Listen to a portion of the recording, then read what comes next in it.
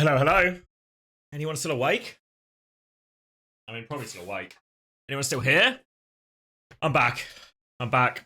I'm feeling not great. Feeling not great. It'll probably take a while for everyone to sort of filter back and realise I'm live again. So I'm just going to sort of mill about for a bit. Because we still got half an hour until the game start. So we've got plenty of time. Plenty of time. So I'm going to... Pardon me. Going to do some stuff.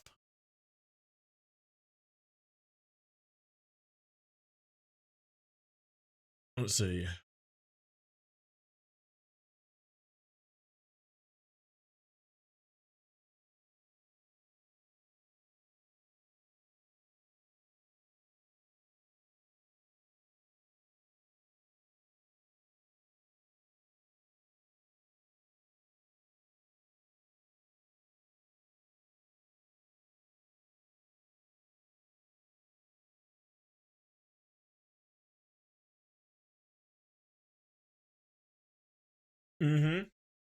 Yeah, I'm pretty sure they do. Let me double check I'm not gaslighting people.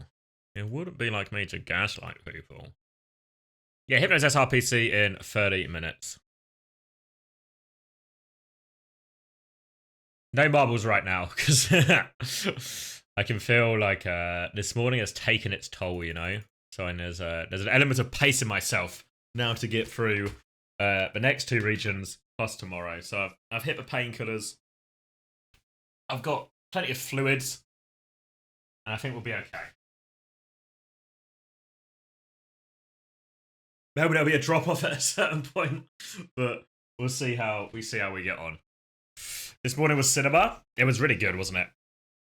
Really can't ask for a lot more than that.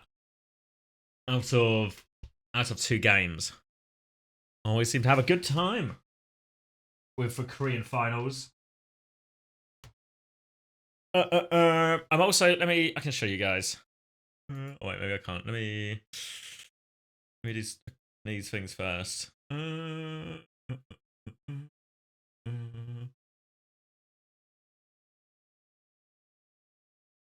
Hybrid. I mean, he was carrying last time right against the ball. I think Vendetta could win. I think Vendetta could really win against Quick. I know Quick have done well, but with Hybrid coming in, or like with Arista coming into the meta and Hybrid showing such a good level on that, I'm my faith in what you call them in Vendetta definitely steering up for sure.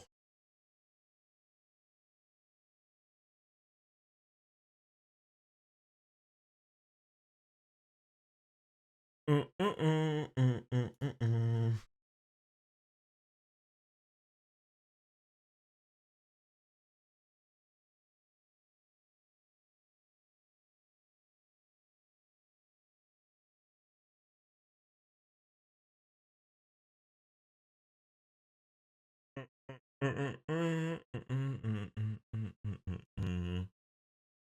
see Arsenal have taken the lead.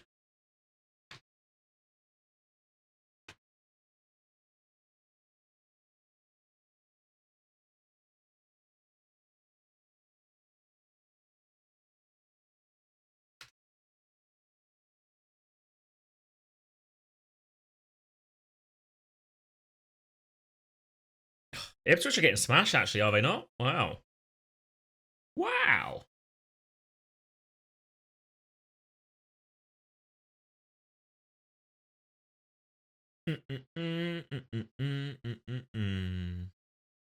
Leicester are beating Bournemouth. That's a big win. Really wish that wasn't true, though, as I'm pretty sure I have some menu in my team. Let me show you. Points. So Mbuemo, good for points. Havertz, good for points. Saka is actually slightly better for points. Wout, pretty good for points, no? Yeah, I guess if they do get an unexpected win, that'd be cool. Haaland going to be potentially another low-value captain as well, which might give me a bit of a difference maker over some people.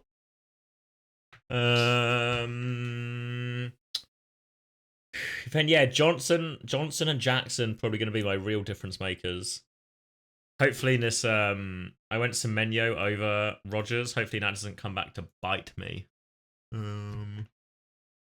Hopefully. Still a while for them to hang on as well. 41 points. Let's see. Who else have we got here? What's Chrissy on?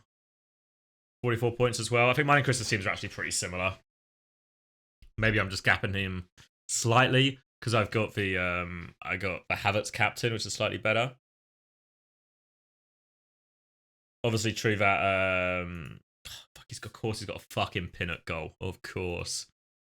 And Trent clean sheet as well. Not too bad. Not too bad.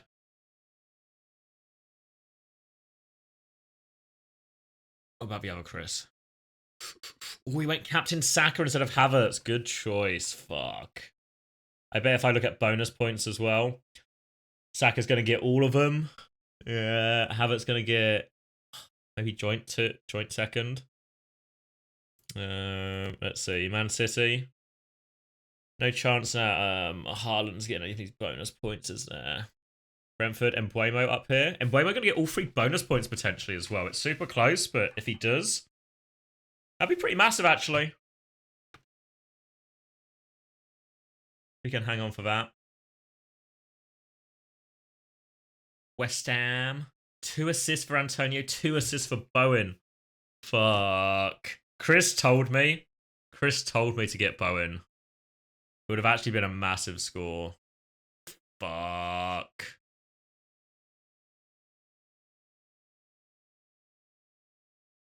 Currently on what, 10 points?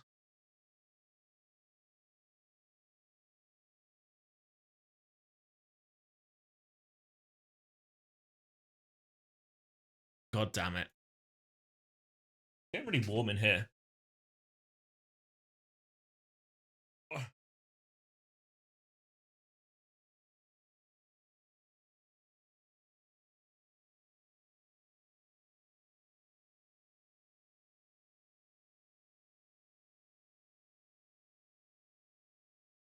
I know I just need Kai Havertz to score again. Maybe that's like the biggest difference maker I can have with my Kai Havertz captain. That's for hope. That's for hope. I don't really know how likely it's going to be. Leverkusen didn't win.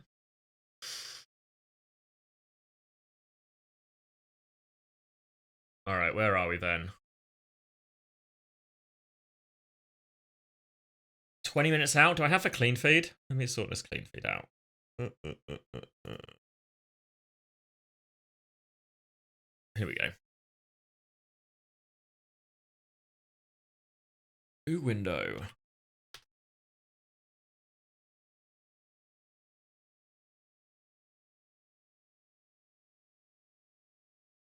And if I do this, and then this, then we should be good. Okay, cool.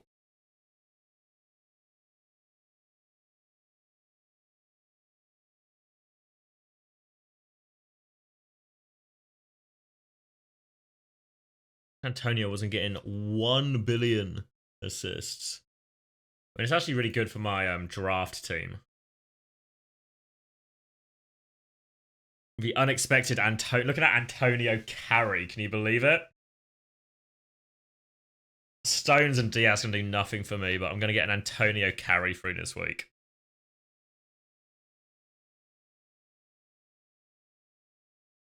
Anyone else got big points? Not really. Ash could get something going. Antonio Rudiger? No, I just Antonio. I don't know what his full name is. West Ham striker. Morning, Cassie.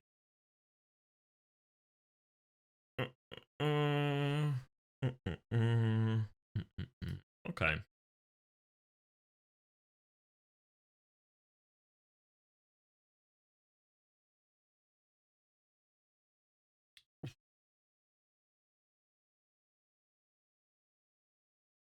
I'm gonna sneeze. I keep feeling like I'm gonna sneeze when I don't sneeze. In a mental warfare with myself. Fantasy think really big. Yeah, massive in the Premier League. Like, I don't know how many players there are max, but like, yeah, here we go. Total players, 10.5 million players. So it's fair to say, people played this. People were pretty keen to play. Yeah, people like it, and I'm currently, I'm just above the midpoint, which probably isn't a great sign. Hey, Mapino. So yeah, FPL, very serious business. Lots of people play. Go very hard. Oh, I'm actually gonna need infinite Pepsis today. It's the only way through. Big games in EMEA. I mean, they're kind of big because they're elimination games. So the 3 games we've got today are this one, and it'll be this decider match, right? If I'm not mistaken. Yeah, Quick versus Vendetta. Quick versus Vendetta, probably likely to be the best game of the day. Or best game of Europe, I should say. For North America, I forget which games we have. We have Avidity versus O3 Splash, which could be quite close. C versus Absolution, and then Shikigami versus YFP. Maybe Shikigami YFP. The most entertaining one. We're not beating the best game of the day. Yeah. Come on. One of these games is going to be better than Crazy Raccoon Falcons. There's no way they're all worse than it.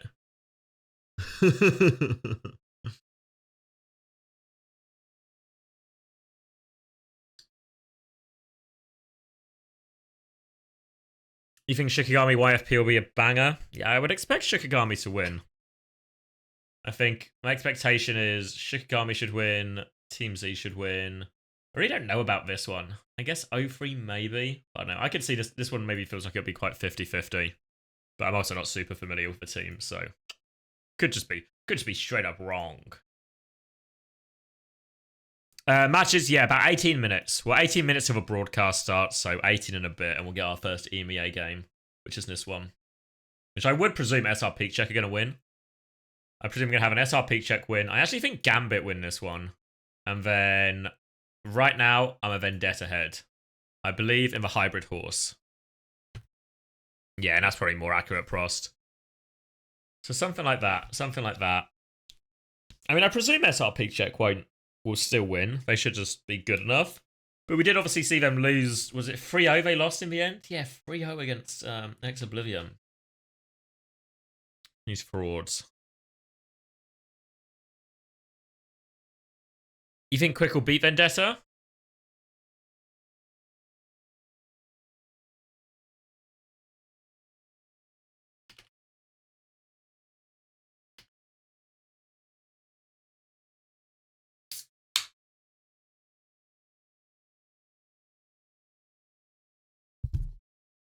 Hybrid was good at Cass. Hybrid had one very bad clip on King's Row on Cass. Like, Hybrid was good at hit scam. It's a classic, like, one play like that happens, and it's what do you call it? It becomes like career defining. People like latch onto it, you know. Surely I don't get reverse swept 3 stages in a row. I mean, Gucci, you got to keep the streak alive, man. Remember, there's always a situation. There's always possible to reverse sweep. Isn't there like 3 separate hybrid clips on Kings? Not that I know of. I think this is false propaganda. Can't lose to Gambit.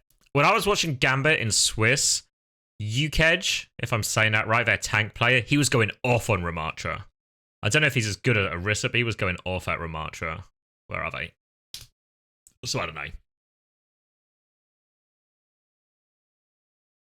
Negative mental attitude, I got it.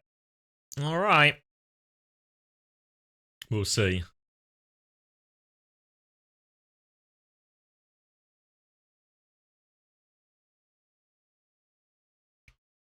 Oh, I just feel congested. I just want, I don't know. I just want not to feel like I'm congested.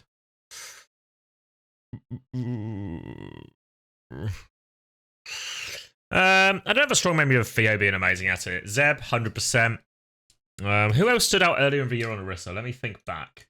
Who were the Orisa people? I don't know if I have... Like, I have Zeb very clearly in my mind. Hitori. Yeah, Hitori's pretty good at everything, really. I don't know if I have a particular memory of Ice being particularly good at it. I don't really have a memory of Ice on it at all. Am I forgetting someone?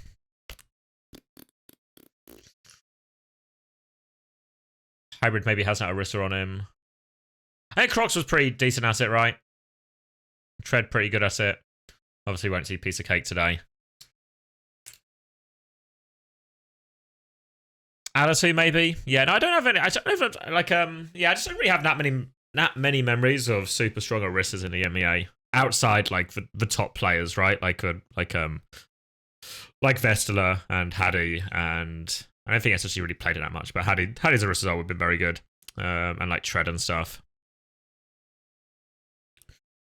Feels like so long ago, it's just a blur. Yeah. all the Overwatch blurs into one very quickly. Very quickly. What are we doing? Score update.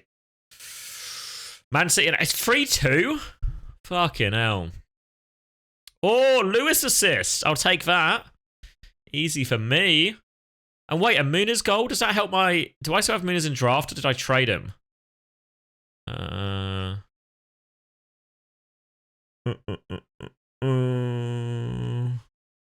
Points. Nice. Oh, my draft team's actually going off. Yeah, it was Blizzard. Look at my draft team go. Antonio Muniz about to get a goal as well. The big boys. Arsenal again. Kai Havertz.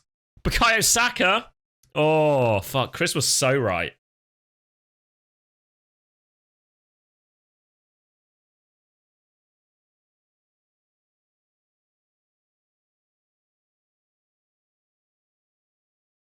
Yeah, I'd be really surprised if we see a flash ops. Like, I wouldn't expect it. I mean, I don't really know what to expect from next year.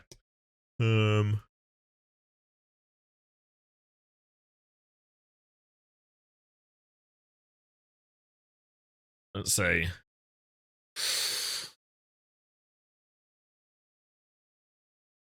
I mean, Flash Ops was alright. Wasn't the main reason everyone enjoyed Flash Ops just because it was the only tournament that had happened in a while? Like, wasn't that the primary reason it was enjoyable?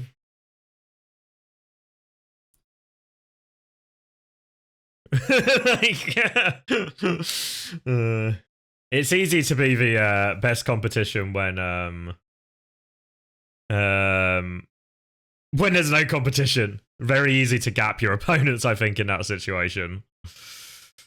Was there no assist for this Saka goal? I mean, my ideal would be Kai Havertz gets it. But maybe that's not possible.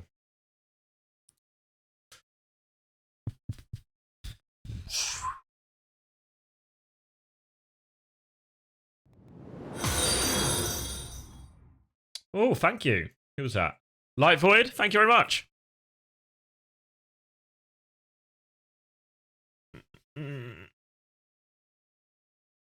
Yeah, I mean, the waiting nothing will happen this year. It will just be whether anything happens at the start of next year. But my suspicion would be nothing is planned in.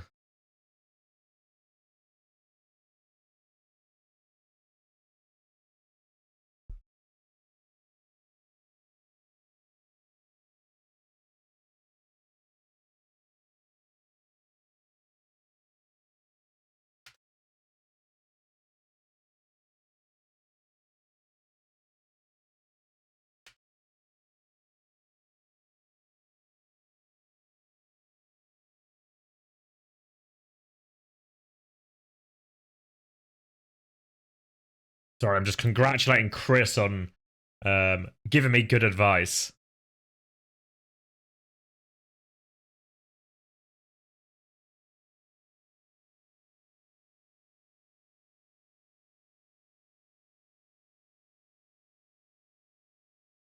Cheers to that.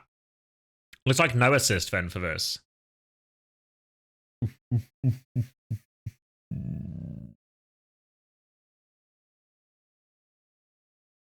Yeah, no assist. Okay. It's all right.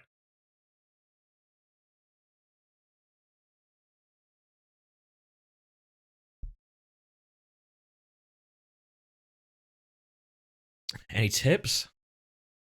Just a cheat sheet. I'm going to sneeze again. Oh, I keep feeling like I'm going to sneeze, and every time I say I think I'm going to sneeze, I don't sneeze. Just gaslighting myself, really.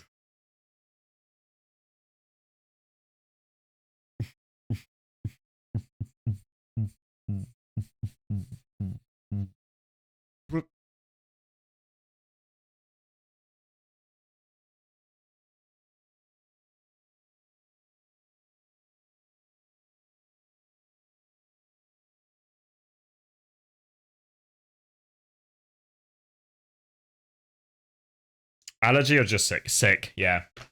Yeah, my fiance's been sick the last few days, so I could feel like it was going to come, you know? She was quite bad with it. I've not been as bad, but I don't know. I feel like I'm on the downward trend now. So I think I was okay yesterday. Just had like a bit of a sore throat. But after I was fine when I woke up, but after like the Korean this morning and the casting, it feels like it's hit me a bit more. Next June. We've got most stuff booked for it. We seem to do a lot of planning. Like we've got like all the key things booked. Thank you.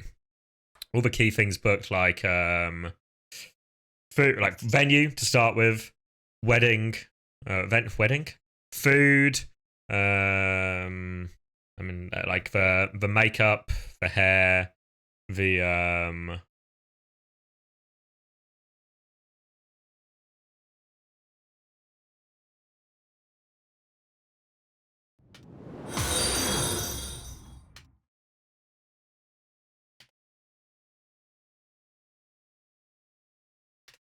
Thank you, Gyro. Gyro P?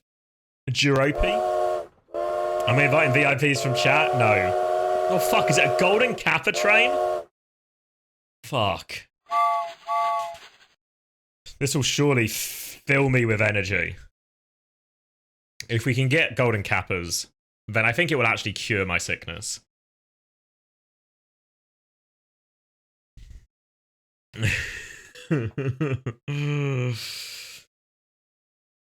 You won marbles twice?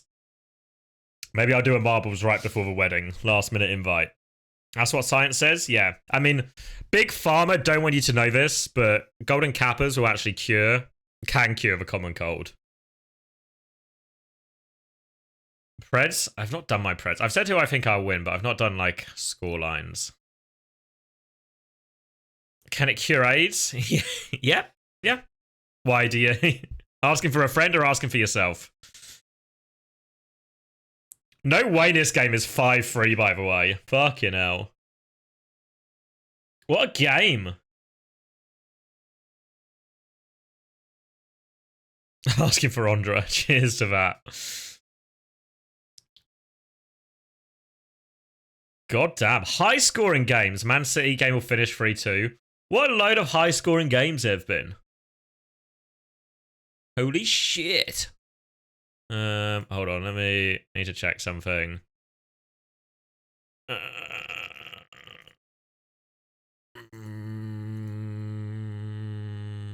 Okay. Then, when we go in soccer.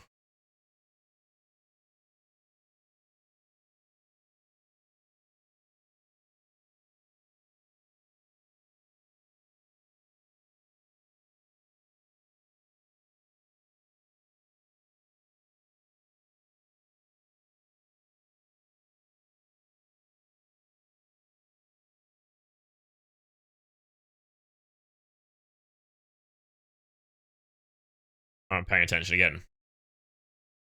You've heard that marbles can cure all infections? It can't be true. Cannot be true. Talking will not. I need less talking. It's something we can sit in silence and do. Like refresh for football scores. For today's stream, we'll be sitting in silence.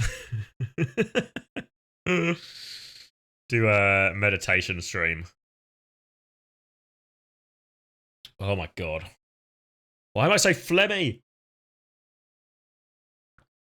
Mm.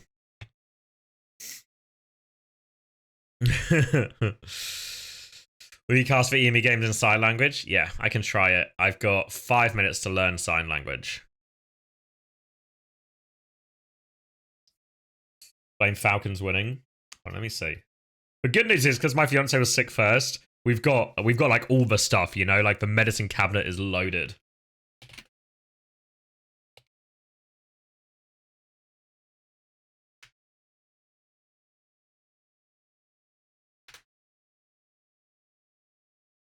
Can I bless the test you just finished? Yeah, I can bless it.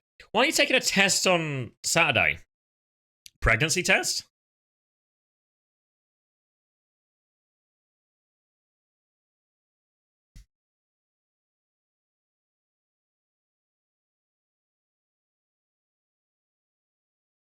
Okay, well, good luck with your pregnancy test. You're underage. Well, all the more reason to bless for pregnancy test then.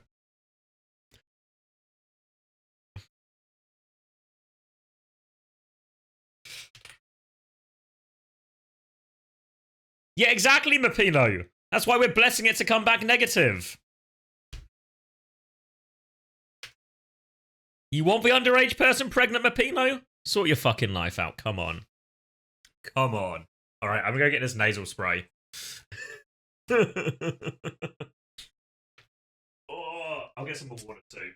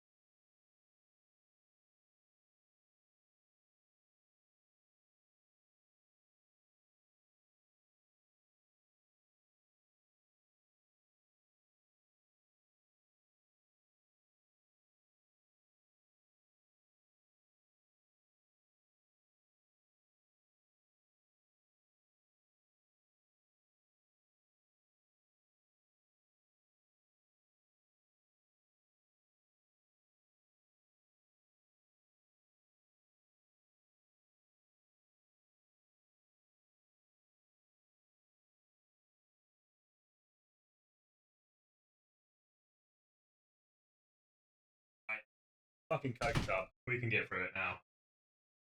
Have a fucking nasal spray. Had the cough medicine. Oh.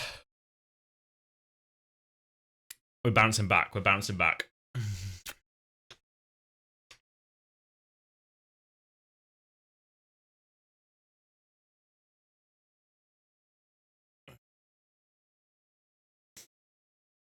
Whew.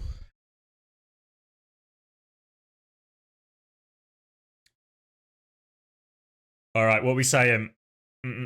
Scores final: Brentford, Arsenal, City, West Ham, Leicester win. Such a good win for Leicester. What a happy with that. Cough medicine always tastes so good, no? Why does cough medicine taste so good?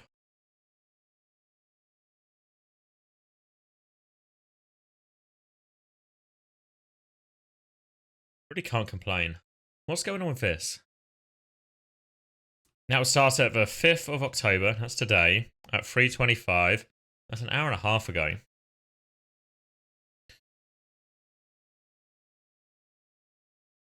Oh, it started. It just bugged. That's alright then. There we go.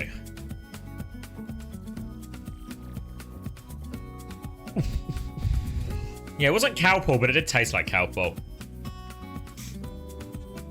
Oh, my fucking nose. It's just like the back of my nose, the back of my throat just feels... Bleh, I believe it's a technical term. You'll be alright once the games start. Once my body is overtaken by good Overwatch, then I'll be soaring. I'll be soaring back. We'll be trending up massively.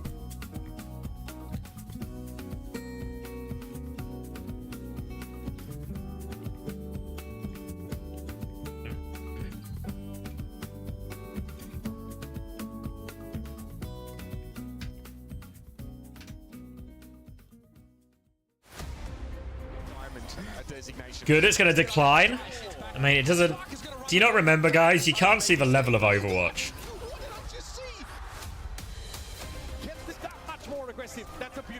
I need Harvey Barnes to have a shot on target as well.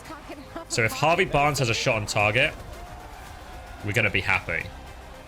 If he doesn't have a shot on target, we're going to be sad. And that's just how it works. That's just how it works.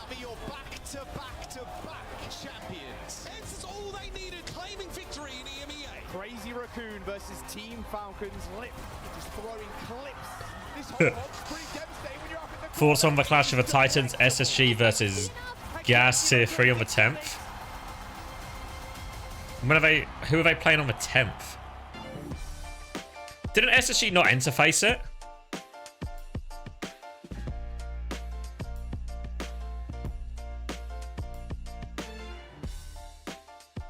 The throat sweets? My throat's not that sore. Are they definitely? I swear on the Q&A. No one can confirm if I'm telling the truth, but I swear Chris said they weren't going to do it. I'll ask him now.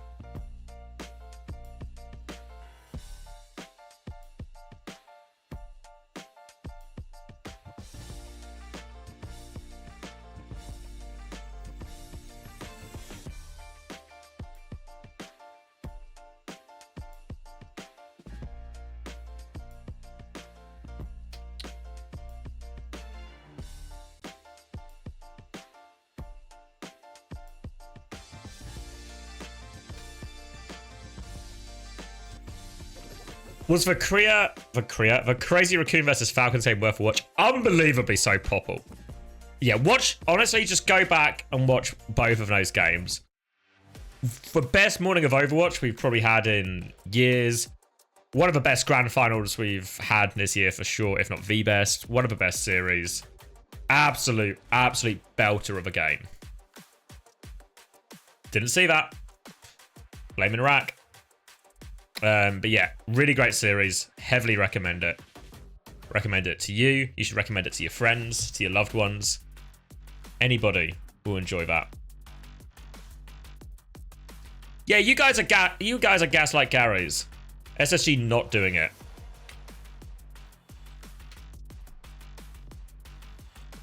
Maybe that's a world exclusive.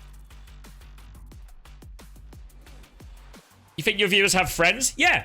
You guys have each other. Are you guys not all friends? Yeah, your grandmother will like it. If I remember right, your grandmother's a pretty big proper fan. Oh yeah, 100% watch the finals, Popple. You'll have a wonderful time. You hate everyone here, you hate the Rock. Well, unfortunately, you've just said the same thing twice, Sousa. So, it is what it is. Friends, I thought we were lovers. Fuck, someone's going to have a conversation with Quark. Do you think, right, follow me on this. Polyamorous relationships, it must suck so much if you get dumped by, like, both the or all the other parties, right? Like, what if you're in a 4-way relationship and the other 3 agree you should be dumped? That's got to be devastating.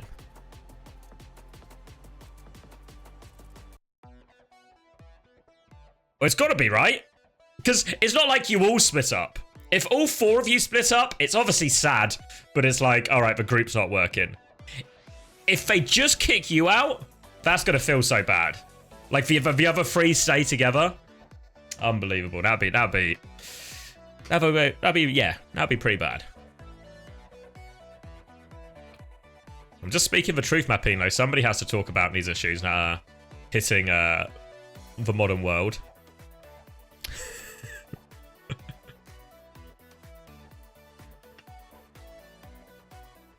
You should look inwards at that point? Yeah, I think I agree so.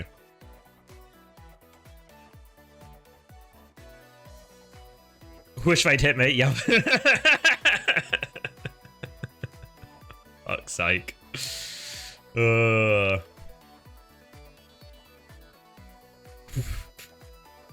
Honestly, Sager, it was so normal before you got here. It's possible you're the bad influence. Wait, are they doing it or no? SSG not doing it. Out. Out. I'm sorry, what just happened? Steve, look at the health bars just trickling down. They're running out of time. Because you've been putting funny images in the match room? I guess those funny images have all gone to waste. In between these matches, you dropped to silver? Fuck. It's alright. The good thing about going down to silver is there's now more divisions, tiers, more ranks, that's the word. More ranks above you than there is below you.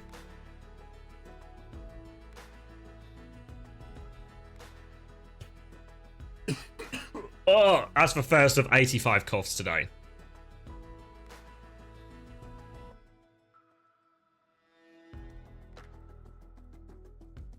Hey, Artemis. It's alright, Max will carry us when we get to the casting. He's got that dog in him. I know it. I've seen it. I have full faith.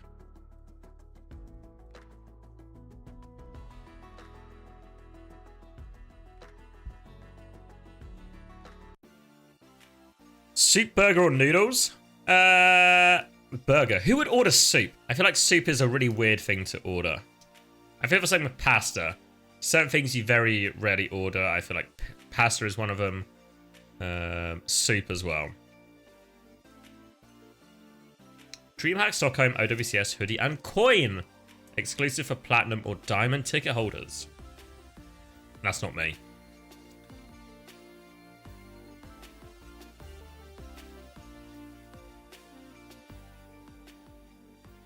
You need something warming? Oh, okay, yeah.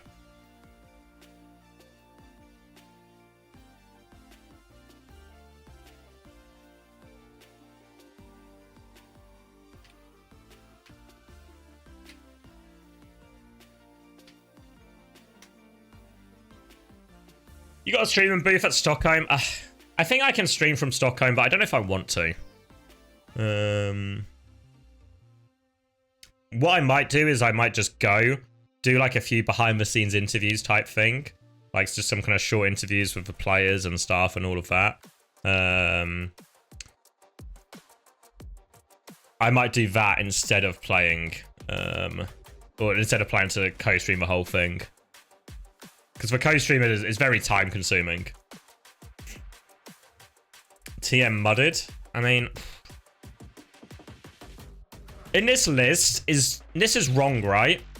No, why is this just they haven't updated the name? No, this is all wrong, right? Because timeless don't exist anymore.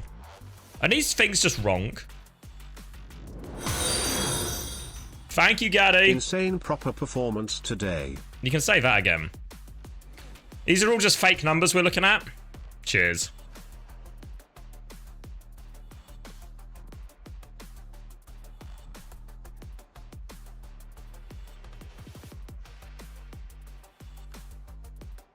It's just going off last stage. Yeah, but the teams don't exist. Or the teams have changed. Like, especially with GG. Their points have essentially changed, right? Because of, what do you call it? Because of a backline, the backline change. Nima have a chance not to qualify. Yeah, let's rewind a second. Isn't Liquipedia wrong as well? Yeah, but I don't want to update it after the stage crash. I want to know right here, right now. So I know the stakes of the matches. You know? I want to know the stakes. Liquipedia is unable to track it properly. Surely it's not that deep, right?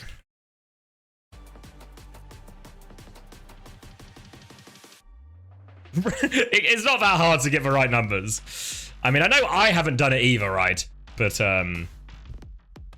it literally, it's got to be like a less than 20-minute job.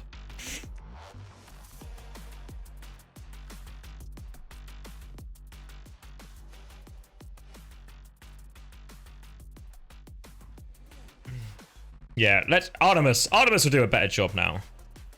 I mean, I should do it, yeah. I mean, to be fair, you know what I thought, Uza? I didn't think it was on me, you know?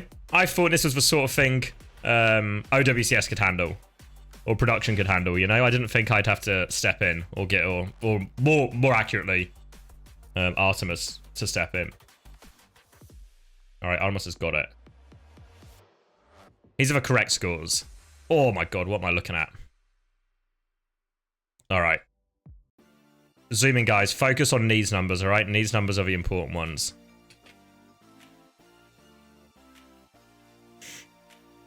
And credit to Algos. That's the Ents manager, right? I know him. So VP and Piece of Cake. And that's a substantial gap. This is 385 to 520, which is what? 135 points? And if we go into Liquipedia now and we see... How many placements is 135? Now it'd be 125 between second and fourth. Yeah, Piece of Cake need Virtus Pro to kind of shit the bed. Virtus Pro should be in a pretty strong position as long as they finish above TM and they don't shit the bed. Yeah, so if VP finish, it's actually really VP's to lose, right? Really hard for VP to fuck this one up. Yeah, is most likely... I mean, unless, obviously, TM can still qualify and then they can still win in knockouts, right, and stuff, but it's really hard to see TM because they have, like, SSG first. I mean, if they go on a big lower bracket run, TM just need to do better than VP, remember? So it's not impossible, but it's, yeah.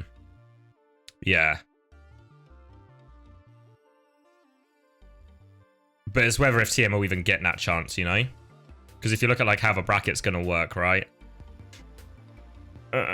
You know, like, VP are probably going to get a better start than TM, almost definitely.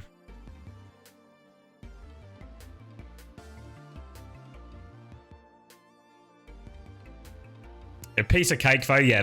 Piece of Cake need VP to kind of shit the bed. And they also need to do better than TM. Which is hard. Thank you, Hypothesis. Appreciated. Are we sure TM are beating NMA? They've already done it. The real question is, are we sure NMA are going to beat Gambit?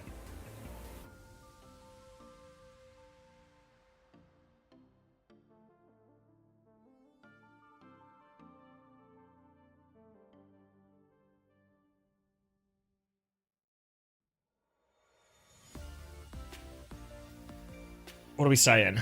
Ooh.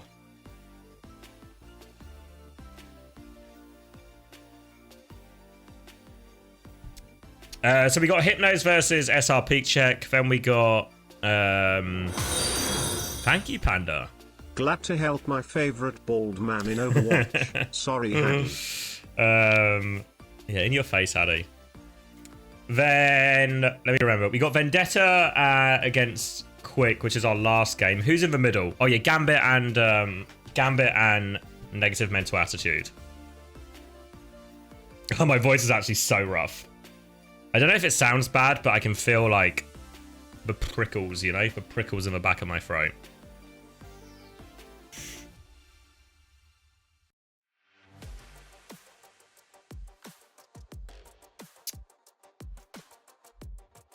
The nearly TM beaters versus Gambit. Yeah, I think I'll lose today, honestly. I think UK's just got that in him. Maybe that's the universe telling me to shut up. Nope. Incorrect. That's a bad read on what the universe is saying. Yeah, MCD's on TM. You think Hypnos will win 3-1 today? Yeah, I mean, did EXO... Because EXO beat SRPeakCheck 3-0, right? So, did they pass on the secret source to Hypnos? Surely they passed on the VOD review. They didn't? No stuff was shared? Ah. Cheers. Cheers, EXO. Selfish pricks. Won't even help their sister team out. Thank you, King Slapperho. How hard do you think UB will get clowned on if they don't even if they don't make the bracket? I mean, people won't stop clowning on UB no matter what happens, so don't worry about it. doesn't need a lot to get people going. You haven't watched OWCS since last stage. What's the meta? It's actually really simple to catch you off the meta. Juno's in. She's really strong. Most teams play Juno Brig in most places. Orisa is the strongest tank. DPS a little bit up for grabs. No Preds? My fucking mods. All my mods here yapping. None of my mods here working. Can you believe it? Do it myself? Fucking mod. Come on. Do it all myself. Hello, Xavier. Hey. It's been a while. Yeah. I've gotten like, hold on, I'm doing my preds, but I've gotten like significantly, between like this morning and now, I feel like I've gotten significantly more sick. I see. That's the case for me, where I just went through the IMDb top 250 list for all of my favorite movies, and that was not a good way to preserve my voice, let me tell you. 24, 23, 22, We're 21. in sync. Beautiful. What a start. Wow, that's amazing. What a wonderful start. SRPeakCheck rolling out on the tried and true Cancer comp. We've got Danid on the Symmetra, LH Cloudy on the Reinhardt, and Lars, he is going to disappear into a puff of smoke. Cloudy pinning across the map, taking out the Ramatra before he even has a chance to commit the form. So that's going to be a wonderful start for SRPeakCheck. Early control, and that will suit them nicely. Now trying to come back in here. Obviously, SRPeakCheck, a team that did very well in Swiss, but had a very bad game against Ex-Oblivion last week. And that's the problem with some of these one-trick teams, or teams that only play a certain style. It's a bit easier to figure them out when you've got a whole week to prepare for them. And for now, they're actually trying to come back through Coast here. Fire's going to try and juggle someone off. Don't think he quite gets anyone, though. But Ghost is going to catch Bones on the way through here. Ghost is going to be slept up, and this is now a very messy fight. Lars going to try and force it forward, but he's just getting bullied out here. And Hypnos, they're on Coast, but where are they going? We really need to see more from Brother Bones here, making the swap over to the Fire and only winding up with 14% ult charge after all that time, getting caught out by a comp where their only hit scan is Ghost on the Baptiste. Rough look for him. Cloudy, though, he's actually caught by an anti from Nelizu, and down he will fall. Ghost trades back onto Lars, though, so once again, SRPeakCheck have the advantage, and they are going to snowball that advantage into another fight win. No ultimates invested yet for either side, but SRPeakCheck already more than 50% on the point cap, Xavier. Cruising ahead right now. Hypno's so slow on those ult charges as well. Most of their time has been spent actually on Coast, just trying to find a way into the point. We'll see if they opt for the same here, but for now, just going to be Bones on the Farah going Coast. For the rest of the team walking down main. Actually, both DPS on Coast here. No ults invested yet. Still a lot in the bank for SRPeakCheck. Cloudy is actually marking the high ground, but he can't mark that for long against both DPS. Will be forced down, but Fi has somehow, someway found the opening pick on Viana. A disaster for him, and these fights are just over before they start. Really strange to see so many fights just going before any ults can come out. Orbital rays come out now from both sides. Cloudy's investing his pin at the edge of the map, but doesn't get anything for it. That's going to be two players from SRPeakCheck going down before Danny with 2 Ds, and yes, they are voluptuous. Invests the Symmetra wall, so that's going to be a rough one now for SRPeakCheck. Very strange decision from Daniel to invest that wall while down 2, and that's going to be SRPeakCheck losing the cap, 98% on the board. Lost it in a very expensive way as well here, SRPeakCheck. So they come back with 2 ultimates, but you have to say the Riptide, the Shadow, they can be big value, but there are a lot more you have to hit them type ults. Whereas Hypnos, I think, will have more consistent ults with Miss Bob and this Nano. Fire's just walking up onto the high ground, apparently invisible and making no sound. Bones eventually realizes, and Fire will have to go to the low ground here. Bones is going to keep that side of the map marked, and it is the opposite side from the Hypnos backline, so they will be relatively safe up here. But here comes that TP, just a fake TP as they try and trade onto point here, and no ults invested yet from Hypnos. They still have that Bob when they need it, but they just seem in control of both sides of the map right now. Cloudy going to try and make a money move with this Shadow. Oh my TP god, tire! SRPeakCheck, incredible combo there. The TP tire absolutely mincing Hypnos there. Triple for Danid and Fi together. Insane teamwork from them to make it work. Really impossible combo to counterplay, to be quite frank with you. That is obscene stuff coming out from SRPeakCheck there. Something that you can really only see from a disgusting, filthy, dirty one-trick team. Now we've got Hypnos staggering back onto the point, and they did manage to get some trades, so there is a chance here for them, but Volta, he manages to survive. That's a good start for them. Bones has the barrage as well. Got to be so careful of him on the off angle, but Ghost with that window takes down one. Barrage comes in, but Ghost, he still has the lamp, throws it down, and down he goes. Hypnos now, they have no hope at all. Orbital Ray just to seal the deal, but SRPeakCheck, it's a 5v2. No hope at all for Hypnos. Honestly, they made it a pretty decent scrap considering that fight started with a 3k Riptire, but this is some of the problems they're going to have to try and solve. It gives SRPeakCheck's comp with these TP tire timings a great way to break parts of a map that normally would be very difficult holds or very difficult chokes to break. Works out perfectly for them there. And again, this comp from SRPeakCheck, we're going to see it be incredibly objective focused as we go through the maps today. And Lijiang Tower, always a very good map, able to get on point very early with the Symmetra. Oh, daylight savings just hit. I was wondering why it's 3 in the morning now. I fast traveled an hour. Daylight savings must have shifted. I was so terribly confused, but it all makes sense now. There we go. It can happen. All right, we got SRPeakCheck. They've high rolled with their map selection here. No garden on the board. Now we're going to Night Market, another map that is incredibly potent for these Rhine Junkrat sim compositions. PeakCheck, they TP straight to the back of the point, and they're just going to bunker up. Again, so much responsibility falling to the DPS of Hypnos. Can Bones get that angle, get some good rocket spam in? Can the Ash, whose name I'm struggling to pronounce, get a big dynamite? It looks like the answer is no. Point is unlocked and only 10% on the ult charge, so already not a great start for Hypnos. SRPeakCheck, they've got bodies on the point. They're getting that first cap free of charge, Xavier. And now they'll just be happy to sit at the back of a point, have it go up. They need to be wary of Bones coming through this left-hand side right now. Is looking for an opportunity. Fire's going to scare that Farah out. Nearly kills Bones. Does kill Bones thanks to Ilpi. And now Cloudy is naded, but he has that lamp. They're trying to pocket Cloudy through everything. No TP to get him out, but Cloudy, he's standing strong. He will not budge. And it's Lars who is now 1 HP and will get focused down here. And SRPeakCheck, they remain in control. They'll send them all the way back and can even hold the choke for a bit here if they want. PeakCheck just making it look easy, to be honest. 2 points in a row. They just get that initial cap and then they're able to sustain it. Hypnos a little bit slow to charge up. Their ultimate's really not getting anything done. Wouldn't be surprised if we see another dry fight coming out here from the side of Hypnos where they just can't charge things in time before players start to die. SRPeakCheck, they've charged up quite a lot on their side, nearly up to double DPS ultimate, and they have the double support already. You can see Ghost is just holding this flank down solo. Cloudy getting the heals from his Juno means that Ghost can afford to go wide and block the Farah's flanks at all times. We've not seen a lot of BAP Juno outside of SRPeakCheck here, but with the style they play, it is actually quite reasonable in a lot of situations. Both support ults now going to be invested immediately. They trade Lars for Danid, a net positive, I think, for SRPeakCheck. But the nade is big. Lamp comes out from Ghost, keeps both the backline away, and Cloudy is now shooed away the aggressors. And they had all the ults in their Hypnos, but after they lose Lars, they just choose to back out, and now they're already in last fight territory, Hypnos. Cloudy flexing his hammer skin, flipping that hammer around that he probably paid us 40 or 50 US dollars for.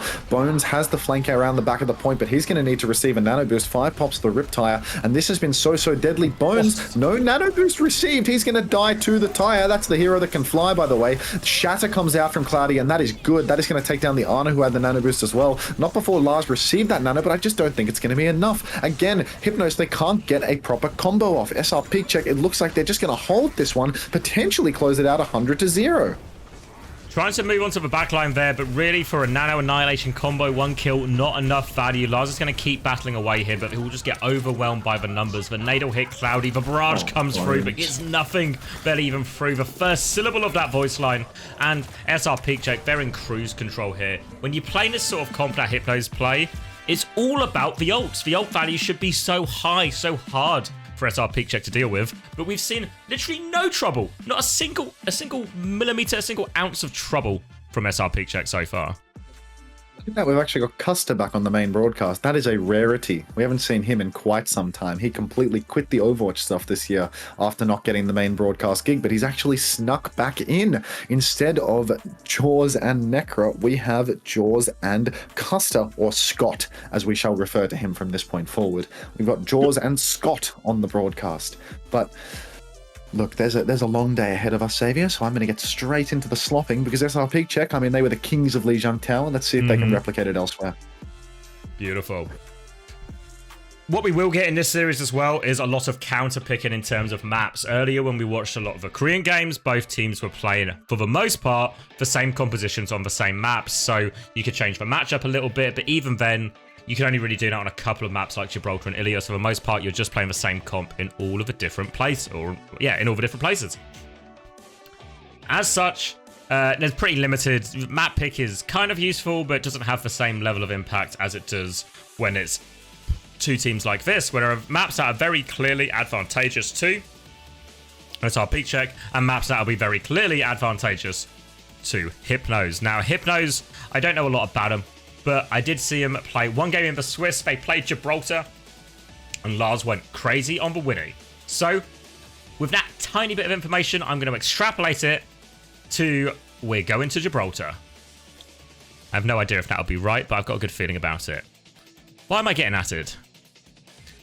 Can we un-IV? He is talking ill of Team Spain Bones. I mean, if Team Spain Bones didn't want people to talk badly about him, he should have played a little better. Why do they play Orisa? I actually don't know. I don't know if Lars doesn't have it in his hero pool, because Orisa is very good into Reinhardt. So it should be very good. But I don't know. What's the bet, J9? What's the bet? I bet they pick Rialto. I mean, I did just say I know nothing about these teams. And now I'm basing that Gibraltar off this one time I saw Lars play Winston on Gibraltar and do quite well. So I don't really feel like I've got the information to start opening my wallet, you know? Nice try, though. Think he's playing Winston on Rialto? If they're going to play Winston, is it not? I don't know. I guess Gibraltar is good for Ryan, if you know. But I'm not sure it's good in the current day. I don't know. Is Lars fearless in disguise? Based off that one... I don't think I even saw the entire Gibraltar. I saw like the last 5 minutes of a Gibraltar. But based on that last 5 minutes of a Gibraltar I've seen, Lars is the Winston guy. Thank you, Badder, for your formal apology. Keeping the peace here. All right, where are we going?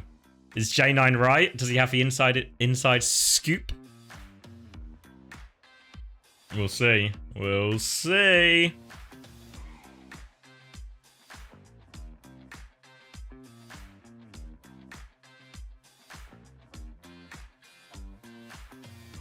Your kitten keeps bullying your cat. It's actually it's really a problem with your cat then. Whenever I don't have any pets, but when I was young, we always had cats. And whenever we got new kittens or a new cat, the existing cats or the older cats would always make very sure to let the kitten know who is boss. If there's going to be a 2025 season for OWCS, what would you change going into it? I'd scrap the circuit point system, I think, off the top of my head. I'd prioritize LANs massively. I'd really prioritize having more LAN tournaments, even if they're not the same size. See if you can do like a version of, you know how they have the Asia LAN, if you can do a version of that for EMEA or something. Oh, it was Blizzard World. I should have taken that bet. But yeah, I feel like LANs, I'd probably change the structure of the tournaments as well. I don't know exactly to what, but I don't like how long the group stage is compared to the main part of the tournament. I feel like there's got to be a way to get more higher quality games out more often. Add China. Yeah, probably reasonable to throw China into the mix as well. So those are ideas just off the top of my head. Or like the most important things. Took you 5 hours? Thank you for your service, Mapino. I guess when you're doing the SRPeakCheck games, you were just entering the same comp a lot of the time at least. That would have at least saved you a bit. Yeah, J9 was wrong about Rialto, so what a fraud J9 turned out to be. But what can you expect, you know? 5 career spots. Yeah. Yeah, it's just make the lands bigger in general, right? I think it's not a coincidence that the Esports World Cup was probably the best event of the year for my money. Was also the one with the most teams too. What's up?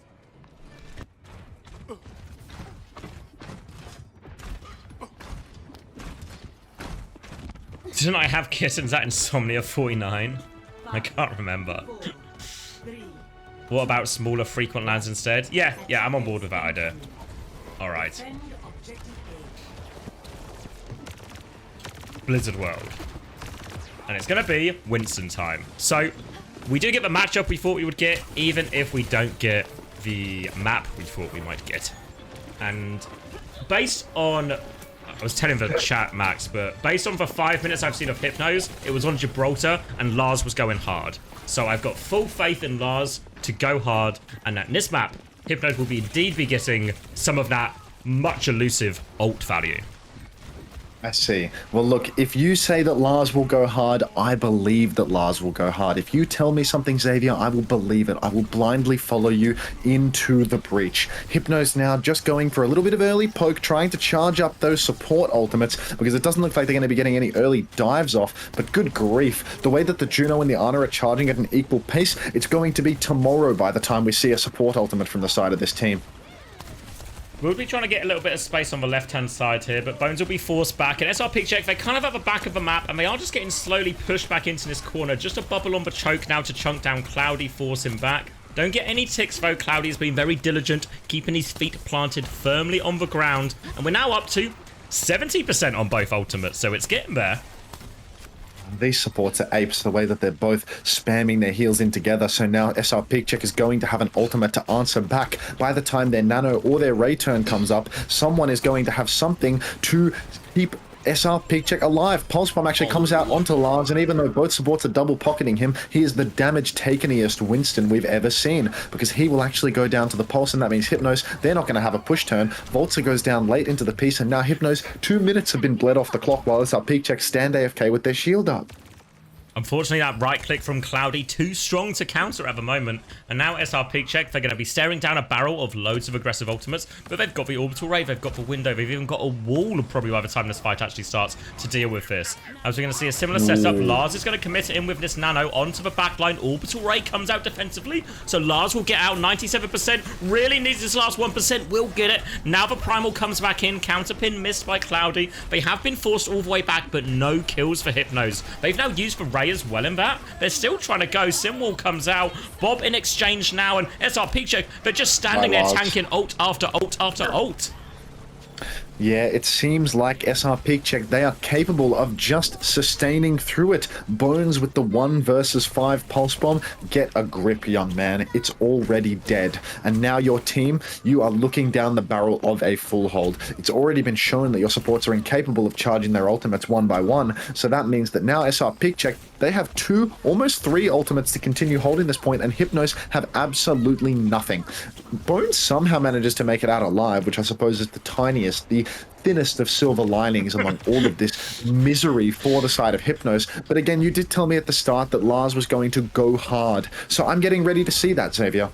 I'm super excited because there's no way I could have over exaggerated that 5 minutes on Gibraltar. He did go pretty hard. So no ultimates, probably no ults by the time this first point timer runs out, and they have to deal with Window and Shatter. Cloudy just TPing backwards and forth. Dodges for Shatter at least, but not so lucky is, I guess, Matt Riera. Is that how you say it? Matt Riera? Yeah, no, as an authority on that Ash's name, Matt Riera is perfect. Okay, doesn't work out. Will be reset again. 20 seconds left on the clock. Neil here. I say Neil. Nelly. Not going to be able to get it, but does get the trade actually. Now back on ball is Lars. One more touch in him, and they can maybe turn this into a dogfight, but it will be Window up from Ghost to try and finish off these kills. One final touch comes through from Lars. Sim trying to focus him down, but Lars is going to clear those turrets up, and actually they've got two people on Danid right now. Danid's in big trouble. Will fall down. Headshot on the way back as well, and there's a bit of life in Hypnos yet.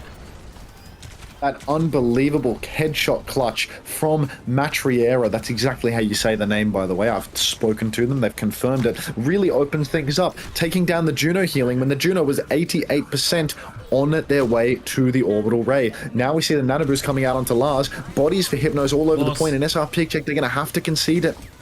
Couldn't get the touch in the end there, Cloudy. Tried on 1 HP, probably would have died shortly afterwards anyway. And now they get a bit of a lifeline here. And in this part of the map, in the second point, much bigger high grounds, much more open part. Should be a lot trickier for SRPeakCheck here. We're going to see Lars setting up on the high ground. They have the Ray. This is one of the best points in the game for Widow as well. So Matt Riera's got this big power position on top. Well, SRPeakCheck, they're going to get a 5-man nade. Nelly's going to get out of there again. It looks like it's going to be a map flip from SRPeakCheck. Not bad at all to see this flip coming through. SRPeakCheck able to just hold that cart from the other corner now. Danid investing the sim wall as well, so now it's almost completely impossible for Hypnos to push the cart. Bones and Nelly both going down, and that's going to be the cart stopping here on this close corner, Xavier. A really solid recontest from SRPeakCheck. And I mean, look, Hypnos, it looked like they were struggling. It looked like they were reliant on a magic pick from the Widow to open things up for them. And now that they're once again being choked out here on the close corner, I wouldn't be surprised if we don't see the cart move another inch for the remainder of the map. Gonna see the Ash swap come out now, so they at least have these dynamite timings here. LP, Orbital Ray in hand, goes with another window. Lots of ults to help him stand their ground and rebut this. Really from Hypnos, what we've been missing are these ult value timings. Mines and Orbital Ray coming up next. Need to see something connect. Nade's gonna come around the corner, but miss time, so he's gonna catch a pin in his face now. LP is getting pressure behind him. Bones will trade that one. Lars is 1 HP on Coastfo, but Bones has killed the backline. Takes down one, pulse bombs the other, and now all of a sudden, they needed a Widow pick on first point. They got a bit of magic from Spanish Bones right now, and they can convert this advantage and finally get this payload rolling. Good grief.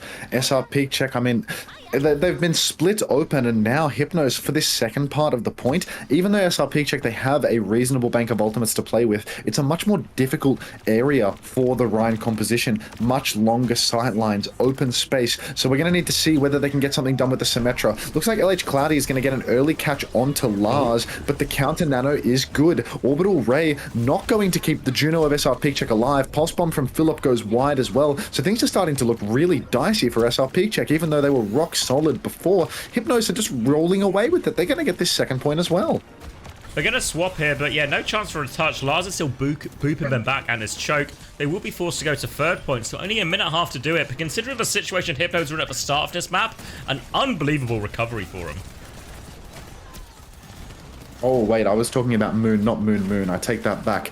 Nice recovery from the side of Hypnos, though, rolling into the third point. Again, we're in really solid space for the side of SRPeakCheck, though. Flat area of the map, good for the Reinhardt. A nice close corner for Cloudy to hold as well. Let's see if Hypnos can make another miracle happen. Break this open once more. Slow and steady for Hypnos now as they're just getting Lars in behind. They nearly have another Mines timing and Bob from the front. That slam might cost Lars his life, though. Takes a lot of damage. Ghost is hunting him down. TP from Danid. Too greedy from Lars in the end. They do get the 1-for-1 pick, but with Cloudy up, I think they're just going to be able to hold for corner here. They're going to commit for Bob and try and swing with it, but I don't know if they can find the value. Bob gets obliterated in no time, and now it's a suicide nade around the corner from Nelly. Doesn't find the connect, and really surprised to see them invest that Bob on that timing there. Cloudy's going to go all the way to spawn. They'll be able to pocket him out of that one. 30 seconds left. Last chance for Hypnos. Hypnos backs to the wall now, and with only one ultimate to spare, they need to charge up these support ultimates ASAP. Lars gets out with a healthy support ult bank to charge up, and it looks like they finally cracked the code on giving the Ana the charge before the Juno. Though Lars, he's going in, 10 seconds still on the clock, so they don't charge up that nano, and now Lars, he's rolling around on the cart looking like a little bit of a drunk driver. Throws down those mines without going for any slam combination or anything like that. Danid puts out the symbol, but he may have been booped mid-cast because it's a little bit close to the wall. Lars manages to find yet another miracle pick onto the Juno of SRPeakCheck, and I have to say, SRPeakCheck's Juno, anti-clutch. All 3 points, all 3 final fights, they have gone down first with their ultimate. I don't know what's going on with this guy, because every single time they need to just stay alive for 2 seconds and press Q, they manage to go down to nothing. The silver lining of dying with your ult is you get to keep your ult for next fight. So SRPeakCheck now coming back with both support ult, should be in a pretty reasonable position. Volts will still just have that Ray, as Lars will go for this early slam. Cloudy has anchored points, so the Ray has to come back out from Voltzer. They're in big trouble, but both supports are killed there in exchange for Cloudy, and this time the Orbital Ray comes up trumps. Will give them that overwhelming advantage. Torpedoes did so much damage there. Order of operations looking correct for Ilp when he manages to stay alive, but honestly, probably really happy if you're Hypnos at this point, considering how full-holdy it looks. Yeah, Hypnos were absolutely full held, so the fact that they've managed to snake the cart all the way to third point is a win in anyone's book. Ilp, I'm told, is 27 years old, so I'm going to lighten up on them because, you know, it's probably past their bedtime too. It's 5:40, you mean? Yeah. That'll do it. That'll do it. I feel like as well, I don't know how you're feeling as the recipient of this sale, but do you feel like I potentially oversold Lars at this point? No, I think he was perfectly sold. Okay. I think you really gave me an accurate assessment of what Lars's worth was as a player. Although, you know, you were gassing the Winston, and it seems that the Wrecking Ball is actually what Lars is. Yeah, Lars is a ball savant, and we didn't even know it. Shades of Chasm. Yeah, it's incredible that we've gone from seeing the best ball in all of Korea to now seeing one of the best balls in all of EMEA in the very same day. And we'll be starting it here as well on the defense. Yeah, the best ball in all of EMEA is trapped on Hypnos, rattling the bars of their cage. Lars just hoping to Christ that one of his supports can heal him while the other takes a bit of a breather and maybe pokes the enemy with their gun so that they can see a support ult come online before SRPeakCheck have 5 to answer. Well, they'll have another shot at managing that situation a little bit better. On the defense as well, should be easier nade timings for Nelly. We saw him having to go for quite a lot of aggressive nades or just being committed in the face of SRPeakCheck, where he just had to try and get big nade value in exchange for his life. Now he'll have the opportunity to sit on a lot more high grounds and find more of that nade value. Similar with Matt Riera, more dynamite timings as well. For SRPeakCheck, it's going to be a game of rotations though. TP top right. Looks like we want to keep going right as well. They probably just want to take the high ground at the back of the point here.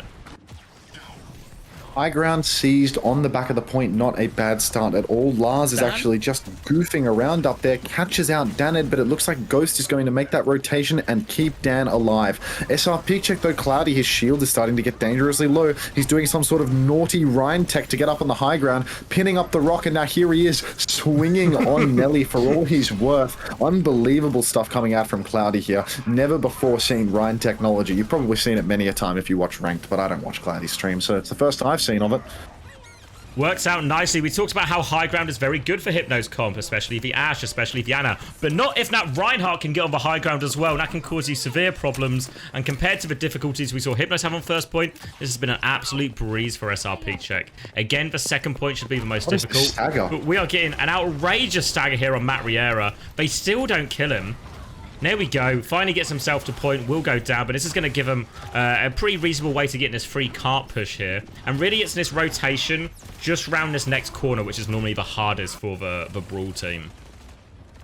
LH Cloudy, the vertical Rhine, the IQ Reinhardt, taking first point high ground every which way. Now he's pinning up in main. Pulse Bomb comes out from Fi, swings wide, gets a little bit of damage onto Nelly, but not enough to secure a kill. Ilp has the orbital ray, so keep an eye on them because they're probably about to die if history is, you know, any indicator. Past performance is an indicator of future performance, or so the investors tell me. And now we've got Ghost 91 throwing out the lamp. in a little bit of trouble, but not so much trouble that he's going to die, because Hypnos are now down to only 3 players. Shatter up on the high ground just to keep this snowball going, and that's probably going to be the second point conceded right here and now, because at no point has Hypnos been able to meaningfully block the cart. Well, Pulse Bomb comes in, doesn't land on anybody though. Hypnos, they're staggering back. If they can get this touch for just a little while longer, they will be able to juggle in with the Nano Boost, with the Orbital Ray. The Orbital Ray is on cart, but it is Voltzer that goes down first. And Hypnos now, they throw out the Nano Boost onto Lars. They're not done yet, but Cloudy's so good for clearing those mines. Matriera has the bomb as well. We can throw in another layer of chaos here, but SRPeakCheck, still 5 players alive, still a full charge sim underneath the objective right now. Vi takes down Matriera, but Matriera gets Illipi 13, so that's a really favorable trade now for the side of Hypnos. They are actually potentially holding on to this one. Much less healing for Cloudy on the cart. No ultimates alive. Lars somehow spinning on this cart for so long, and nobody able to take him down. War Criminal on the Wrecking Ball, staying alive on cart for something like 30 seconds, and nobody from SRPeakCheck able to displace him. Took at least 8,000 damage in the course of that fight there, Lars, but they could not finish off that final kill. And this is such a good place to get a stop, because now they can set up on the high ground again. They don't have any ultimates just yet, Hypnos. They used it all for that clutch, but chance to get nade value, chance to get dynamite value. I think when you've seen these matchups historically, it's the neutral value where they can find value out of these cooldowns in the nade and the dynamite on rotations. And these are the ones that can really unravel the Brawl team. And with a 3-minute time bank still to deal with Hypnos, they need to start finding some of that as we get another rotation from PreGame. Lars went so incredibly hard in that previous fight, rolling around on the cart for 30 seconds, and now we're almost up to another nano boost for Hypnos. Cloudy, once again, they've rotated through, and he's forcing the point right away, forcing Lars to come in and touch, but this time around, Lars is not looking so lucky with the infinite stall on the cart. He's being chased around every which way, forced to disengage heavily. He's back in main, but he's so low. The nano boost is not yet online, and the touch is needed. Don't talk to me until I've had my fat shatter, because I'm flat pogging right now. Massive shatter from LH Cloudy takes down all of Hypnos, and SRPeakCheck, they're going to roll through to third point with a massive time bank. Another painful situation where it's close, but not quite close enough for Hypnos on both of their support ults. Don't quite have the Nano, don't quite have the Orbital Ray, and SRPeakCheck now all of a sudden 3.5 minutes. They don't have to finish second either, they just have to get it most of the way. And this is going to be very difficult for Hypnos now, because this objective pressure is going to get them into these very difficult situations where their ball is tied to point like at the end of second, but they're just going to kill Ghost. Why was Ghost there? Just on the flank by himself? Ghost was a man on a mission. He was on a mission from God. I was talking about the Blues Brothers earlier, so that's in my head now, unfortunately. So me and movies, man, I can't shake them. You gotta run through that IMDb top 50 list, man. There's so much gold in there, so much content. Lars now with an absolutely diabolical angle, selling it a little bit early though, getting blocked and getting nobody with that slam. Patience, my brother. You need to exhibit some of it. Throwing down the minefield, inking in main, catches the nano boost, and he's rolling back in for more, but there is no connection. Nice anti-heal lands on Danid. Danid with 2 Ds, mind you. In comes another slam from Lars. No, it's actually just a roll into the air and a little bit of gunning, and he's going to get away with that one. So Hypnos now, they're on the back foot. Everyone is so low, and Nelly is actually going to go down to Cloudy. Once again, Cloudy pinning across the universe, taking down the backline of Hypnos by his lonesome. Rough news now for Hypnos. That orbital ray from Voltzer is what that Well, we talked about how ult value is super important when playing into SRPeakCheck's comp. Those last 2 ults, I would put them in the 0 ult value category, as Lars is going to get one more touch and get walled off. Fi's going to connect for Pulse Bomb, and this will surely just be it. And it's starting to look like it might be a very quick series for Hypnos.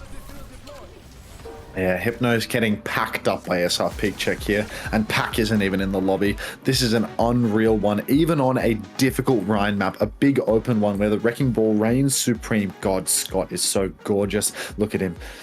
Anyhow, sorry, I got a little distracted. I got lost in Scott's gorgeous blue eyes. But anyhow, even on a big open map where Wrecking Ball reigns supreme, SRPeakCheck are able to make it work. LH Cloudy has the hidden, forbidden tech to get up onto the high ground of the first point, pinning up rocks, climbing walls like he's Spider-Man, and now Yeah. Now, I mean, what are we going to see? We're going to go to something like a Gibraltar, but I'd trust that SRPeakCheck have a pocket pick for this. I'd trust that Hypnos now, they are truly in trouble because they've shown that they struggle in these matchups. And now, what can they possibly do to turn the tides? SRPeakCheck, they've won on the Rhine map. They've run on the dive map. So now, I mean, we're just going to have to see dive again and again and again. But they only have one more loser pick. So if they can't turn it on something like Gibraltar, I mean, even if they can turn it on something like Gibraltar, SRPeakCheck, they're just going to be able to pick a different game type. It's just going to go to Flashpoint or something. Yeah, it's going to be really hard again.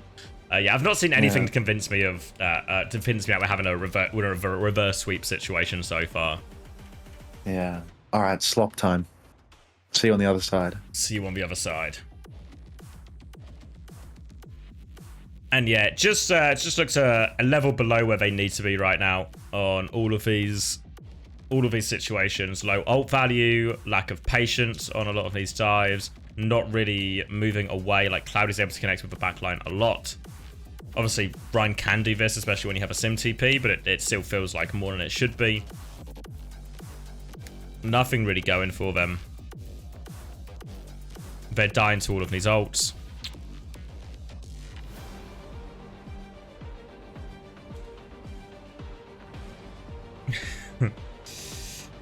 Obviously, one thing we proved on Gibraltar as well, of course, or back on London, is that it is indeed a Rhine map. If you know how to play it, it's a Rhine map. I talked about OWCS 2025 last break. Do you think regular matches would be an improvement? Oh, Preds, good shout, Salby. Let me do it before I forget. Choose outcome. SRPeakCheck. And let's get map 3 up. Do I think more regular games? I don't know if, like, I think because to be fair, I think we've seen a lot of Overwatch this year. Like, I'm happy with the amount of Overwatch. But I don't, I think we get too many, like, dead rubber games. Yeah, like, if the amount isn't the quantity is okay, but the, it's the quality sometimes that we're missing. So I don't know if it's just, I think it's more of a tournament format or tournament structure or tournament schedule, whatever you want to call it, that needs more tweaking than the actual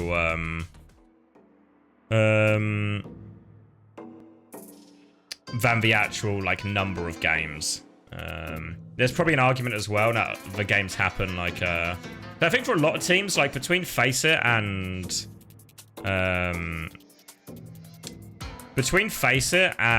OWCS, I think if anything, most teams are probably like almost like felt their schedule was too crowded. But again, probably too crowded with games where like they're having to play very low level opposition. Like in Face It, where they're just playing teams they're going to 3-0 or something, or they're playing groups and they're just going to have to 3-0 teams, you know? I mean, to be fair, I don't know if this sits in the hot take category or what the consensus is on this. But is Korea's system not better? Hey, I'm not saying it's perfect, but I think it's better in terms of quality of games. Thank you, Ecliptic.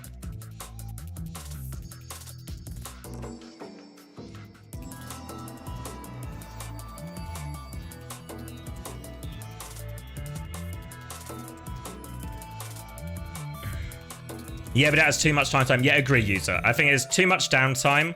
But in terms of, if you were to say the average level of, you know, when we have these weekends in Korea, I feel like the average level in Korea, in terms of game quality, is much higher than we get in EMEA in North America.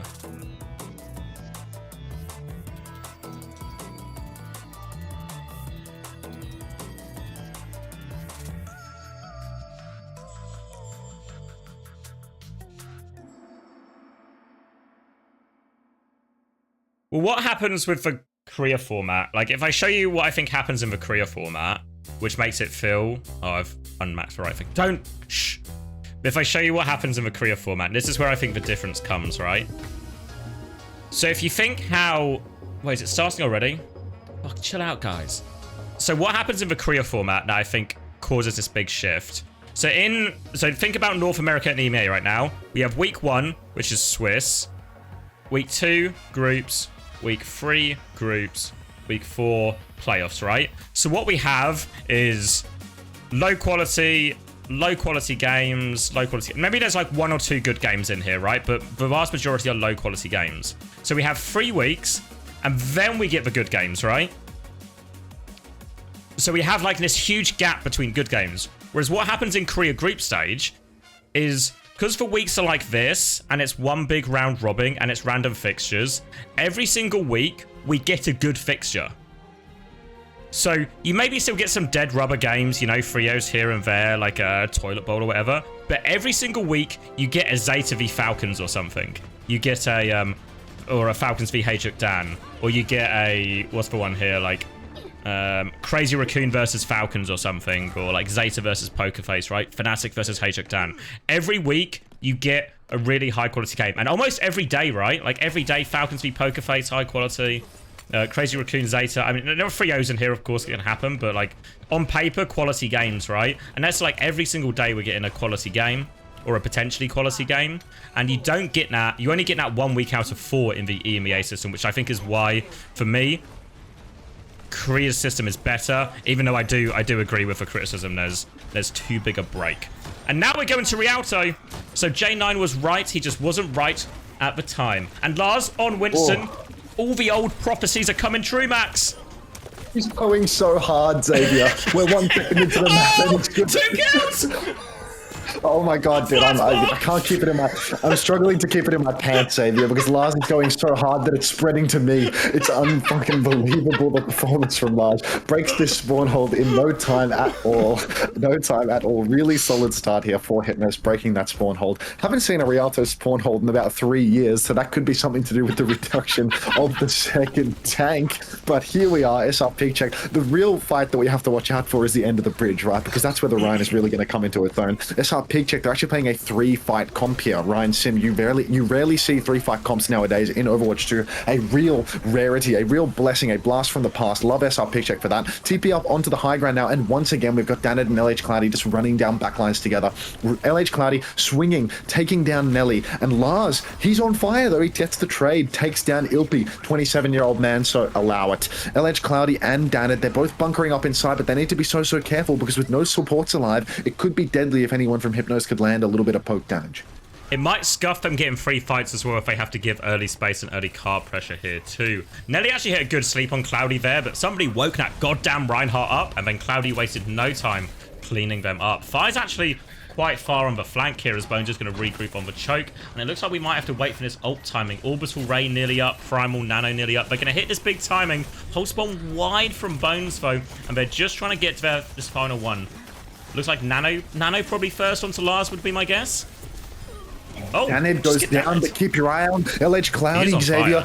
Brace yourself, because, you know, you might need to throw out a flats pog soon. There is a potential fat shatter coming any second now. Ghost catches the nano boost from Lars and the dynamite as well. So that's actually going to be Ghost going down. But SRPeakCheck, they've retained all of their ultimates for the final fight of the point. You need to be so careful here, because this is where Hypnos, they have the hardest job. They have to break the choke where Cloudy can hold so easily. They get stuck on the ground. They can't take angles. Lars, he has a chance with the Primal Rage here. He could take someone off the map, but it is a slim chance. Fi breaking things open early on with the pick on Widowmaker as well. That's bad news. Again though, Xavier, brace your flats pogs, because at any moment now, LH Cloudy could come through with a fat shatter.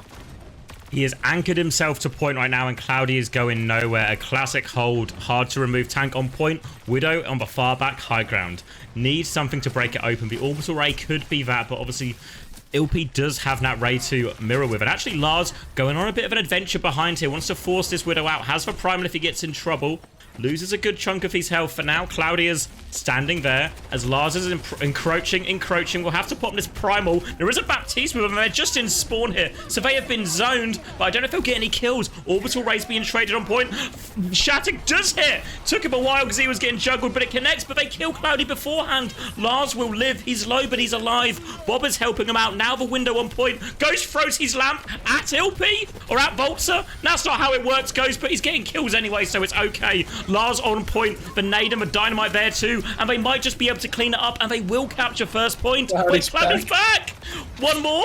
Cloudy's back. Fi gets the pick. Oh, No no! fucking No way! Get out. Cloudy. Oh, if he had shield there, he could have actually survived as well. Unfucking believable how close that was to being clutched out. Fi, so many shots on the Widowmaker. Cloudy with his signature Flats Pog Fat Shatter. But that is going to be SRPeakCheck losing this first point at the 11th hour. Hypnos rolling through with it. So close, but no cigar. Hypnos 2 minutes on the clock now to snowball this. They've got the nano boost that they can throw out onto Lars.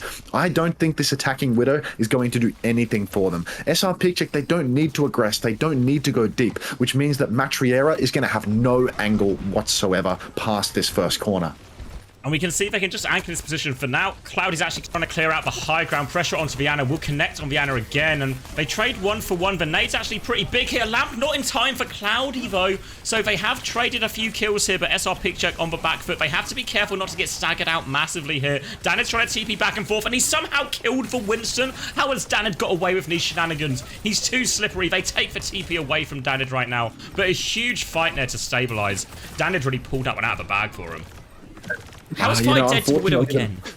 Now the bag has slipped through Danid's fingers. Even though he pulled it out of the bag is gone. Fi doesn't want the bag anywhere near his team. Cloudy now cut off by the Winston bubble. Danid under a little bit of trouble because Matriera is pressing on the gas. Lars jumping in with the nano boost here. Ghost may have a lamp, but he's soon to go down to this Primal Rage unless LH Cloudy can come in with a counter pin or something of the sort. Matriera catches again. Fi goes down to the Widow. It's looking like PGE versus Doomed right now. An absolute joke coming through from Fi. Lock in, man. Fat shatter potential, though, from LH Cloudy just around the corner, so watch out for that one. Danid is still TPing around, and despite getting such good starts to these fights, Hypnos, they are always getting traded, and this means they're not actually getting any cart progress here. So as we enter the final 50 seconds, they've still got the same amount of distance to push. Now the shatter comes in, bubble is off, but Lars, no chance to escape, no chance to primal. Quick reset, and they want to push forward here, but Matt Riera is alive, he has walls, so Fi's probably going to die in 5 seconds, I'd say. Unbelievable. The fastest of shatters coming out from LH Cloudy, taking down Lars when he has the Primal Rage. So solid, but finally Fi is able to answer back. Takes down Matriera on the Widowmaker. Finally Fi getting the better of his counterpart. But look at this, SRPeakCheck, they've pushed so deep. Fi, LH Cloudy all the way in the enemy team spawn, pinning back now, ready to hold on the high ground. So much pressure for Hypnos. Bones, Lars, they're going to need to touch the cart. They have the Primal Rage. Ghost actually catches an anti-nade. Surprised Lars didn't press the issue there. Really thought that he was going to go the distance and try and close that out with the Primal Rage, but it appears that he's a complete muppet. Now he's jumped into the back line. Pulse Bomb lands onto Illipi, though. Bones coming in clutch.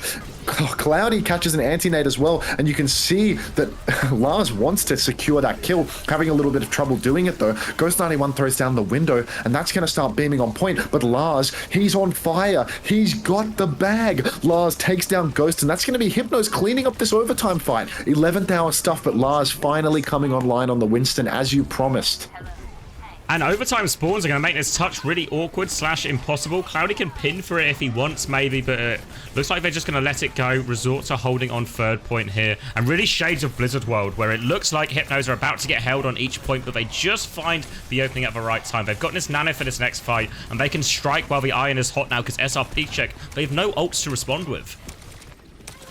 No ultimates at all, but Ghost able to get a neutral pick onto Bones. A great start for a team with no ultimates whatsoever. Lars catches the nano boost but does not secure a kill. Jumps back onto Cloudy, but Cloudy, he is going to weather that storm. There, I said it, first time today. I've talked about weathering, but that's the first time that the storm came into effect. Lars taken out, and that's going to be Hypnos completely out of steam now. No ultimates in the bank, 50 seconds on the clock, so they do have some time to play slow, but SRPeakCheck, they're building up everything. Every single ultimate is 70% plus Savior, which means that SRPeakCheck, they have a real solid chance of holding it here at this third point choke.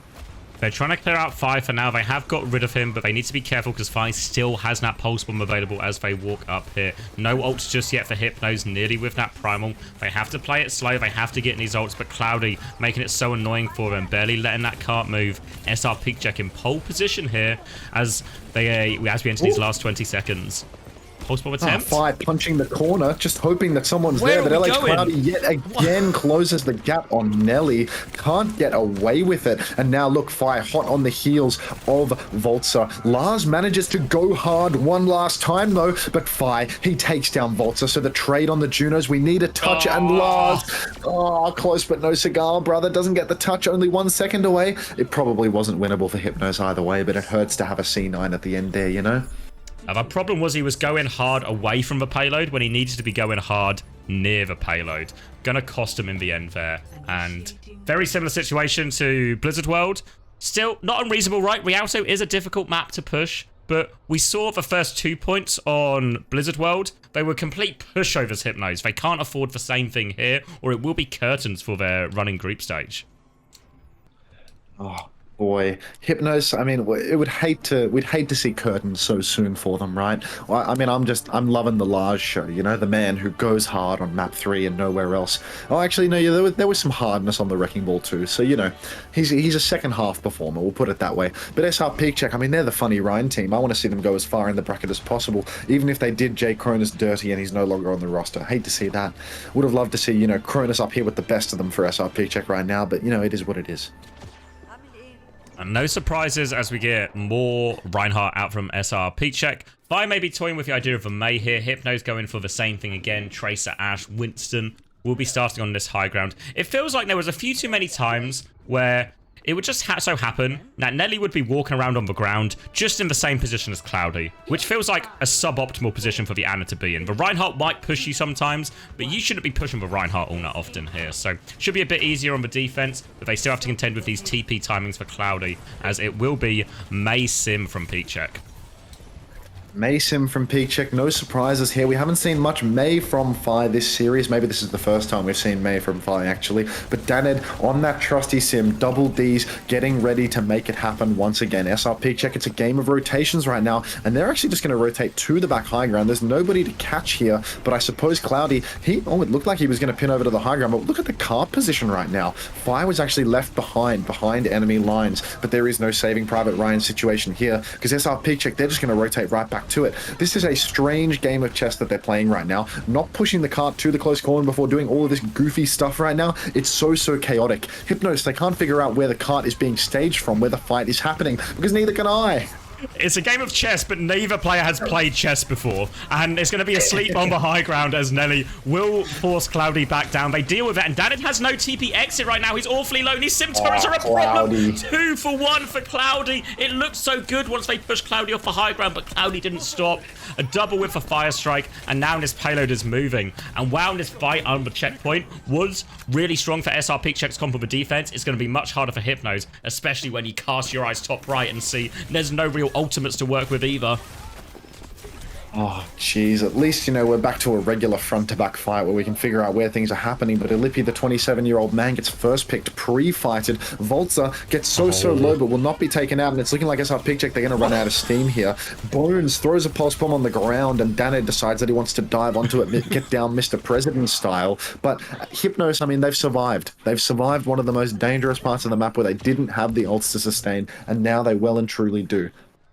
A huge fight for Hypnos. Now they've got a real chance. And it will be the Tracer coming back out for Fi here, which will help him a little bit, allow them to control more of these flank areas, put a bit more pressure on the back line, maybe make it easier for Fi and Cloud to connect with some of these. And it looks like we're going to get a game of rotations again as they want to go to the high ground. Up on top, they will clear out Lars. Hypnos, the back line is choosing not to rotate, which means they're right here. Shatter on top of his head. Easy couple of kills there. And I mean, there's a certain point you have to expect some of these rotations, but they're trading kills back. Backline has died again. Good value out of the orbital race. So it's not over yet. No heals for SRPeakCheck.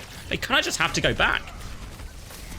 Unfucking believable. Lars now coming in at the 11th hour with this Primal Rage, takes down Danid, even though the fat shatter from Cloudy was good at the start. It wasn't enough to close out the fight. The trades were good for Hypnos. Now, they've still got so much in the tank to sustain through this. Nano boost for Lars, Bob for Matriera. I mean, I would put money on the fact that Cloudy will find a way to somehow teleport onto Nelazu's head and bash their skull in. But beyond that, Hypnos, they still have the ultimates. They still have the ability to get these trades, TP out onto the cart, sim wall straight away, but this sim wall isn't going to cap them the point, it's just going to buy them time. Nano on the Ray back as jump well. from Lars. Doesn't get the most value. They drop the Bob in, but Bob is going to get literally one shot. Now the window comes out. Lars got 0 primal charge off that as well, and Matt Riera will go down. And Hypnos, they had time, they had space, but we've seen it before. Just a little bit too eager to go. Pulse Bomb will get lamped this time. Wasn't on anyone anyway. Just Bones left. They deal with this. SRPeakCheck get it, and the symbol, it wasn't that good, I thought. I thought it was really easy for Hypnos just to wait that one out, but they invest for Nano, then they don't have any more ults to follow up, and doesn't work out. 2 minutes, 45 seconds for PreGame now. I really thought that, you know, SRPeakCheck had dropped the ball with their ultimates, especially after that symbol. They threw in the orbital ray as well, but for some reason, Hypnos, they just matched everything instead of letting the car push and waiting for the 11th hour. They should have watched a little bit of OWCS Korea, seeing the stalwart ult economy from Team Falcons, because they were the ones with discipline. Lars, though, getting caught up, body blocked by LH Cloudy. It's not just fat shatters, he's actually just a fat fuck as well, able to put his body in the choke and block Lars from escaping. And now the cart is really being stolen away. Fi just got an even later kill onto Volta too. This is bad news for Hypnos. Oh my god, he's going high ground. Don't talk to me until I've had my fat shadows, ABR. Time to talk to you my now, God. though. And they survive it all. Nelly is 1 HP. Fi will finish that. Matt Riera still alive. Only 1 kill, despite the fatness of that. Fi will actually get both kills now, so it does work out. 2-player advantage. No ults to use back either. And that second point is normally so difficult, but they get it without even having to face down an ult. And Bolts is going to orbital ray now.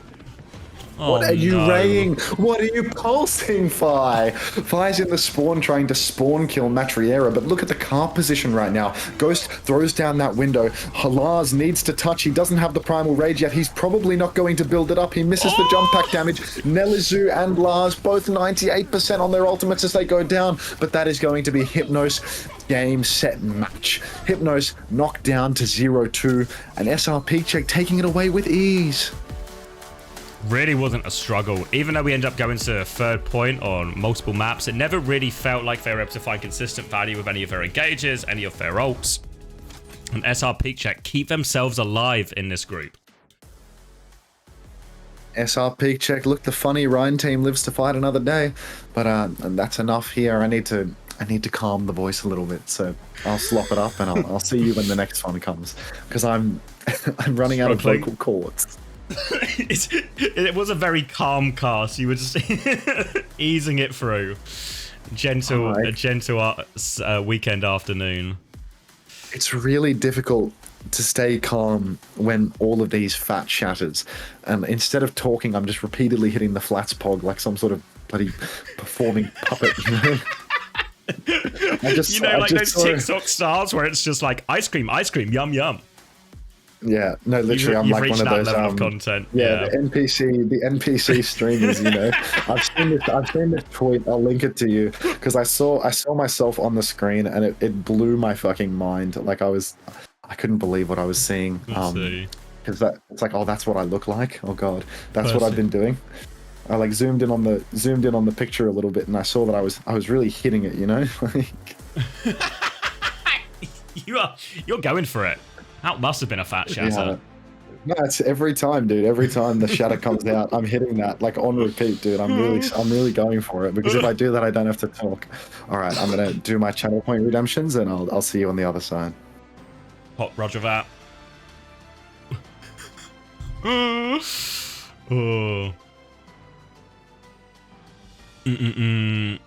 Oh, so yeah, enjoying the Hunter stream.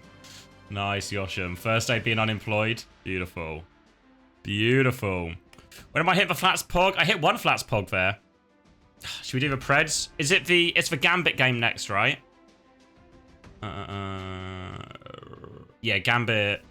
Negative. Mental attitude. Choose outcome. PreGame.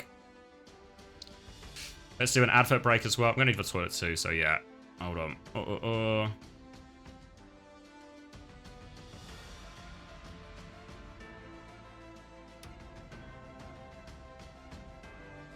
Map 1.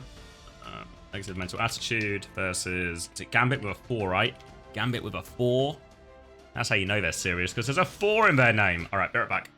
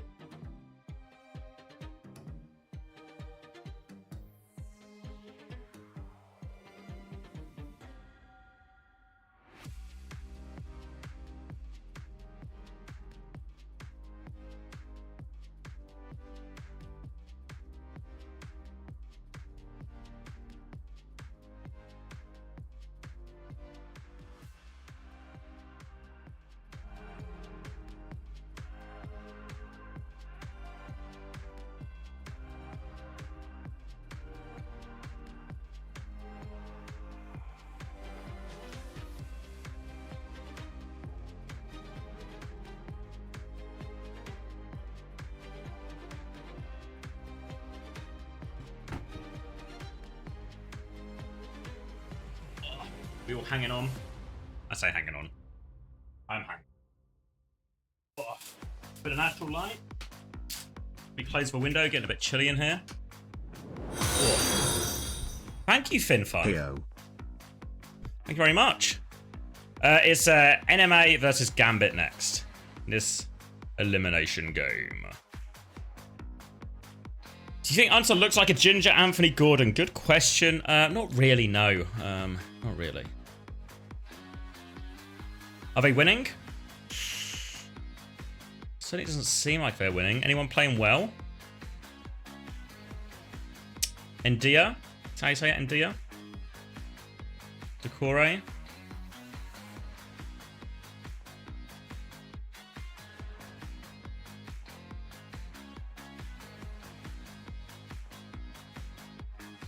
Thoughts on today's results? Not super surprised by the SRPeakCheck one. If we're being frank, and we're always being frank, of course. It's not super surprised by that at all. Are we getting the next game real quick? Oh no, just a song change. I think these next two games should be better. I think much more evenly matched. I'm kind of a bit of a. I could get behind Gambit, you know. Bit of a Gambit head, I guess.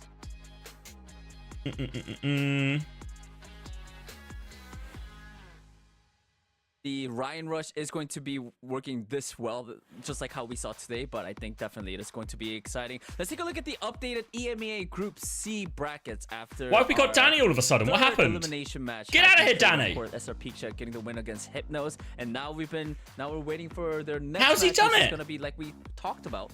Ex Oblivione. No, sorry, Danny. It's a classic situation where we've booked the wrong Danny. Excited about. 100%, yeah. I mean, Why this have we group is got 'em? obviously always going to be Space Station at the very top, but These guys. This next one, you know, they did beat them 3-0 before. It's worth keeping that in mind. However, These guys. You only missed SRPeakCheck versus Hypnos, Jet, so you've not missed all that much at all. Wrong Danny. At least a couple of maps here. I want to see a map number 5. We had it in. We need to purge a few Dannys. What's the easiest way? Just fight to the death, I guess. Anything's possible, especially with the Juno. You know, maybe this is like Juno's like, you know, was very new in the last stage. You know, I believe that they were playing with it in the EMEA region. So it's like, but now they have a lot more. That's not true, is it? It was in Face It playoffs, not in stage 3, no? Or am I misremembering? Especially we have a patch change in the middle of it. I believe. It's just funny seeing how both Space Station and SRPeakCheck are both in the same group. They were. You know, SSG is. You'd back Danny Lim? Nah, I've got in my head, Toronto Danny is the real Danny. When you say, if you say Danny to me, I picture Toronto Danny first. Yep, still group DD. Station would have done it like once. Okay, put Hardy versus Cloudy, yeah, and then it would have been like, okay, KSA. KSA just runs over. Why are they still yapping? How have they done this? What about Ram Punch Danny? Ram Punch Danny is actually bottom of the Dannys, I think. I think he's the bottom Danny.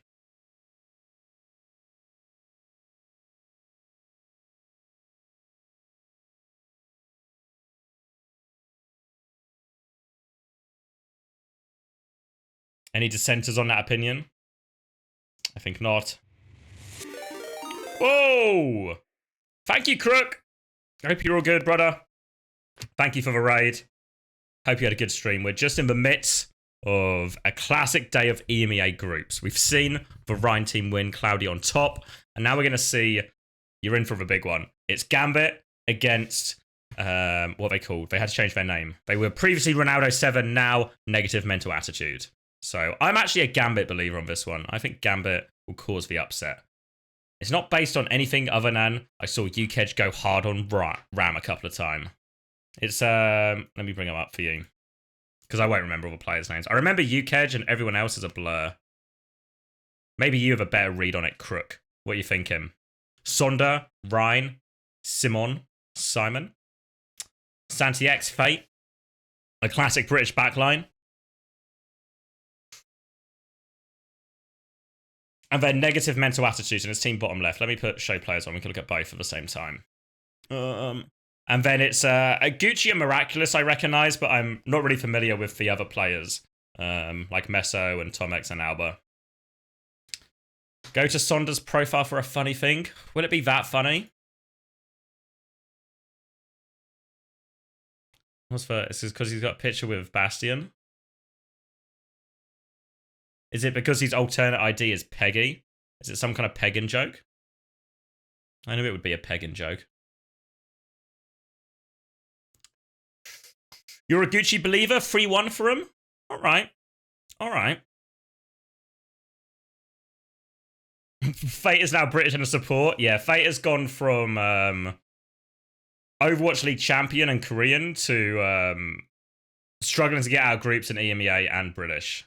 So a big shift in how Fate's life is going.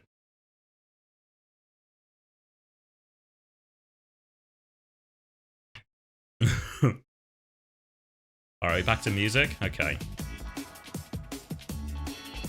You're a Gucci believer, Vane? I mean, the best part of that is obviously... Sonder, broken heart. Wow. Thanks, Nevix.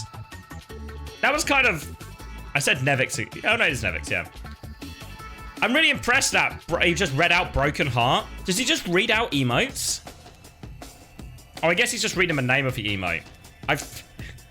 You know what I thought in my head? I didn't think that it was just the name of the emote. I was like, oh my god, Brian is he's able to interpret pictures and describe them.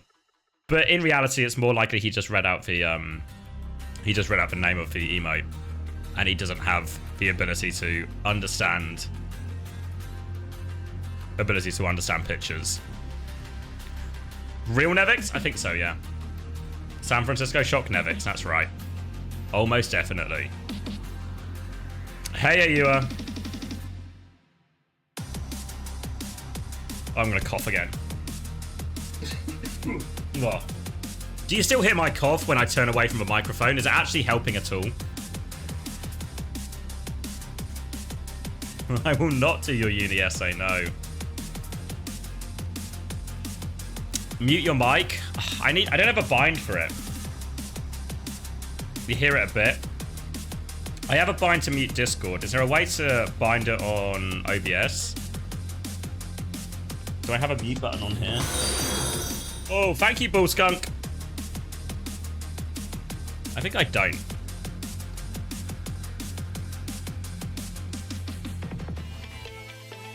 Welcome back, everybody. It's time for our match number 2. Why are they talking on my clean feed? I'm so upset. It's going to be Negative Mental Attitude versus Team Gambit. Loser goes home. I love elimination methods. Why? Were you like seeing people leave, Danny? Yeah. What's up with that? Shut up, Daniel. Interview maybe? No, they've been unmuted for ages, just fucking yapping. Interrupting my calm.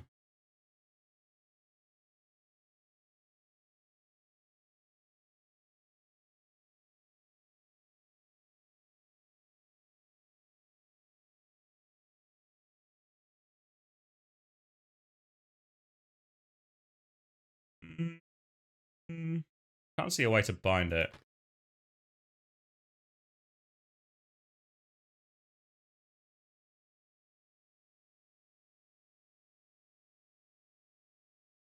Maybe I can't. I'll just keep leaning away. If it's quieter, that's at least some benefit. Do I need to tell him it's broken?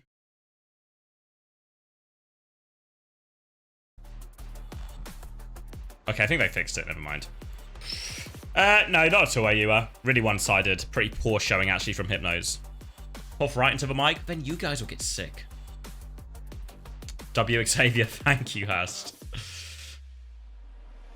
Can you hook 2 into your mic? No. Good question, though.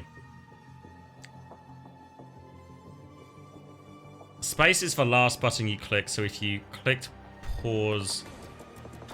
Hold on. Will that work? Hold on, let me try. Oh, it does work, but I have to remember to go back onto the mic every time. But the problem is with... It's hard to explain. Like, the way I have my Discord lined up, I need the screens to be in a very particular order in terms of what's on top of what, so I can see everything. I'll just lean away. It's fine. That's how I get here. Oh, fuck's sake, Buck. I'll just lean away. Li Jiang Tower picked by Gambit.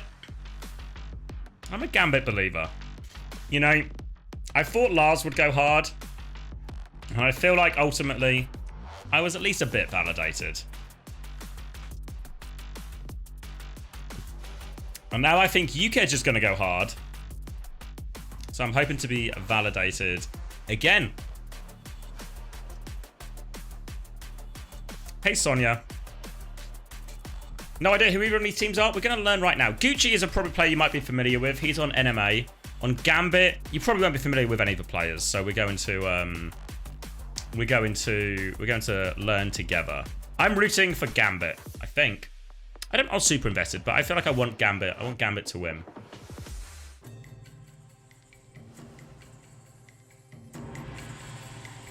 You two? Good. We're on the same page then. Glad I haven't made a new enemy today. Oh, the team names are the wrong way round, so don't let that confuse you. The team names are the wrong way round. So don't get familiar. Don't associate these players with those teams or you're going to have a bad time. I need to set my light on as well. It's too dark. All right? Too dark. There we go. The light will save me. And it looks like we're going to be getting Orisa Brig Juno out of NMA. 4, 3, 2, 1. Which is no real surprise. That's the meta. Gambit, on the other hand, are they really rolling out this? Zen, Juno, Junker Queen, Tracer Ashe. All right. I'll bite. Let's see it then, shall we? Let's see it. What have they got? Let me close these polls. Let's go. Should be scary for Santi X to get over the bridge, but we'll be able to get a lot of damage onto that Orisa. Drops for Discord now, and half HP is Meso getting forced back, and Santi X just getting sped around here, swinging on everything. Low health on a couple of NMA players, but they don't fall. But now Santi X, they have space, but they've lost Sonder to a spam rocket from Gucci, and Gucci is connecting these rockets from across the map, and it's causing him all sorts of problems. The Discord is doing a lot, but this Farah is a continuous problem for him, and now Meso on the back, on top of this Zen, will take him down, and now should have control of a point NMA as they clean this one up. NMA in control early on. Gambit, I mean, this composition from them, it is wild. They are really spinning the wheel when it comes to the meta right now. Let's see if it pays off for them. A Zen on Garden is borderline unheard of. Is this a team with a Zen one trick, or is this just a particularly creative roster? No, I think they're just creating. I've not seen too much of them. Last I saw of Gambit in the Swiss, they were just playing the meta, so just Juno, Brig, Remarchus, and this is a different look for them straying away. And they are going to have pretty quick support outs. Look at that Transcendence off already. Yeah, no, that's a very quick Transcendence for the side of Gambit. But even if you have a quick Trank, it doesn't matter. If two players go down in the neutral, NMA, they don't need to invest a single ultimate there, but they do take the fight away. Look, Jonak level performance coming out, getting the late kill on Gucci, but is it going to matter at all? I don't think so. No, and because they've won that first, they won the first fight just with a neutral, and now they win that next fight just with a couple of picks. 5 ultimates on the side of NMA. Meanwhile, Gambit, their Bob at slow cooking, their Rampage particularly slow cooking, will be powerful once they can get to it, but they need to nail this retake first. And looks like they want to try and come across bridge. Very scary against the Orisa. Oh, off he goes! Yeah, really rough stuff for Gambit, losing your tank early onto a boop. Mesopost, though, they've actually thrown in the Terror Surge and died mid-cast, so things are suddenly evened up. Neither team has a tank to play with. Orbital Ray from Tomex, though, and that is just going to be NMA wiping the floor with Team Gambit in the late stages of this fight. It looked winnable once the tank trade came through, but all of the ults that came to follow, I mean, they were just wiping the hopes and dreams of Gambit away. And now still in control, still with a rally and a bob for this next fight. NMA should be very easy to convert as long as they can prevent UKEdge getting to this Rampage, because it's been a long time coming. They're going to try and go bridge again. Need everyone to stay on the map in this time. Pulse Bomb is going to land actually from Reinsch. I presume his name was Ryan until a certain incident recently. Will get an opening pick for his team, though. And now Rampage is up, but it's bashed out of it. We waited so long, then boomed off the map. An absolute disaster from UKEdge. And this will be the first round going the way of NMA off the back of that. Oh, UKEDGE, what an absolute mess. Ryan Chovy's going crazy on the Tracer, but probably not going to be enough because Miraculous is back with the Bob to hold it down. Ryan Chovy's dead. R9mm similarly dead. And NMA 100-0 on this garden. Really rough for UKEDGE though. Booped off the map into Bashed Out of Your Rampage. I mean, it's shades of Reiner on the Junker Queen at that point. Really tough stuff. Absolute disaster now. We'll see if they keep committing to this comp or if they resort back to just taking more of a mirror matchup there. That certainly didn't work. Locking the Zen, at least for now, it feels like such a greedy pick. Lijiang's Tower, a very small map. When we've seen other teams run the Zen, like when we've seen Fielder swap onto Zen, it's on King's Row last point, where you have almost infinite space for your backline to play. On Lijiang Tower, there is no space at all. Lots of close chokes, lots of great timings for a hyper-ringed Orisa to connect with that Zen. So a very risky game Santi is playing. Look, this Zen, I mean, it's a feast or famine pick. He hasn't gone down early on it, so, you know, maybe there is a chance that he can come in clutch with it now. But NMA, I mean, they've just completely had Gambit's number. UKEDGE making the swap over to the Orisa, I think that's value. That's something that means that at least you're not going to be so squishy. And Santi comes through with the goods, gets that first pick onto Miraculous, getting all of the damage onto Mesopos as well. Santi will go down. Gucci catches the opportunity for a kill hit, catches a chance to close it out, takes down Ryan Chovies as well later in the fight. So that's going to be the first fight going the way of NMA, even though Santix got that opening pick onto Miraculous. But Farah is causing them all sorts of problem in this neutral. Happened on Garden, happened again here. So even though they're getting that initial value, they need more attention on the Farah. Going to be a little bit hard to keep that attention on the Farah when you have no Ashe though. So a quick back into the choke here from Gambit as they are going to full reset. More pressure on them right now, and this ult charge starting to come into play. Look at this orbital raise up for both teams, but a quicker rally for Alba. Look, we'll have to see if NMA can just continue to hold this one, or if the Zenyatta fighting inside the orbital ray will be too much to deal with. I think that the damage boost there will be really powerful, but Santi is on the opposite side of the orbital ray. Doesn't even seem to need the damage boost to put pressure onto Miraculous though. Gets the fadeaway shot, pops the Trank, but is unable to save UKEDGE. So that means that even though Santi is having an absolute series with it, even takes down Alba as well. Borderline flow state gameplay here from Santi, but it's not enough to carry the heavy team that is Gambit. Good grief.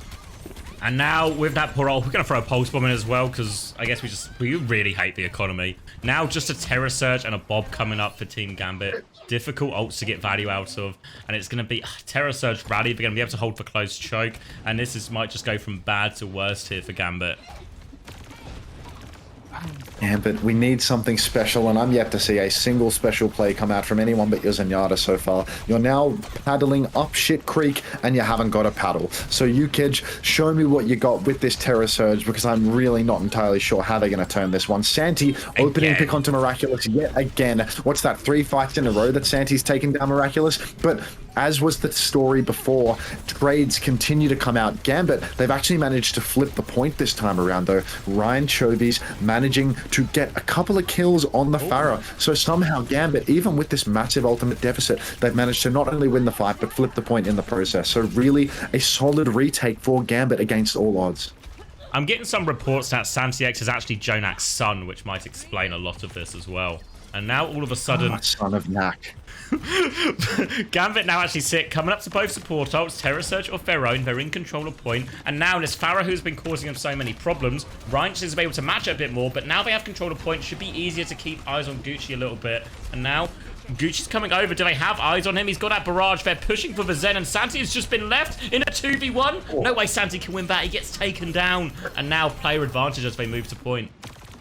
Unbelievable to see that Gambit are just AFK at the back of the point, jerking their little Gambit cocks that whole time. But Ryan Chovy somehow gets the trade onto Alba while playing at the back of the map. Gucci pops the barrage, takes down UKEDGE, so in NMA they're still in this one. Mesopos inside the orbital ray manages to get a kill with the Terror Surge as well. Gucci actually falling off the edge of the map there as Ryan Chovies takes them down, but the point will be flipped away of NMA as Ryan Chovies is fallen off the map.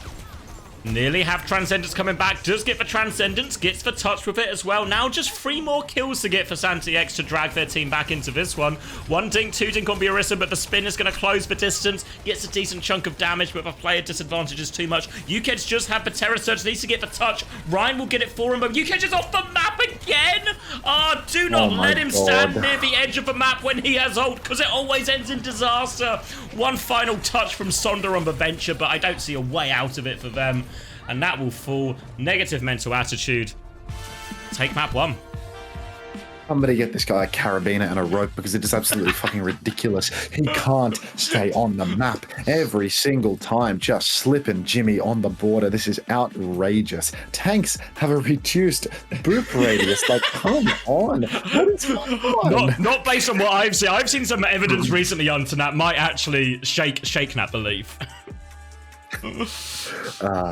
Scenes, absolute scenes. Getting hard carried by your Zen in a hard non-Zen meta on Koth. On Lijiang Khan. One of the most difficult Zen maps in the game. Yeah, fucking insanity, really. But, you know, it's straight to slot time, I reckon.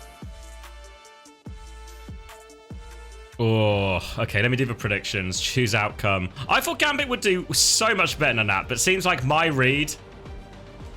catastrophically wrong. Catastrophically wrong, I think, would be the only accurate way to term that.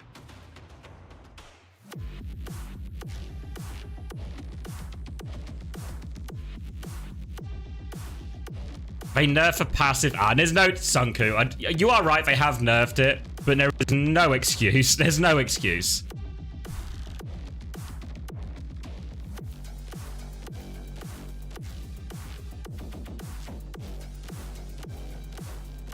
Time to go all in on the Gucci gang. Let me do an advert before I forget as well. Let's do that. Oh. Was there any goals in the, what should we call it? Newcastle game? Let me check quickly. Where am I going here? Ooh. No, we're still at half-time. Half-time, no goals. A few shots. Nothing all that much happening. Okay. Where are we going? Or where are you guys going? You're on the way to his house, are you? Anthony Gordon penalty saved. Jordan Pickford. Go on, mate.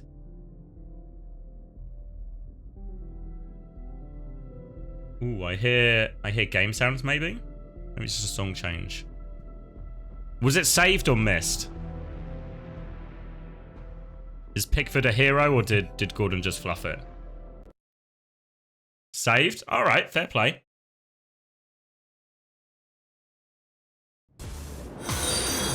Ooh, hey, Joke. Hi. Hi. Alright. Honestly, I didn't have faith in NMA, but maybe I was mistaken. Maybe it'll be easier on a Zen map, right? Do you think they're just going to really lean into the Zen? Also, question for people who know, is SRPeakCheck a she/her? I saw some people referring to her as that when I was mid-cast. I am not familiar with them. Yes? Okay, I can do that. Let me message Max as well. Is it pronounced Santix as well?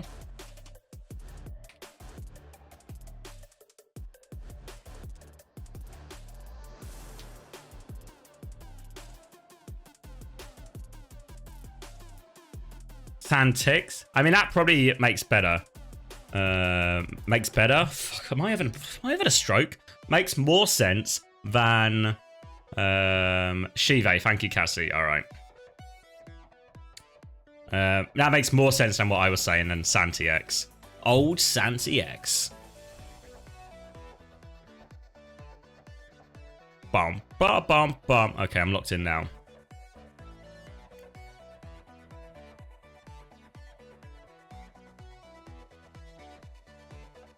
When's the next game? Right now. That was map 1. Map 1 in the bag. Very dominant for NMA, actually. Obviously, winner of this gets to face Twisted Minds. Must have read the message wrong. It's SRPeakCheck's Jonak's daughter. course. Now it all makes sense. Now it all makes sense. Yeah, I mean, I presume if they want to lean into this Zen for Santix, then we're going to pick a map that's maybe a bit more open, like Rialto. That's a good example. I was thinking maybe Blizzard World, but I could cop a Rialto as well. I think it lines up. Do I think they have the... I mean, to be fair, I think whatever team wins, it's going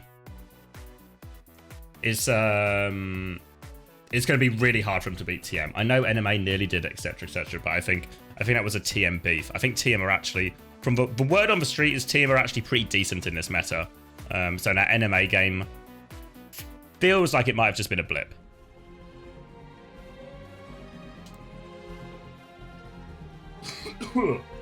Oh. Sorry, I'm so snotty. What about the Piece of Cake game? I mean, that one they just got beat. I think Piece of Cake are actually very good in this meta. I've actually got a Zodial interview coming out, I want to say tomorrow. Tomorrow, Zodial interview before the next games. And it will be Santix with the Zenyatta. Again, Reich onto the Mei. Now, if you remember back from Swiss, does any Swiss heads here? Anyone in the chat been to Switzerland a couple of weeks ago? And do you remember when we were watching from Reich POV, and he kept failing the wall up on Rialto? Anyone remember that? Yeah, I'll be releasing a lot of interviews. We had Funny Astro today. We're going to have maybe Zodial tomorrow, maybe Kellex on Monday, something like that. You were not in Switzerland? All right, well, I'm sure Reich will have been working on the walls. And we'll be able to wall up this time. And it will be Juno Kiri coming out for NMA here. And, oh, Tomic's going to go down immediately, though. So a quick respawn on that Kiriko, too. Good thing that Kiriko can get back into the fight quickly because they are going to need it with that pick. Santi, though, just holding it down bottom right on the Zen. Santi really is the alpha Zen, already 50% of their way to the Transcendence, mind you, so they've already done some pretty significant damage off rip. Miraculous on the Widowmaker has a reasonable chance of taking them out, but I get the feeling that we're going to see Santi continue the trend of taking down Miraculous in the duel. We see Miraculous misses that first shot, and now double tap by Ryan Chobies, taking them down early on in the piece. And that is going to be Gambit. Oh no, Santi actually goes down. NMA, they're not done yet. They are going to break this one open. Both supports dead for the side of Team Gambit, and that means NMA are going to have a really easy time if they can just play it slow, heal up a little bit, and keep poking him out. There we go. That's the fight consolidated for NMA. Now, one more fight left on this point. Meso looking for a late pick. Will get walled off and slowed down. And Sonda's actually going to trade back Tomix. And just when it looks like one team is in control, there's always another pick going the other way. And now, as I say it, Miraculous going to get another pick as well. So we are 4v4 as we take this checkpoint fight. UKEdge will make his way across point. Will match there. A bit of help from that Maywall. But Miraculous, relatively unchallenged. But Santix on the flank goes 1-for-1 with Gucci. They've lost Reichvo. Now Orbital Ray on the point. Fate doesn't quite have it to match yet. And UKEdge is going to get focused down. That quicker Orbital Ray makes all the difference. And it's just chaos. People are taking duels constantly here on the flank. So much dueling over and over again, but look at this. Cart rolls on for NMA. Gambit, you know, despite the heroics of Santi at times, I feel as if the theme of this series is clear. It's looking like NMA have their number. Even though they have this star Zen player, I don't think it's enough to make up for the quality difference between these two teams. Now we've got Santi again, opening pick, but I mean, this is a tale as old as time. After you see Santi get one pick, you typically see NMA get two. So let's see if the script is true to form. Widow Walls popped by Miraculous, but that's not going to take down much of anyone as he's going for the world's longest rotation. Mezzo pops the Terror Surge, and that's going to keep him alive through most of this Blizzard, but he will be frozen up at the end. Tomix has to use the Suzu. There's actually a Kitsune rush down on Carp, but NMA just used the entire ult bank. All 5 ultimates have now been used for them, and Team Gambit, they have so many in the back pocket. UKEdge answers out with the Terror Surge of his own. That's going to be Gambit holding strong here on the corner. Very good value there out of all the ults. They trade up, and now they sit pretty with both support ults and a chance to hold forward. They lose their Widow late, but it won't be the end of the world. I'm sure Santix should be able to put down a lot of pressure on this initial cross as well. Discord going to make this so awkward for so many of the heroes. And Miraculous is going to go Farah into this cross, which I feel like will only make it harder for him, actually. will make it harder for him, but I'm pouring a glass of water rather than looking at the screen, so not entirely sure what's happening right now. Santi very far forward, Gucci applying a little bit of pressure here, but look, with all of these ultimates online for Gambit, these support ultimates, they should be able to weather through just about anything. Santi goes for a fadeaway kill before popping the Trank there in a little bit of danger, but that is a really wasted Transcendence here for Team Gambit. Cart keeps rolling for NMA, and even though they had that ultimate advantage, it's not going to matter. Gucci lands the pulse onto Sonda. The orbital ray is on the high ground, which is almost completely useless, until Fate comes in with an absolute Pandorama set of torpedoes, taking down Miraculous, getting Alba incredibly low, and that's going to be Gambit cleaning up. As I was saying, perfect orbital ray on the high ground to enable those torpedoes. Huge damage from that. Manages to get maximum value really out of that cooldown, and now they had to use both support ults, but Gambit get to stabilize. So while Negative Mental Attitude are coming up to a pretty healthy ult advantage chance to really get it around the corner on a threatened cap, they need to be sure to convert it, and they have to be very scared of Reinsch's May ult. The Blizzard on this corner could be absolutely devastating for them if they're not careful as they try and push with these ultimates. The Blizzard is dangerous, but Miraculous with this on, Miraculous not with this barrage, because Miraculous will go down to Ryan Chovies. Alba also going to be chased down like a dog as UKEDGE jumps off the high ground, throws that spear and takes them out with ease. So NMA once again on the back foot. Gambit really finding their footing here on this back corner, where Santi can play the safe longer angles, and NMA need to push into the Zen sightline no matter what. And across again, 4 ultimates, nearly 5 for Negative Mental Attitude. They've got all the tools to do it, but they have to get past this cross first. We see it all the time in Rialto. This bridge cross will unravel the best of teams, and I'm not sure if we've actually got the best of teams in this match, based on what we saw earlier in Korea. And oh, another Javelin on the cross. Alba's going to have to get Suzu'd through that one. Barrage will be used. Takes down Santix, actually. And there we go. UKEDGE trying to cause a bit of chaos. It's a 1-for-1 trade, though. Terra Surge just onto the Orisa here. So UKEDGE, they're just trading batons. That was, I don't have the words for it, Max, but tank advantage and Gambit on the back foot. Gambit on the back foot, nothing new here. Even though NMA were in a little bit of trouble, it does seem like, you know, NMA, they are able to clutch it out at the end when it comes down to it. Santi has the Transcendence, once again, absolute damage machine. Fate throws down the Orbital Ray first up, and Santi doesn't need to invest the Trank, so NMA, they're not out of the woods yet. In fact, Gambit, they have so many more ults to continue layering into this fight that I think that NMA, they might not just be, they are stuck in the woods, they're in the weeds. They're not going to get out of this fight at all. And Gambit, look at that, they are now cleaning up. NMA only 1 fight left, only 30 seconds left on the clock, and it's all going to come down to Mezzo's Terra Surge. Going to be a really difficult one. You can see they're swapping onto Widow actually now just to try and get a pick, but this Blizzard is going to make this touch so incredibly hard here. Mezzo is going to be asked a lot, or being asked to do a lot in this final one. Javelin is going to hit Miraculous across the map as well. They still have to get past this difficult cross. A pick onto Sonda out of nothing from Gucci. Maybe he can work a little bit of magic and provide Mezzo with this opportunity to give a Terra Surge. Oh, recall force early. Yes. Oh, geez, Mezzo, I mean, look, they're glued to the cart, so it's going to be really difficult to find the angle, and look how much pressure they're under already. Fortify first, dead inside the Blizzard, they don't even get it off. That's going to be Gambit surely holding this corner, because NMA, how can they break this open? Santi with the pick as well. Santi running into the back onto Miraculous just to close things out, really is the star here on the Zenyatta. Things looked so solid for NMA earlier on, but once they got to this corner fight, Gambit's comp really came into its own. Santi in particular, just popping off. A much better map for the Zenyatta, and we're seeing it come into the fore right now. And while we've only seen it really sparingly from other regions and other teams, they're leaning into it quite heavily. They've given themselves a unique look, and it's causing a problem right now for Negative Mental Attitude. And really, in theory, what should be most difficult about the Zen is keeping that Zen alive. And there's been maybe a few times where we've had pretty soft Transcendences forced, but for the most part, Santix really holding her own in the duels, getting decent value, and now, as they go on to the attack here, a great chance to beat this distance from NMA. Oh, goodness. Sorry, getting a little bit distracted, getting some lore in my chat. The first messages that Lip ever sent me, he's just asking, said, "Hi, Unter, I like green sword," in like 2018, and that's my first interaction with him. But yeah, and then him discussing how he can go owl in like 2019. It's like, yeah, I think so, buddy. I think so. With the power of hindsight, I reckon he'll make it. You know, I reckon he'll make it. Yeah. I've got a feeling because he used to just be some dude that would stream to like 8 viewers on Twitch, one-tricking Widowmaker, stuck on a team that couldn't even make it into contenders because his team was holding him in contract jail for like 5 years.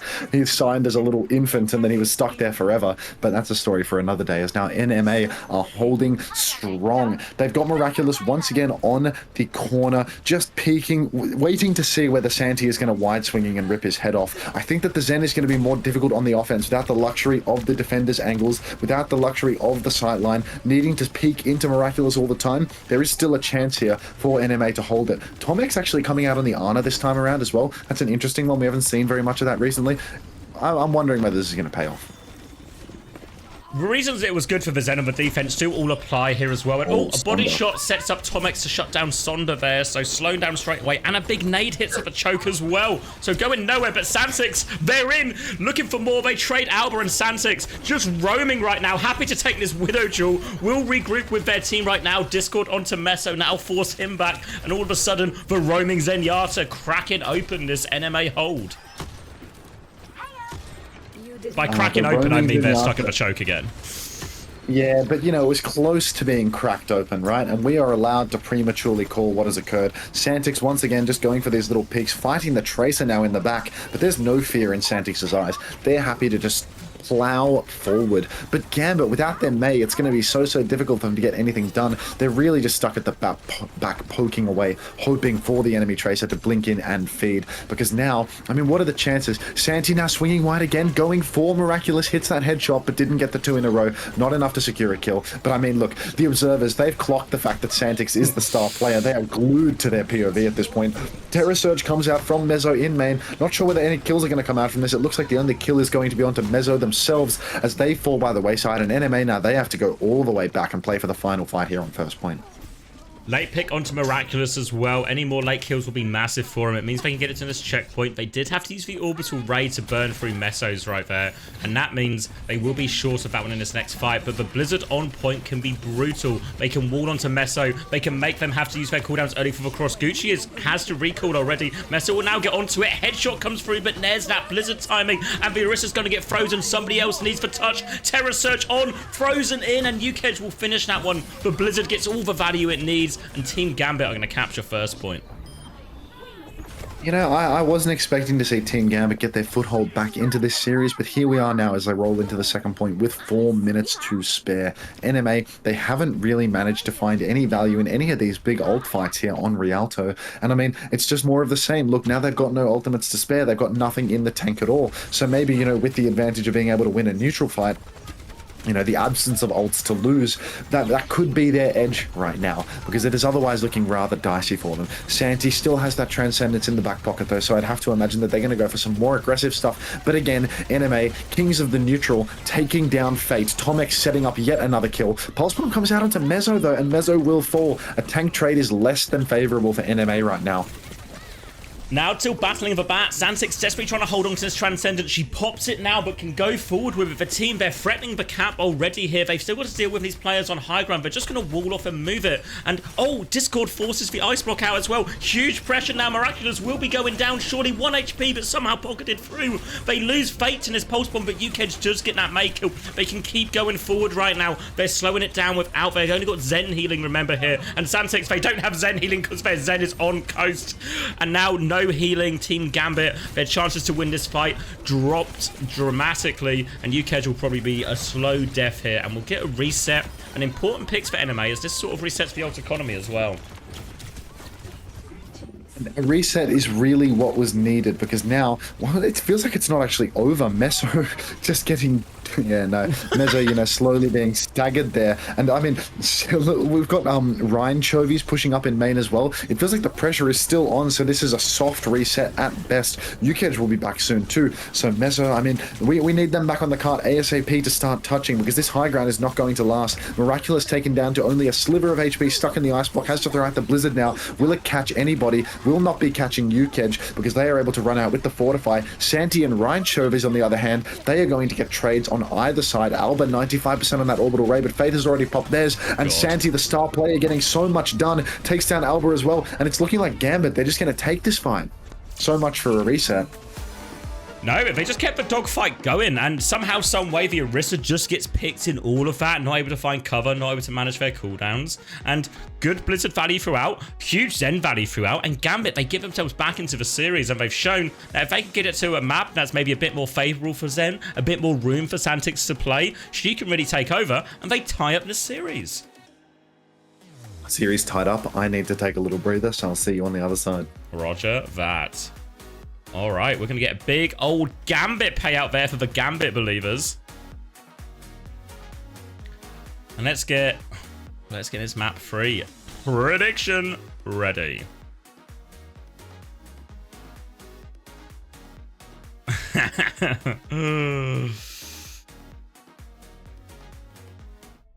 Gambit now with a chance. The Zen really coming into play. Is it not just possible?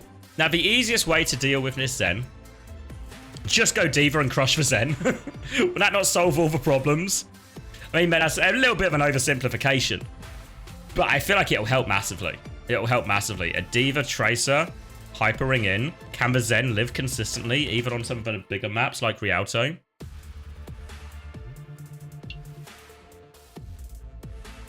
Does Meso have a D.Va? I actually don't know. Maybe that is the thing holding them back. Obviously, do you remember the previous meta where Virtus Pro played against Aoma before Aoma had Ice? So because that Virtus Pro knew that Theo wouldn't go D.Va, they just ran Ana all the time because of that. Maybe it's a similar logic here, right? And that they know Meso won't go D.Va if he truly doesn't have a D.Va.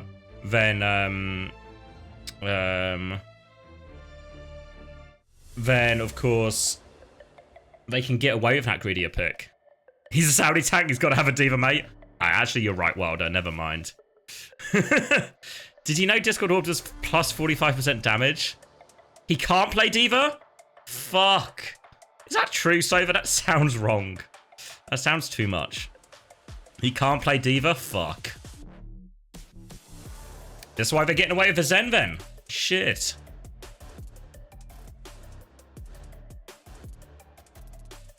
Fake Saudi. Shit. Called out by TVNT. Big trouble for Meso.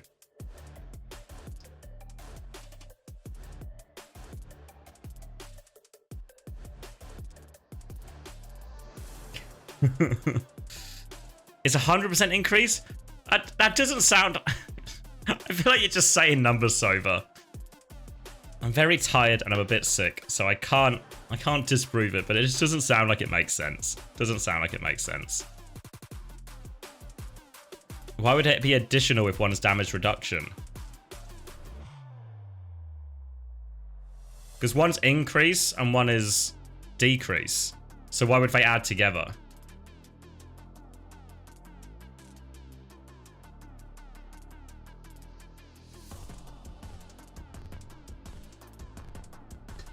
I feel like you're tripping, Sova. There's no way they add together because one increases and one decreases. Get a custom game up. You're promising me it's there's no way it does 100% damage. It's loser's pick, Sonya. Come on. I'm stupid, Sova, but I'm not that stupid, surely. Wait, grow up, did they pick Blizzard World? NMA picked Blizzard World against the Zen team? Are you kidding me?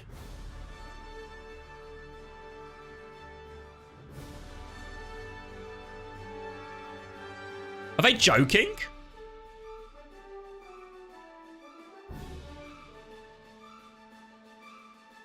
We're going to go immediately into a pause.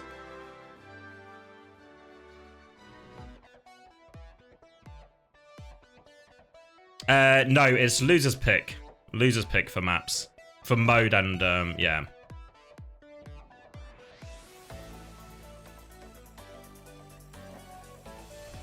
Santic's going to channel Prime Jonak. Well, she is his daughter. The blood tester. The parental tester in. Parental test? Paternal tests? Either way, the DNA tests are back. And she is positive for Jonak DNA.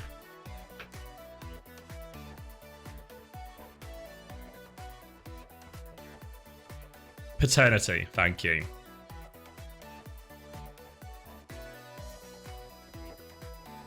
Alright, let me do an ad break actually. If we go into this, I probably have time for an ad break. We'll do a quick ad break.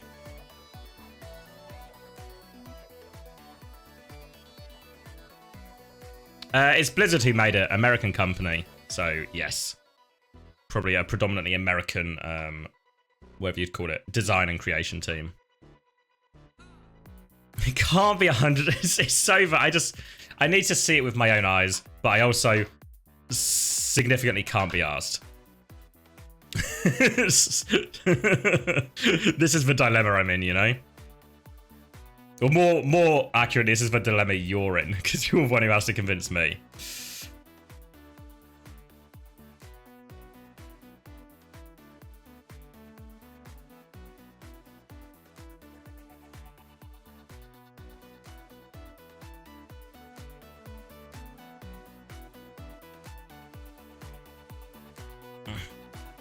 Who have I got in the Aerie versus Viper? I've got to back Viper. I've got to back Viper for it. I've not watched Age of Empires in a while, so I have no idea current form. But I will always back Viper in these moments.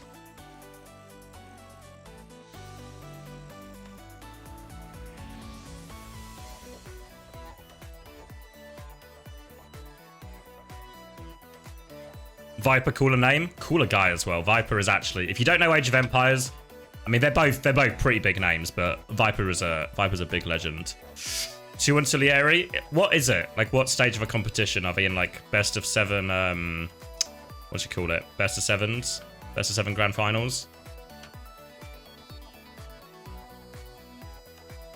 Boomer game. If you've not watched Age of Empires, it's a class game. Red Bull, best of 7. Are they doing it at the castle again? Are they at the fucking castle?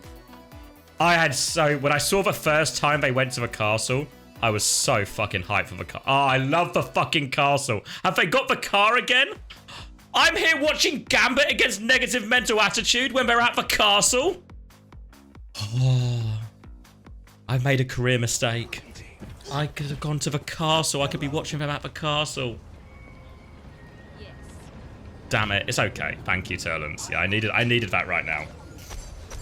Why go to the castle when we can go to Blizzard World? In the off-season, maybe I'll just boot up. So if you don't know, Age of Empires 2, recently, or maybe a couple of years ago, Red Bull, they hired out a real-life castle in Germany to host an Age of Empires LAN at. And everything is stylized in real, like, ancient medieval stuff. It looks fucking incredible. And I'm super jealous that they get an event like that and we don't. But here we are. Blizzard World Max. Against the Zen team, gotta be a hot take.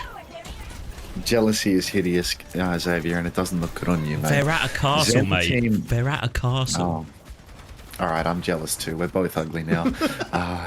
Picking Blizzard World versus the Zen team is definitely on the upper end of questionable, I'm not going to lie to you, because I feel like these long sight lines and the fact that this is the only Zen viable map in the entire game is, well, it's a piping hot take to say the very least, but NMA, they want to go for a different approach, right? They want to play the Diva, and Santi could be in a little bit of trouble. It looks like Santi no trouble at all, though. He's a seasoned veteran of Zenyatta, and he's just going to hold strong. Works out beautifully. I was thinking the Diva swap should really be on, though we did get some inside track. TVNT dropped the knowledge that Meso doesn't have a Diva on them, and maybe after that quick DMEC we're seeing exactly why they maybe don't have a Diva on them. So the Zen hold strong. Gambit get the first fight. Minute off the clock already, but actually a pretty quick Kyrie ult coming up from Tomex. Hey, is TVNT in your chat right now? It was a couple of minutes ago. I don't know if he's still here.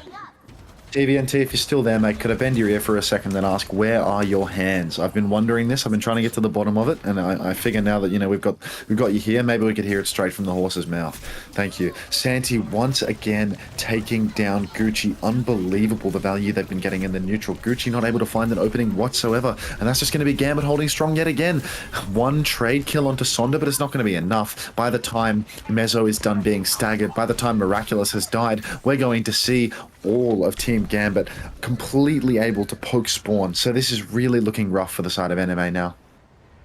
Great first couple of fights. 2 minutes off the clock. Give them a chance to get up to these ultimates. They're going to have the Blizzard, which has been consistent value on Rialto. They'll be hoping for more of the same here. Obviously has to find their way through the Matrix. Has to factor in Suzu. A few more problems. Was that another failed wall up there from Reinsch? I feel like wall ups seem to be the absolute bane of this poor guy's existence. They go wrong all the time. Now Gucci onto the flank. Will get forced out quickly by that Discord. No one really moving on that timing for Gucci. They still have these ults to come. Now Meso on top. Sondra is separated though. There's the opening pick as the Kitsune Rush comes around the corner. Right has that ice block forced out, and they're just going to die before they get a chance to use any of these ults. After such a good first 2 fights, that's such a soft way to give away first point. So solid for so long, but then NMA managed to just clutch it out and stomp over all of Gambit without Gambit investing a single ultimate. I mean, we hate to see it. Second point equally as good for the Zenyatta, but I mean, that was looking like the makings of a full hold there. So hate to see that slip through their fingers without using anything at all. A little bit disappointing.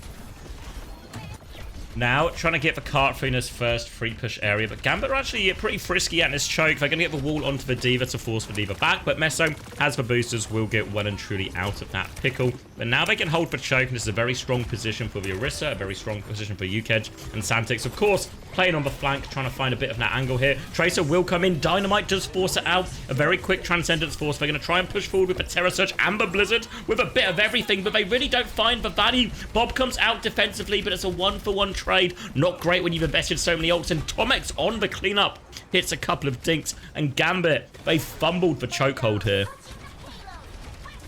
Makes good for 2 on the Kiriko. Shades of Santix in their play, headshot machine, and that is going to be Gambit now falling over. So NMA, they've found their footing, they found the ability to get the push, and look at this Santix, for the first time all series long, swapping off the Zenyatta, going over to the Kiriko, matching Tomex on that pick. Interesting to see that they've gone for this here. Maybe they just want to be able to hop up and down between these high grounds, go for some more aggressive flanks, take a little bit more risk, and I'm sure that Santix will be able to find value because the projectile aim is solid from them. They are good for it. Ramatra swap here, and when we saw Team Gambit in Swiss, this is where UKEdge was really excelling on this Ramatra hero. So been a pretty quiet series so far from UKEdge, be hoping for a little bit more here. Santix, one dink to force him away, but Reinsch good for the dink as well. And now the Orbital Ray comes in later from Fate, and they have player advantage. They are all over this D.Va, but Meso just going to fly into Fate, take him down. Now desperately trying to pocket their Ash out, but another kill, trying to deny the remake. Can't quite hit the dinks in time, but Pocket is good enough onto Meso, gets back in, but Reinsch still trading. They're making this a dogfight. Saunders Bob has got walled off and not got a lot of value here, so Meso will be able to reset onto the high ground, but trades favour the defenders at this part of the map, and they will be able to stabilise as a result. Look, stabilize is all that they needed, because now that they are in control, Santix is going to be able to come alive. I'm just waiting for the next flank, the first magic pick to open up, even on the Kiriko. I'm sure that there's a possibility, but Tomex, they open up the fight themselves. Kitsune Rush on the cart. Ryan Chovy's taken down as the first layer of the fight. Santix is Suzu forced. Kitsune Rush in play, but a pulse bomb from Gucci lands on UKEdge, and that is just going to be the second point conceded then and there. Nobody even available to touch. And now they invested ults into that as well. Big problems for Gambit, as they have a lot of good fights, but then the fights they lose are just so soft. They don't lose big ult trades, they don't lose 10 ult fights or anything like this. They just sort of fall over before the fight starts, and it's causing them so many problems, particularly on this defense. They have the Blizzard and the Annihilation with which to stabilize now, but NMA, they're not short of ults either. They have the Bob, they have the Orbital Ray, a chance to match here or even overpower them. They just need to avoid that Blizzard. Here comes the Blizzard now. Let's see if the avoidance is good. It looks like they have succeeded in avoiding it because Ryan Chovy's just opting to throw it at a whole lot of nothing. So that is a really good start now for the side of NMA. And then with Fate going down first, insane push with the Orbital Ray. It's looking like bad to worse for the side of Gambit. Maybe Santi needs to get back over to the Zen, go back to getting magic picks every single fight, because on Kiriko, it's a little bit harder to get those opening picks. And it seems like Gambit was really reliant on Santi's damage, on Santi's star power. They have the Annihilation Orbital Ray to stabilize here, and they need that stabilization. Gucci all in over top as well, forces out an early ice block, but UKEdge just anchored for point, and they will repel NMA one more time. NMA, I think, going to play it slow, wait for Tomix's Kitsune rush, and for now, Santix is looking for one of those flanks, but no, TP's back, has to pocket up their team, but right, good for the dink, and no Kirio as a result now, so NMA, they're just going to have to give this one up. They're so low, and Gambit, they didn't use an ult for that, so look at the ult bank now they have in this final fight. Huge ultimate bank for the final fight, but there's a pretty big one for either side. So quite frankly, it could be anyone's game, and with 50 seconds on the clock, it could be two final fights. There could be shades of it. I really can't go anywhere when it comes to the tone. If I get anywhere lower than this little mumble, then the voice just shatters into a million pieces. Godspeed. I'm not sure that I'm making it to the end of the day with this rate. Either way, early Bob comes out from Sonda. Looks like that's going to get absolutely nothing, but it has given them the space for Santi to open up onto Tomex, and with this push from UKEdge, there's going to be all the members of NMA slowly going down. If they can get this late kill onto Mezzo, there is a stagger in that. There is a forced remake in that. And Mezzo, they're going to have to go back to spawn and swap. That's going to delete the bomb for them. That is huge for the side of Gambit. Going Orisa as well, so a better matchup here. May with it too, NMA from this final fight. They have double support ult, but they're down a Blizzard, they're down an Annihilation. Big chance for Gambit here as the Orbital Rays will come in. Gucci off the map somehow. Don't know how that one happened. Now the Blizzard is out. Orisa will freeze. The backline is separated. The Bob coming through, but it's too little too late. Tomix is good for one. Tomix is good for two. Bob is anchoring the point. They need to kill the Kiri though. And gonna TP to Bob actually. Tomix and Bob doing it all by themselves, but Bob leaves at the worst possible time, leaves Tomix in a 2v1, and they will get stopped on third point there. Stop on third point, that's all we needed really. Gambit, they've completely turned this series around after getting walloped in these initial maps, and even at the start of map 2, they've managed to turn the tides, and now they are the ones that look like they could potentially be in control here. NMA stealing away the cap on first point when Gambit decided to be conscientious objectors and not invest any ultimates at all. And now, Gambit, I mean, they look solid. Santi now on the attack. I'm interested to see whether they're going to continue with the Kiriko or go back to that Zenyatta. It feels like with the Diva swap, it feels like it's too much pressure. Santix did make the swap. We'll see if the same thing happens here. Gonna get a replay here. Is this Gucci going off the map potentially? What am I seeing? Oh, is he just get... What does he even get booped by? Is it Coach Gun as the ice block? But no, because Sonda's so far back.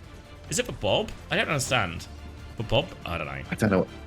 I don't know what to tell you. I don't know what to tell you. UKEdge on the Junker Queen for the offense. Surely not, right? Surely not. Because this is absolutely obscene.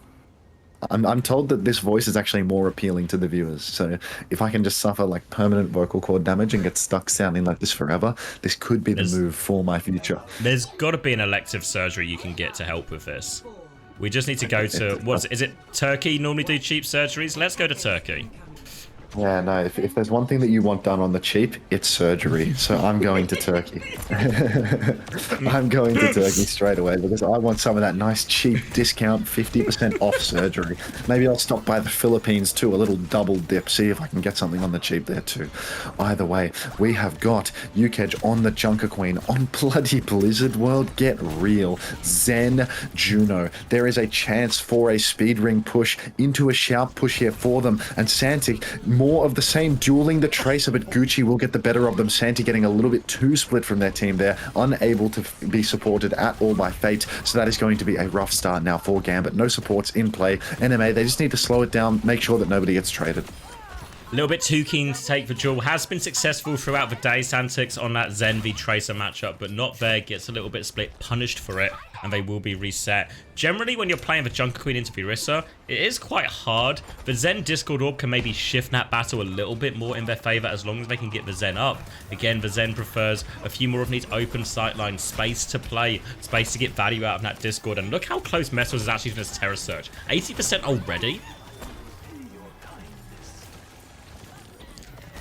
Muted. I don't know if intentional or not, so I'll keep going.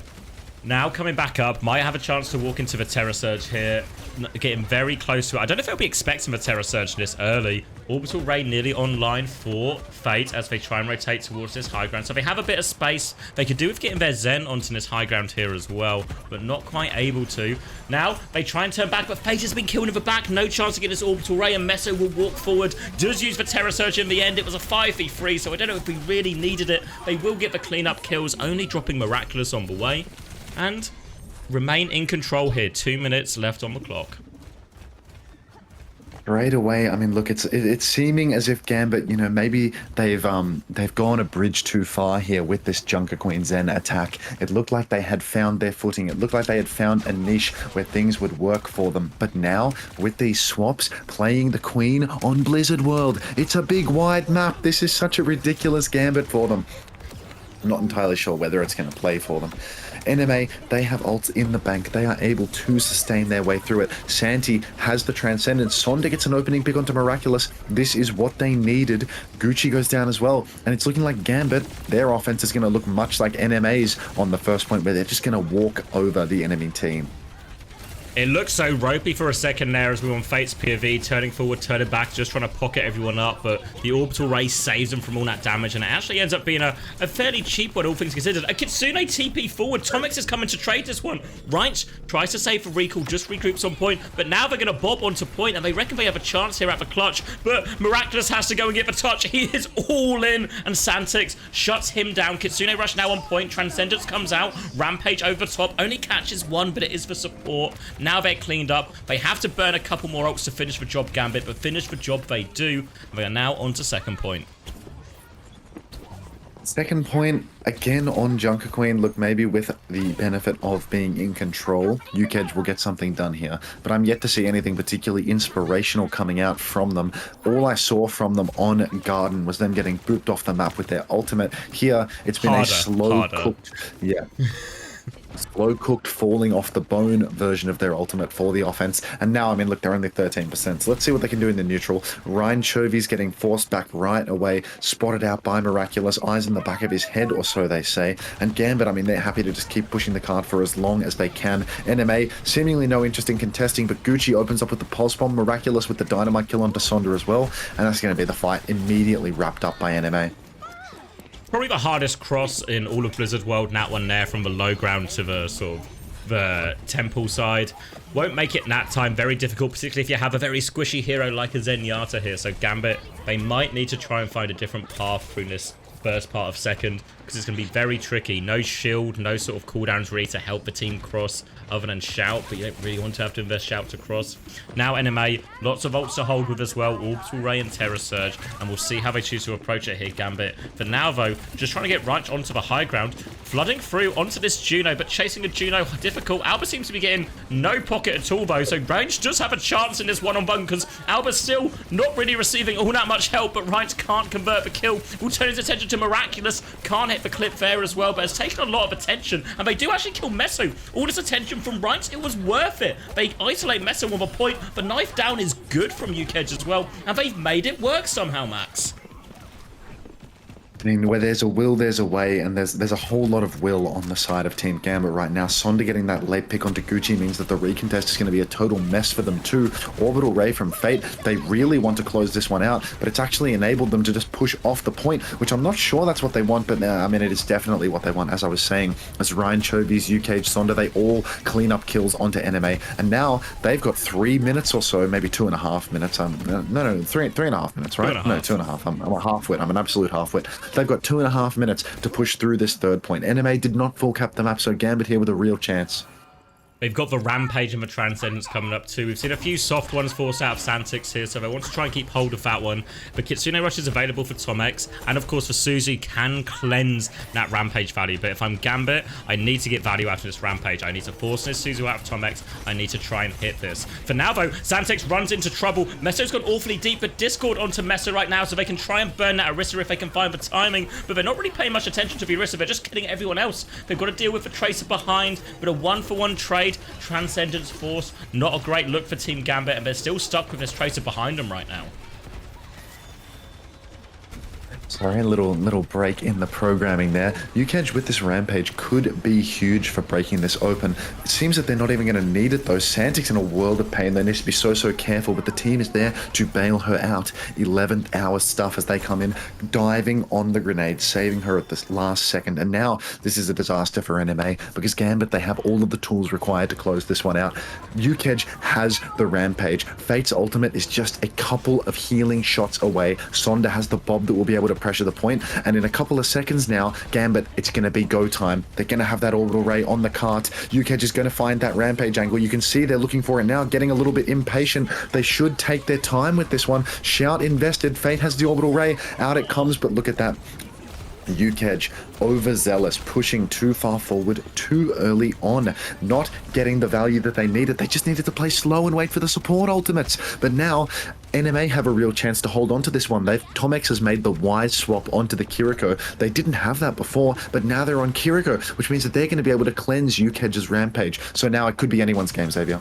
Righteous is going to be spotted as well. Recall forced out here, has to blink out and concede the space. Still all on this Rampage timing, but orbital ray advantage. Bobs will be traded right now. Both just going to get burnt down. Miraculous and Sonda's Bobs both fine. Now the orbital ray used, but a little bit early here. It might just be disengageable. Look at this. Gambit just going to walk away, but no, Meso. Not enough healing. Pulse Bomb trade isn't good. Santix still very much committed. Gucci wants to go force out for Transcendence here. I don't think Santix has time to reset. Might just have to use it to live. Fate and Santix will live, and there is a Rampage coming back, but Gambit, they need to stall, and Santix is going all in, dies on point. The Rampage is coming, but they just need more touches. Fate able to get one more touch. UCAG can send it from downtown, but the Javelin is there. Only the Orisa will get hit, and they had all the tools to do it, Gambit, but they can't get it over the line. UCAG is so anti-clutch with these ultimates. Every time we need something huge, they just fail to deliver. It's unbelievable. Going down with the Rampage there twice in a row. Really needed that Rampage. Just needed to play slow the first time until the enemy team was pulled in. And then the second time around, you just can't be going down with that. It's just not acceptable. All right, no more talking till next map. Real disaster. We saw the same on Lijiang Tower really too, and just no ult value out of UCAG when it matters the most. UCAG is on Team Gambit, and it's been honestly, that map especially with how close this series have been, that map feels like it should have been a slam dunk, and it just isn't a slam dunk. Whatever the opposite of a slam dunk is that's what it is. Disaster. I need more water, so I'm gonna give you guys an advert, and we'll get back in for map number 4. Will of course be Team Gambit to pick for map, so we might try and go somewhere more Zen favored, but we're running out of Zen favored options. Maybe, pardon me, maybe a Runa Sapphire or a new Queen Street. We'll have to wait and see. All right, be right back. Oh.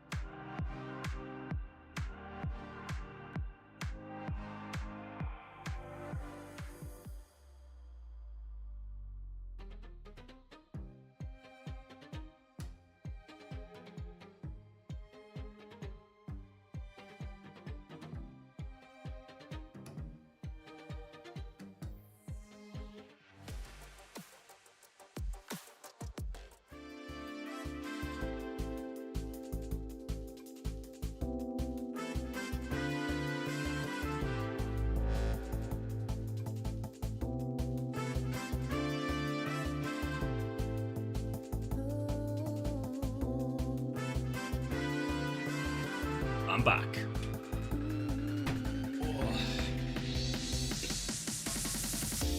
Do we get map pick or anything, or we just on break?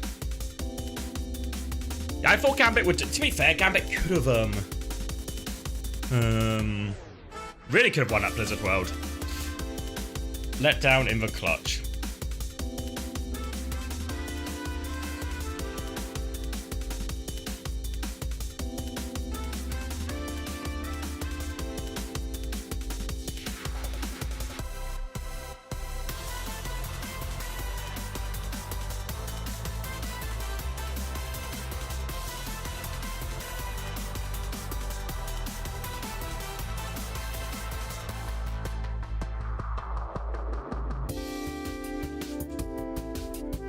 Map 5 is going off. Don't tell us that, Enzo.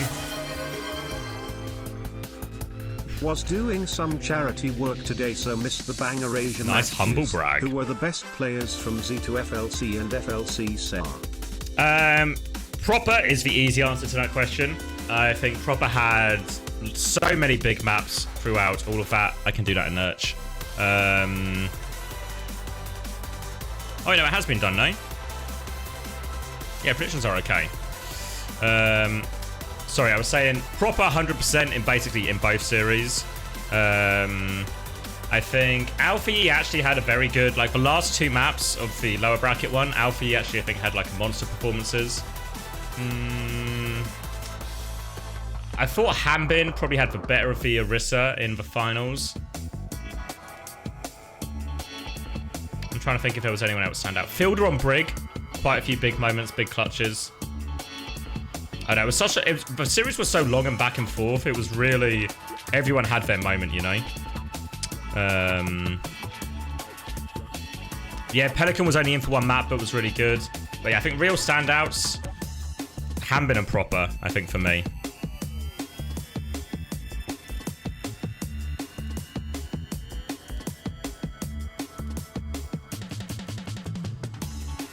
One of my preds for today, I think there's a real chance Vendetta win over Quick. Got to give a humble brag in. And cheers, I'll check out the plays you mentioned. Might be a few surprises too. Yeah, I think to be fair, it was a real high level. It was a really high level game, especially considering it was just Orisa Juno Brig mirror for the most part. Have I eaten cheesecake here? I've had one slice. I might have to eat the entire rest of the cheesecake today because I'm getting my ass kicked a little bit. I'm hanging in there, but I'm fighting. it's a fight, you know. I'm not just okay. I have to fight for it. But I can fight for it. It's okay. There weren't any support standouts today, actually, for Korea. Yeah, well, I think they all had moments, right? Chio had some nice moments. Chio had some bad moments. Shu had a couple of bad moments. Shu on Ana, obviously. Any of the Ana maps, Shu went hard, right?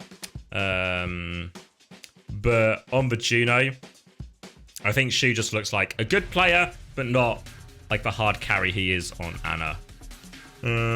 I think Fielder probably the best performing support. Maybe a few dodgy rallies trying to clutch. But for the most part, I think more good plays than bad plays. Yeah, I mean, well, Juno is just very much like an enabler hero, right? In terms of just, yeah. I've got no idea. No idea, Nikodos. I actually don't know what it is. I presume is it UFC or boxing or somewhere in between? All right, it's Clash, by the way. And UKEdge is on Rhine. Was somebody telling me UKEdge is the Rhine fella? Is this in his strong point? This is his Will's house? I guess we'll find out right now. Orisa on the side of Mesovo. Flash. I'm literally there, mate. Yeah, no, it's on me.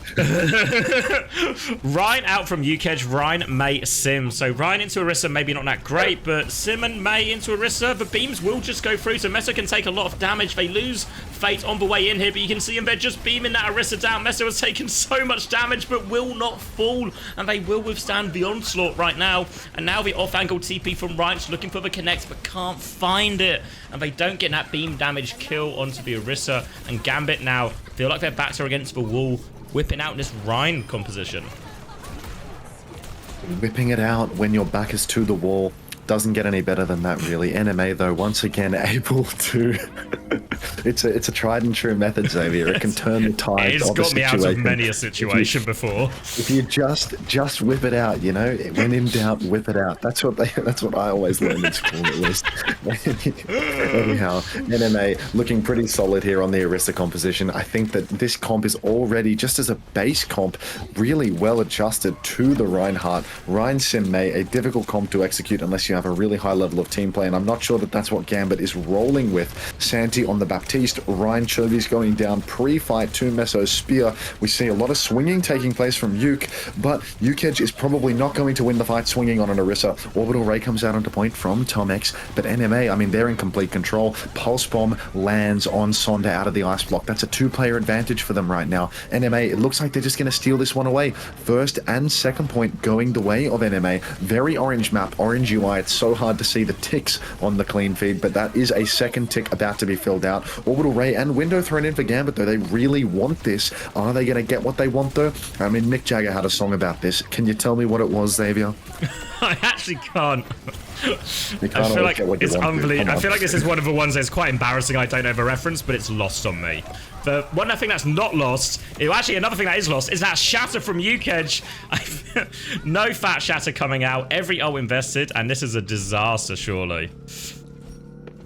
Did you really not know you can't always get what you want by the Rolling Stones? No, I don't know that song. Is it good? Should The I check him out? The intro to the movie Face Off. I've not seen Come Face on. Off. Should I hope. Kill this guy with hammers, chat. Xavier's chat. Oh, DM me. I'll give you the tools. I'll give you the tools, I swear.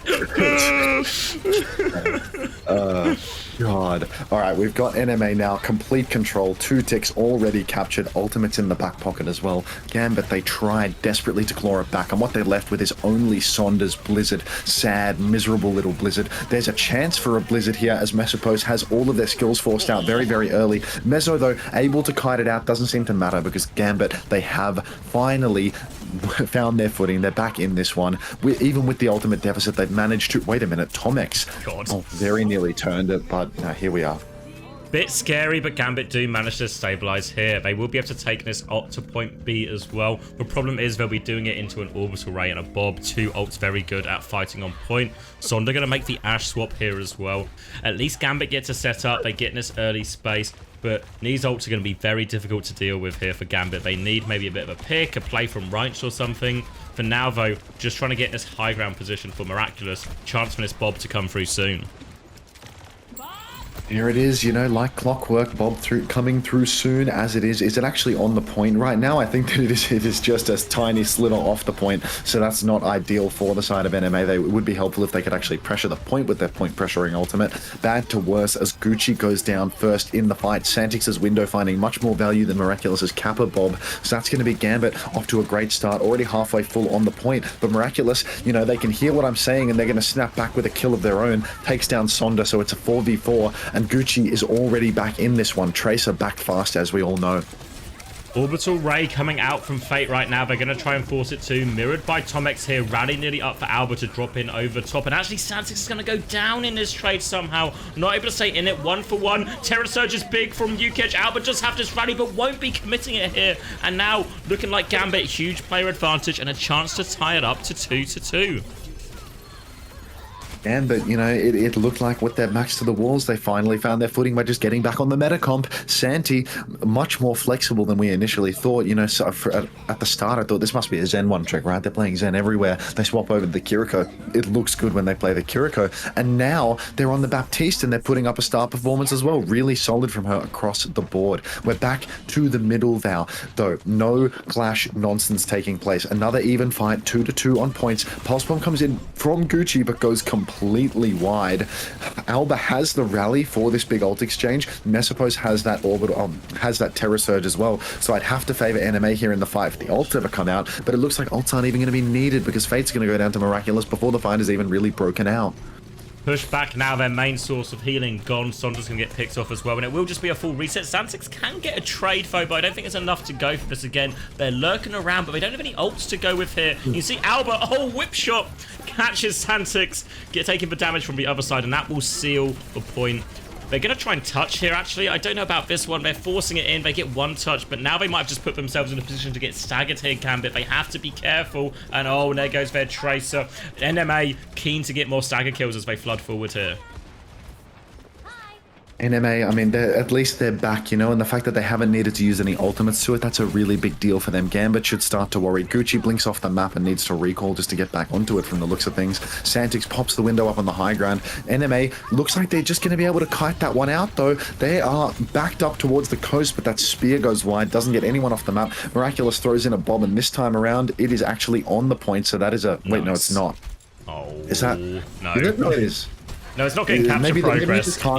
Maybe you just can't get Bob on the point on this map. Maybe the borders are a little different to every other point in the game for no particular reason. Rally comes out from Alba, but it's not going to matter because it looks like Gambit are going to be the ones taking this away. Even though NMA had such an enormous ultimate advantage, Gambit somehow the ones to take it. What is going on in this series? These teams just don't use their fucking ultimates. They just lose to nothing.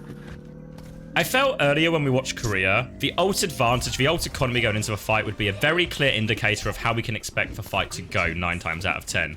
In this series, there is no correlation between the ult economy and the result of the fight. Stuff just happens, and sometimes it happens good for one team, sometimes it happens good for the other team, sometimes it happens bad for both teams. That one's happened a few times. Now, as we move back onto the middle point, tied up 3-3, Pulse Bomb won't connect from right, and it will be a Terra Surge mirror, but a huge orbital ray advantage for CommanderX. Orbital Ray for CommanderX, that's going to force all of Team Gambit all the way out of the point. NMA's capture percentage going up and up and up. UKEDGE popping that Terror Surge, but that may have been just to survive. And now Gambit need to push into Mesopose's own Terror Surge. Santix has the window, which could be a little bit of a counter, but the window, disastrously, it lands so deep, nobody can even shoot through it. UKEDGE has to push to the back of the point just to try and get some value from it, but that is a major miss from Santix. UKEDGE under so much pressure, taking so much damage, and it's looking like even trades. I don't know what's going on here. Fate now has the orbital ray. They can throw that in to try and clutch it out. Santix goes down. Meso chases them, and it's looking like Gambit, even though they throw in the orbital ray, they're not advantaged in this fight. Everyone playing their lives. Fate manages to catch Alba, so maybe, just maybe, Fate's orbital ray is going to find that value. UKEDGE is actually back in the fight now, so surely NMA are going to have to kite it out, or if they get wiped here, they might just lose the point.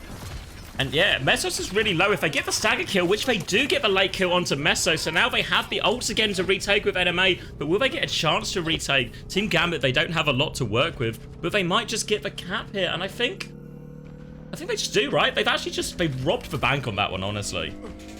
That's 2 consecutive bank robberies for Gambit. They had no right twice in a row to win those fights. Both times NMA, they had the ults, they had the players, and they've just given it away. Slipping through their fingers, it's an ABBA thing. UKEDGE eats Gucci's Pulse Bomb to start things off though. Pulse Bomb from Ryan Chovies. Not entirely sure what that landed on. A pulse killing nothing. Maybe there was a lamp from Santi there that I didn't clock. I'm not too sure. Miraculous has another Bob. Not that that's going to be on the point by any chance. Ryan Chovies and Gucci juking it out here on the side. Sonda 95% on their own Bobs, so probably going to see mirrored Bobs here. But look, NMA, they're filling the point cap early on. They get that early point presence, but is it going to be enough, or is the fight just going to break out? We actually need Gambit to start touching the point because the point pressure has gotten so grave now. CommanderX and Alba both popping their support ultimates at the same time, and I'd have to imagine Gambit are just going to lose this one. It's all going to come down to the final point for all of the marbles, Xavier.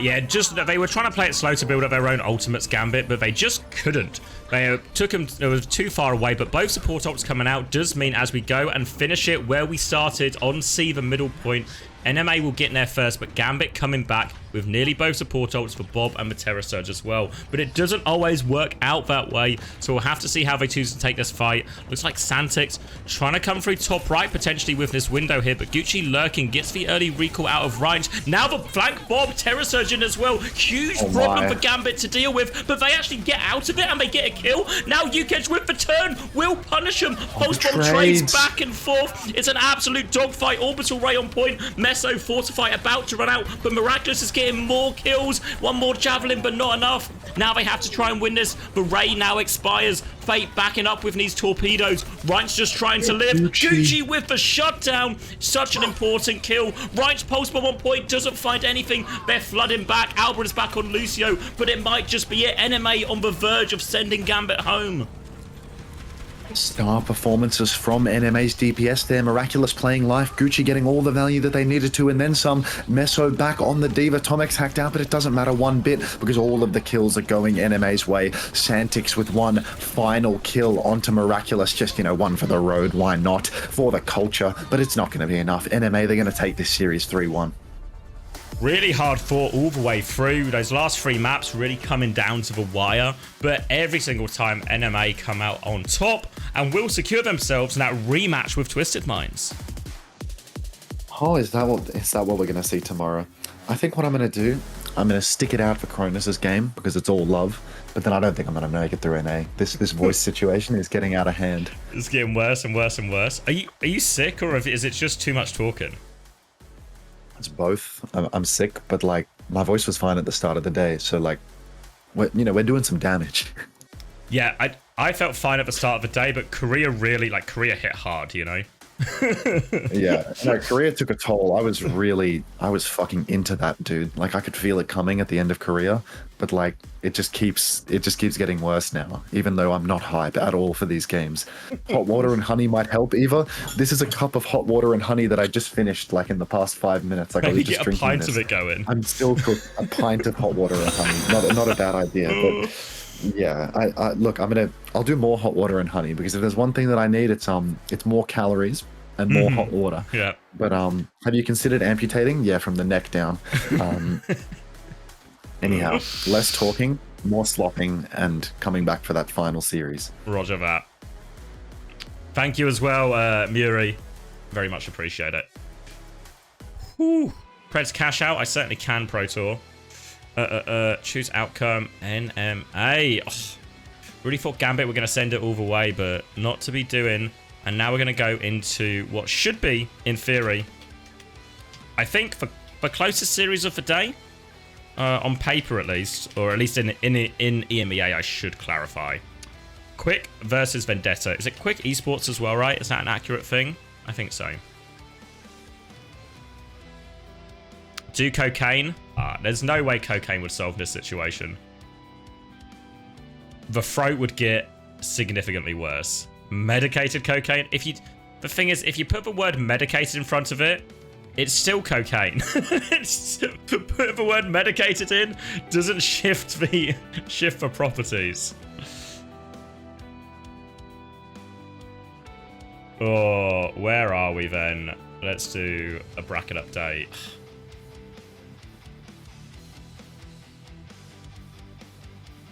Newcastle didn't win? What a disaster that turned out to be, really.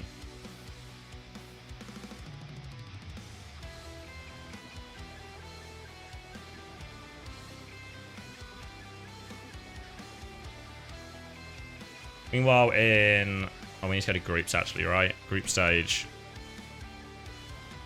So, yeah, we're going to get the TM versus NMA rematch. We're going to get an EXO versus SRPeakCheck rematch. And we're also going to get Ayoma Peps. It's going to happen tomorrow. But we're going to get our first decider game today. Quick versus Vendetta. Obviously, out of the group went Ents. Clean sailing for them. But one more spot up for grabs. Quick and Vendetta will fight that one out. And we'll have to see. Have to see which way it goes.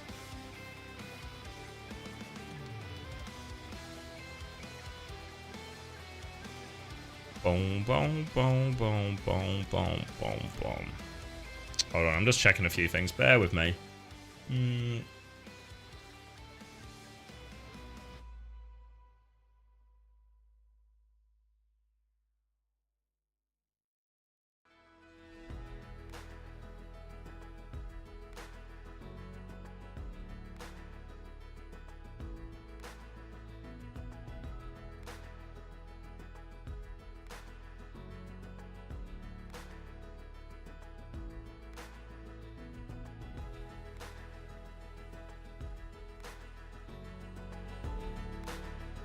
All right.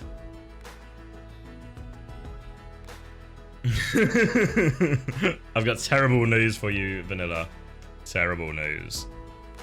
Oh. Okay, we'll get through this series, and then I'll eat a giant piece of cheesecake, and that will surely solve it for me.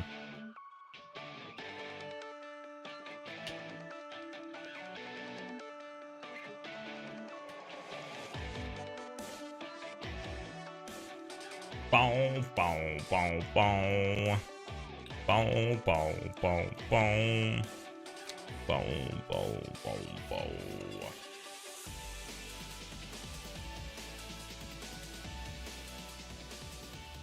Who was player of the match? Sorry, I was tabbed out.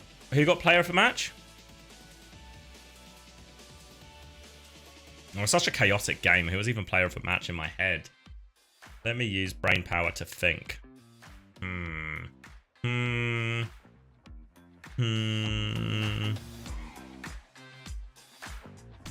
Was it Tomex?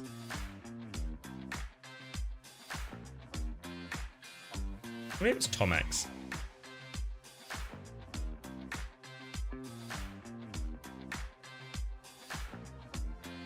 Wait, this can't be right, can it? Oh, okay, never mind, sorry. I thought this was talking about the matchup in main event, but it's not. It's just saying which two teams advance. Never mind. Yeah, I think maybe I'm a Tomex head in that situation.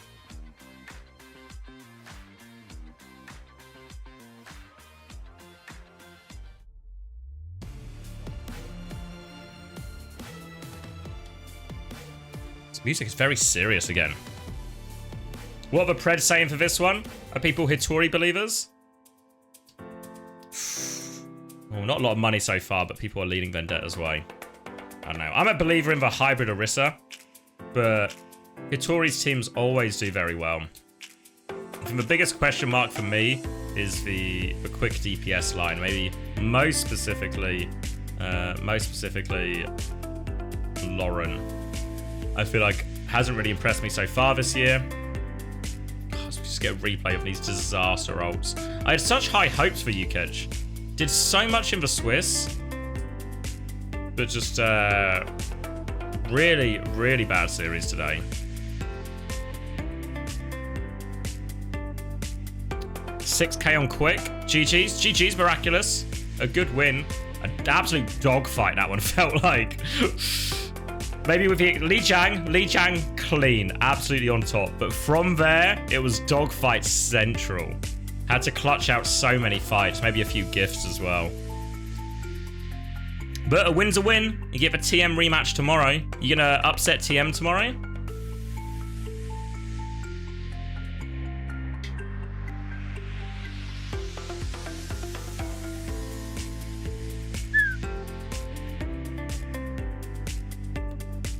Bum, bum, bum, bum, bum.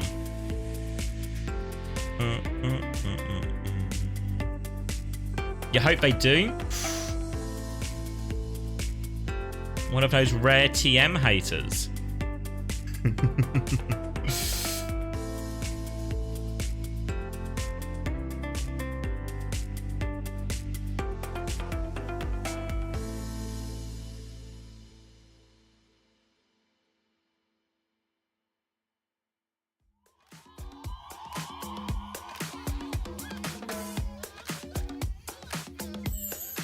Fuck your Chungus life, Santix.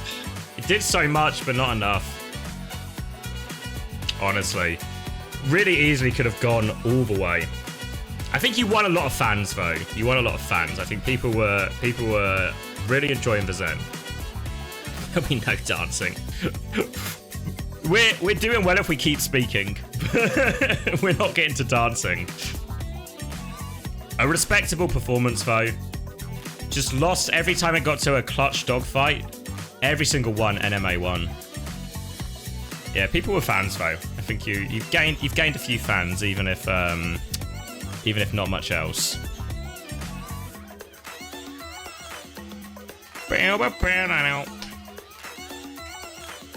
Oh.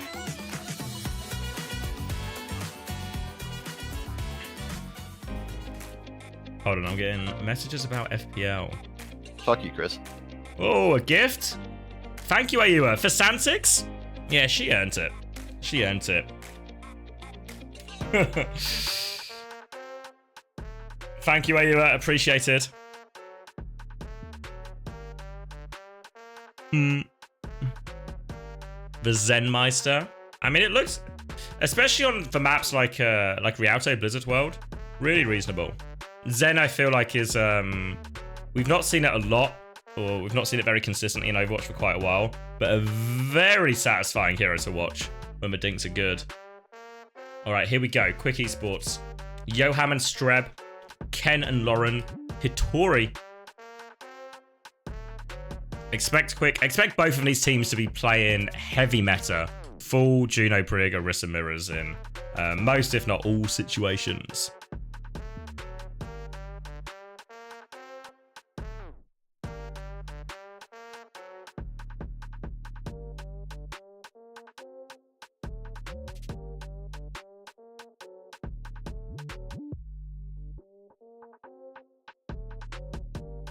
All right, hold on, I need to...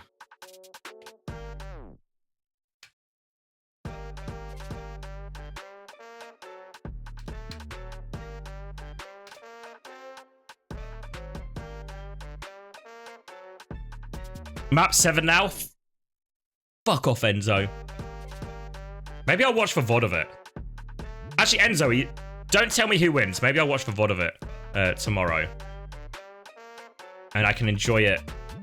Will I do it tomorrow? Maybe I'll do it on Monday. Monday? Oh, what would that? Monday? I chill for a bit and I just watch a load of Age of Empires? That'd be a good day off. I feel like that'd be a really good day off, actually. Maybe that's the plan. No, Kuma, you cannot tell me.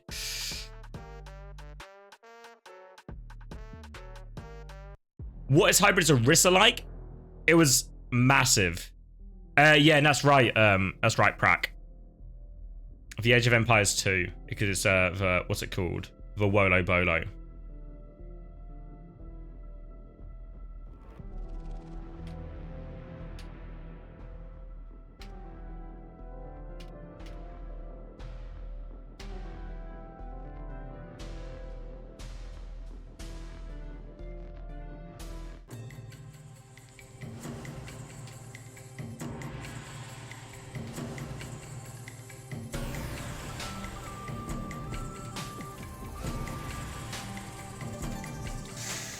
All right, lock it in. Hey, Kylo. This game's going to be a banger. I hope so. Would please. All right, Lijiang Tower. Lijiang Tower, no surprises in the roster. Let me close these predictions as well. What are the good people of chat? The wise investors of chat are saying 53%, 52% Vendetta. Could go either way. We'll find out right here, right now. Submissions closed. And we're off to the races, and it's Ryan, Bastion, May from Quick Esports trying to go fast, but the Venture can deal quite well with this Bastion here, as the Orisa can deal with the Ryan. They do get the early space of that Bastion timing, but Hybrid just going to meet them head on, force them all back here, but Hybrid awfully low after all of that. Straight away, Cookie getting the pick onto is that Strebor, and that's a really nice start for them. Ange and Cronus. I mean, this is the back line from hell, Xavier. Vendetta coming out strong with these two supports. Hybrid on the Orisa as well. Everything about this Vendetta roster, it drives me crazy. It drives me crazy. In a good way? It's way too goofy. Oh, absolutely, in a good way. In the best of ways. And look at this Vendetta. They kite the initial push of Quick Esports. They're trying to go quick, but they are able to sustain. And then Cookie collapses in from the off-angle China as well. And that's just going to be all the damage they need. Hybrid played his life, but Quick, I mean, they're just tunneling the Orisa. You can't win doing that. You can't win fights going for 5-for-1 trades. The Orisa, one of the most durable tanks in the game right now. Good cooldowns to survive these form timings that can cause real problems for other tanks. And as a result, Vendetta in a strong position. Look, China here on the off angle, looking to find this engage on the Venture.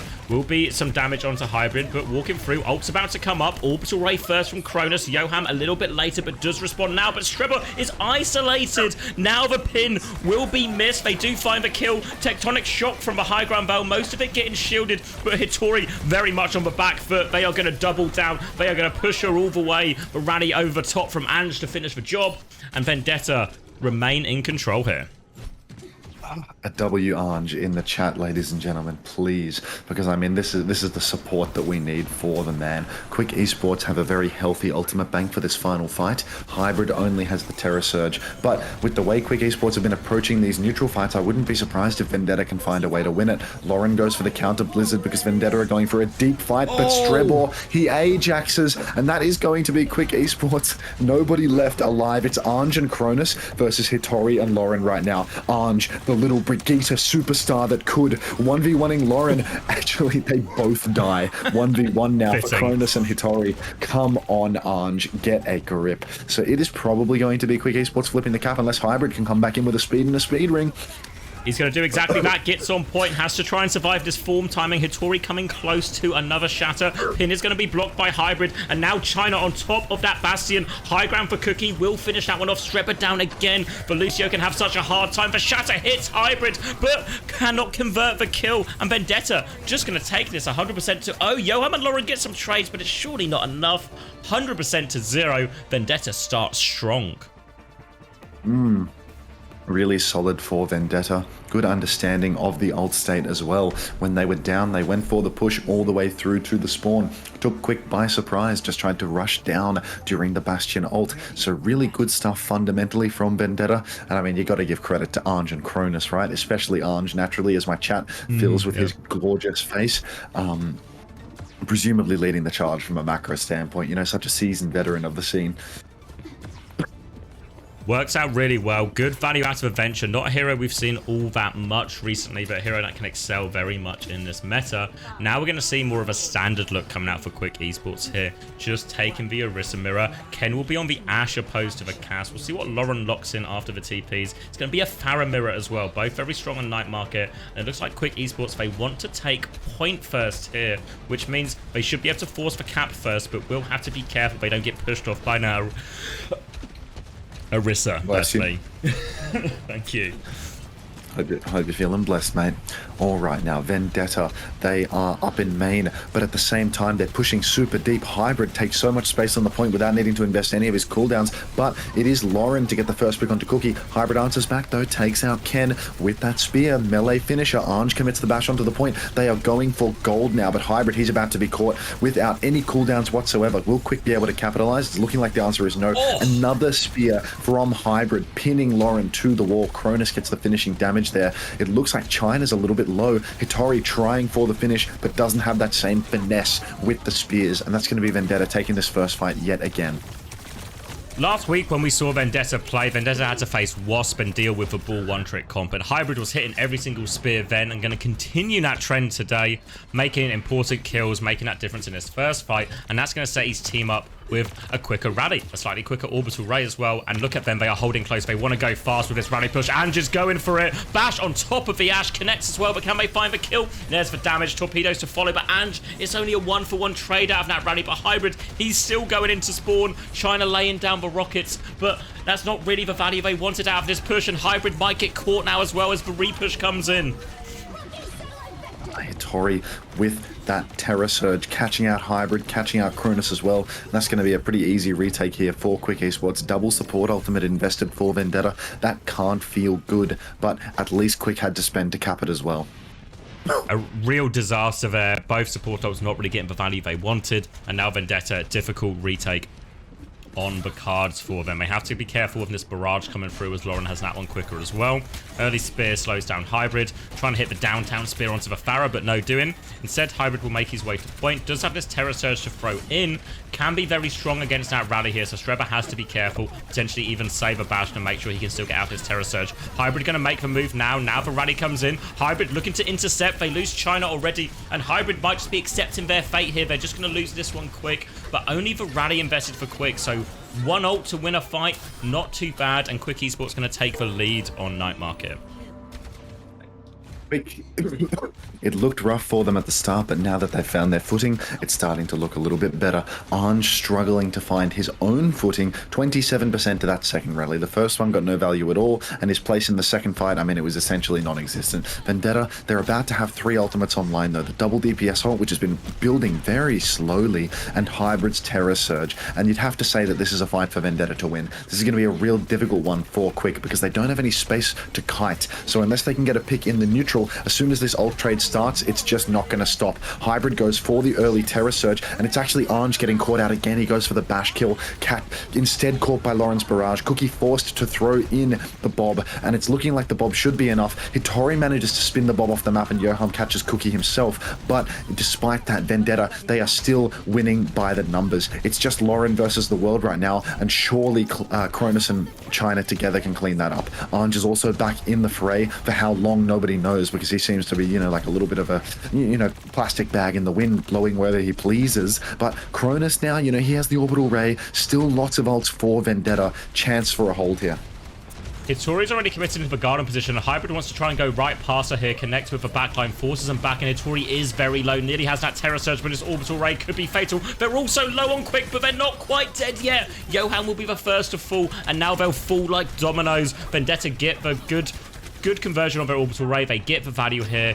Johan will have that advantage coming back up, but we're in last fight territory, and Lauren's in a pickle right here.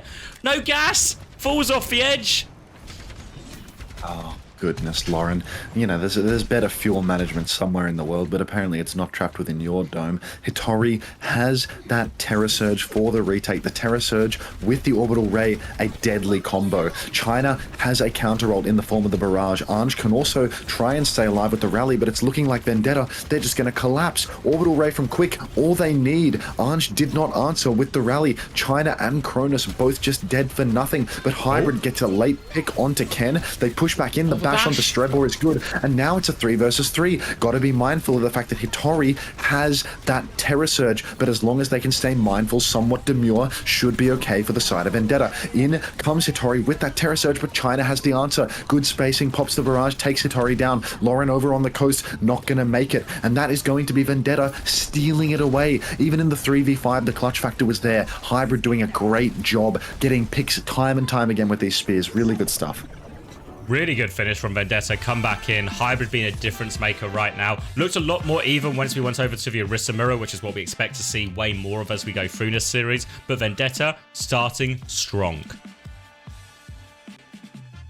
Happy with that for the side of Vendetta, you know, more W Anges as per usual, flowing in the chat, flowing like water, and, you know, happy with that.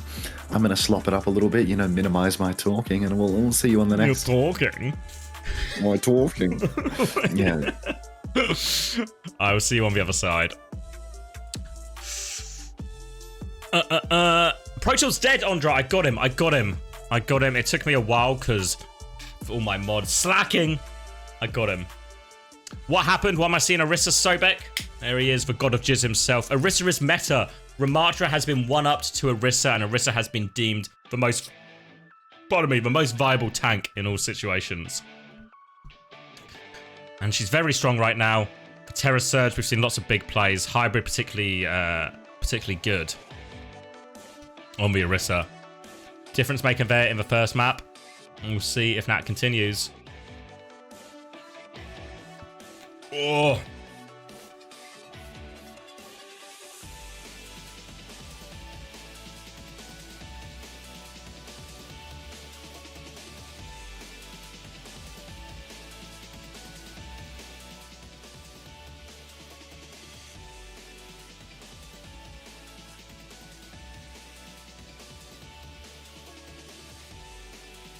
Sorry, I was locked out for a second. What are we saying? A meme cover of me grunting the OWCS music. Don't think I've ever grunted it. Doesn't sound like me. Just standard chat gaslight. Do I feel this was a support line diff on these rounds? I don't know. I think both support lines had issues. I think on the first map, like on Control Center, it's really just comp difference. The comp is really hard. Quick tried to run in there. So I think that was the main difference. Once we got to the second round, I thought both supports had times when they had bad ultimates. Like Ange's first rally, very bad. Cronus' first Ray, very bad. but recovered it a little bit. And just second rally way better. I think the biggest difference maker, though, actually just Hybrid making more plays. Hybrid always excels on these DPS heroes where you can have more individual impact, where you're basically just a DPS in disguise, like Junker Queen or something. So, yeah, just big Hybrid believer right now in this meta.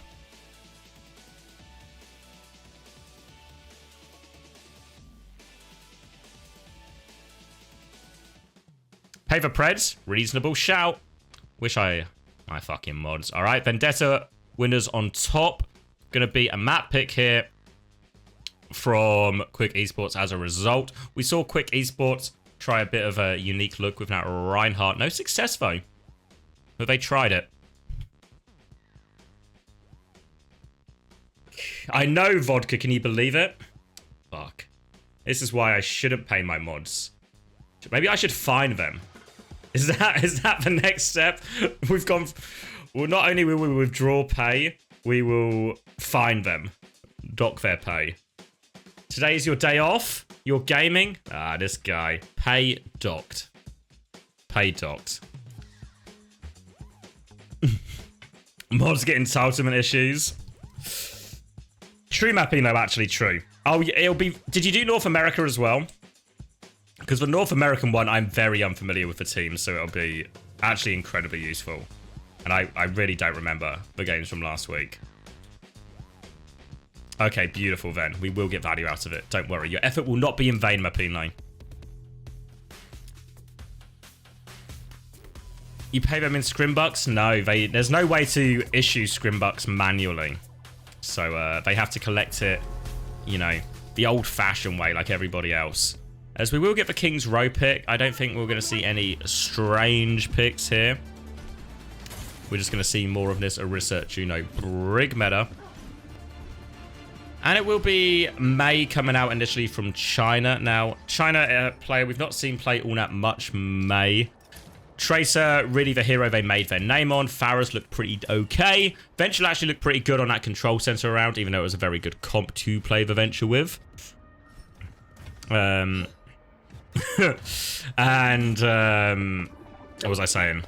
But Mei, not a hero we've seen China on all that much. So a proven position here, and it will look the Ashe Farah, a classic King's Row attack here from Quick. No, it is a very classic comp here, and I think China on the Mei, I feel as if we've seen them playing it before and they've looked alright, but it would always be nice to see China matching on the Farah. China so strong on those projectile heroes, and Farah in particular, it's not a bad shout for King's Row, but maybe trying to channel their inner Pelican right now, hold down the hotel side all by their lonesome, see if they can get it done. Ooh, get the spear onto Hybrid here, so now Hitori can actually take over this high ground. Kronos is 1 HP, has to do a very dangerous cross, but can't get out, and that spear from Hitori has made all the difference. Hybrid is going to try and trade players in the back, and just with him, and they do get Ken, but they're so low, so Hitori will come back and trade. Both Orisas making plays here, but Hitori getting that early high ground, converting the kills, and she set her team up for success here. Really solid start here for Quick. Vendetta, I mean, you know, they were totally in control on the previous map, but here on King's Row, that first point hold was a total wash. We're going to see China sticking it out on the Mei, and I mean, that makes sense. As we go into the second point, it's all low ground. It's Mei's playground. It's the best part of the map to play the Mei, so we'll see if they can find a little bit more value here. Lauren, though, hooning towards a barrage, and that is a very dangerous thing, so Vendetta really need to be careful of that one. If they're not going to hold this close choke, they need to start marking whatever side Lauren goes to, because this barrage, I mean, it can just blow your hold right open. It can get you to the back of second point in no time at all. Lauren right now just playing down main with the team as they try and get in his last few percent. And they just are holding this quite far back, so there is space for Hitori to come through this choke. Streb are going to join as well, but now Lauren on that flank. Are they aware? Do they have ears? Have they seen the Farah? Going to spot it just in time as Cookie sends Lauren back. Good find there, and now they're going to try and do a little bit of a push here, Vendetta, while Lauren is rotating. They force him back to the choke, they get hold of the space, and now Kronos has that orbital ray timing, and they're holding down this choke. They've got a massive time bank still to deal with, but they've got control at least. Lauren was so close to that flank barrage, just didn't have the gall to push it in. Orbital Ray trade in main, but it's looking like Vendetta are going to get the worst of that one. Ange going down, Hybrid as well, and Quick Esports, they're stealing it away. China gets the trade onto Strebel, but I don't think it's enough. Quick, they take down Cookie. That's 3-1 for the trades and make that 5-1 as all of Vendetta go down. Quick Esports only one ulti invested to win that fight. Disastrous for the side of Vendetta. They had the tools. They had Ange's rally. They had China's Blizzard, but now, I mean, they have to retake from the back a second point, and already you can see Quick, they're setting up for something cheeky. Look at Ken's position here, Xavier. Hiding there with the Bob early, wants to drop this one as soon as he can once Vendetta show themselves from this recontest here. And I don't think they have any idea. They should be aware that they've not caught a dynamite. He hears the flank coming, Ken, so he's going to drop a dynamite to cover and drops the Bob in the front. Hybrid's made a big move forward, but he's so low. Ange is going to rally as well. China gets a trade for one, still has the Blizzard, but it's a... Wait, it's actually 3 for 3. Ange is still going, and the Blizzard is now coming out on point. Terror Surge comes out from Hitori. Can they finish it? No kills, but China is low. Hitori finishes that one, and the Orisa advantage coming out. Cookie still on the high ground. Hitori can't quite get up there. Will turn her attention to Ange instead. Ange trying to hold on. Now Cookie in trouble, speared into the wall, and the tank advantage is a lot, but Hybrid's nearly back and has Terror Search here. Lost 2 players. Hybrid 1v4, can't go for it here. And really, it all just stemmed from Hybrid getting focused down early, and it's happened now in consecutive fights. We've seen big plays for Hybrid, but getting caught at the start in these neutrals.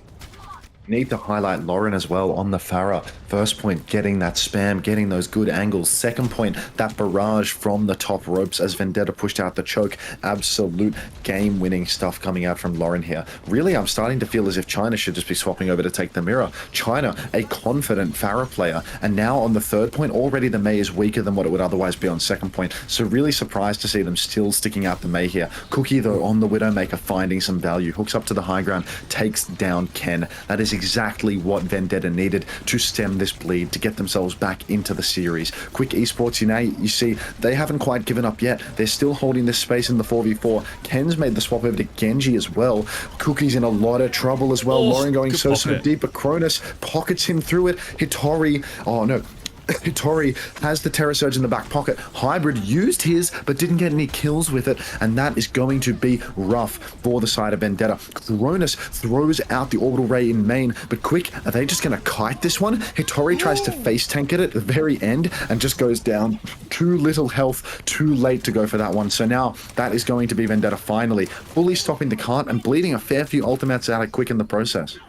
They do manage to kite the Orbital Ray there, Quick Esports, but they sort of kite it in all directions, so everyone is safe individually, but it just means they're all split. They're not able to heal Hitori up properly, and now we actually see Hitori making the swap off, and Quick Esports, a much more dive-heavy version of the comp now with this Genji and this Diva. A chance to take Cookie out of the game here, but it will give them much less power in the front line.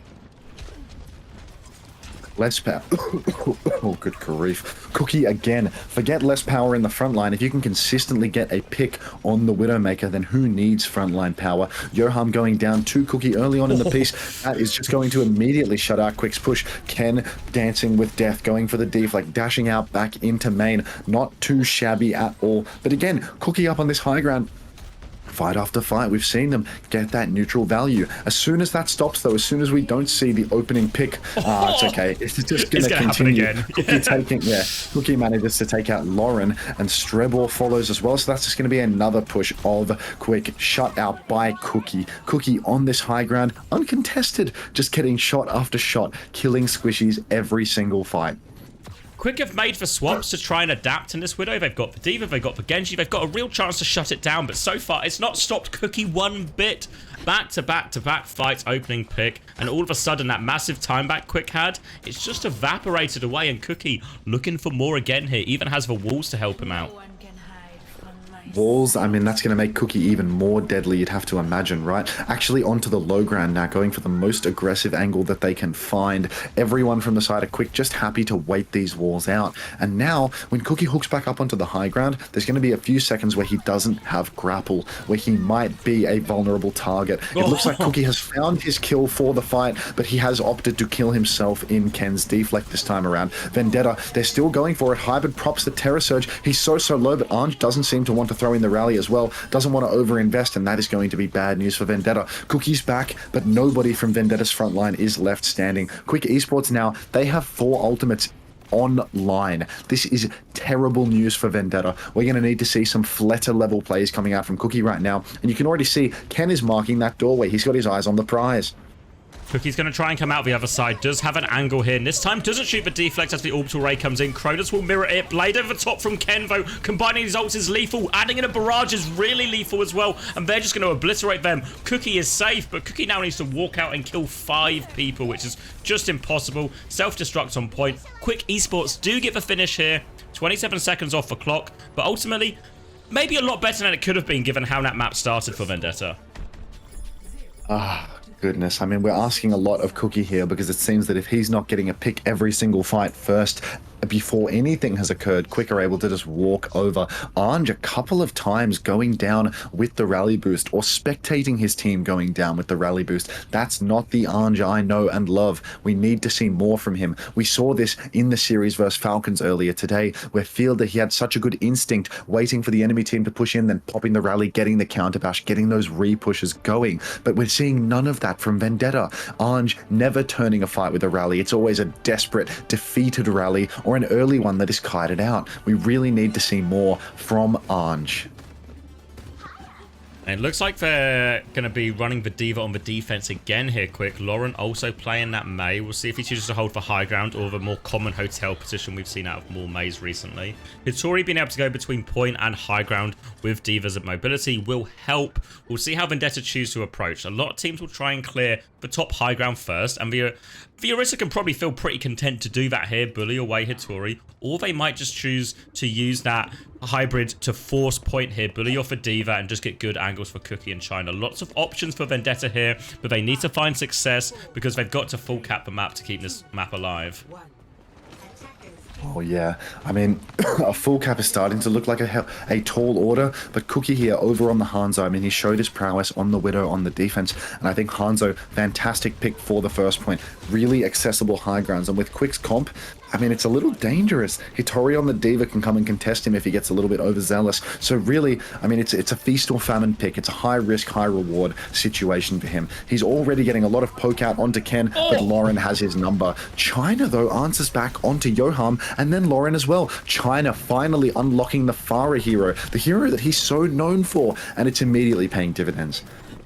Works out really nicely. You see Cookie try and take that aggressive angle, so Quick, they respond with aggression of their own, but China was marking the hotel side. So even though they get that value, they get that pick, China converts more. They're going to go for the retake here, it looks like. Off the high ground is Hitori. Will get booped back here, so has to drop in. Trying to keep it contested here, but she is relatively low. Ken has a big flank. They jump up. They actually kill China here. Will be a 1-for-1 trade.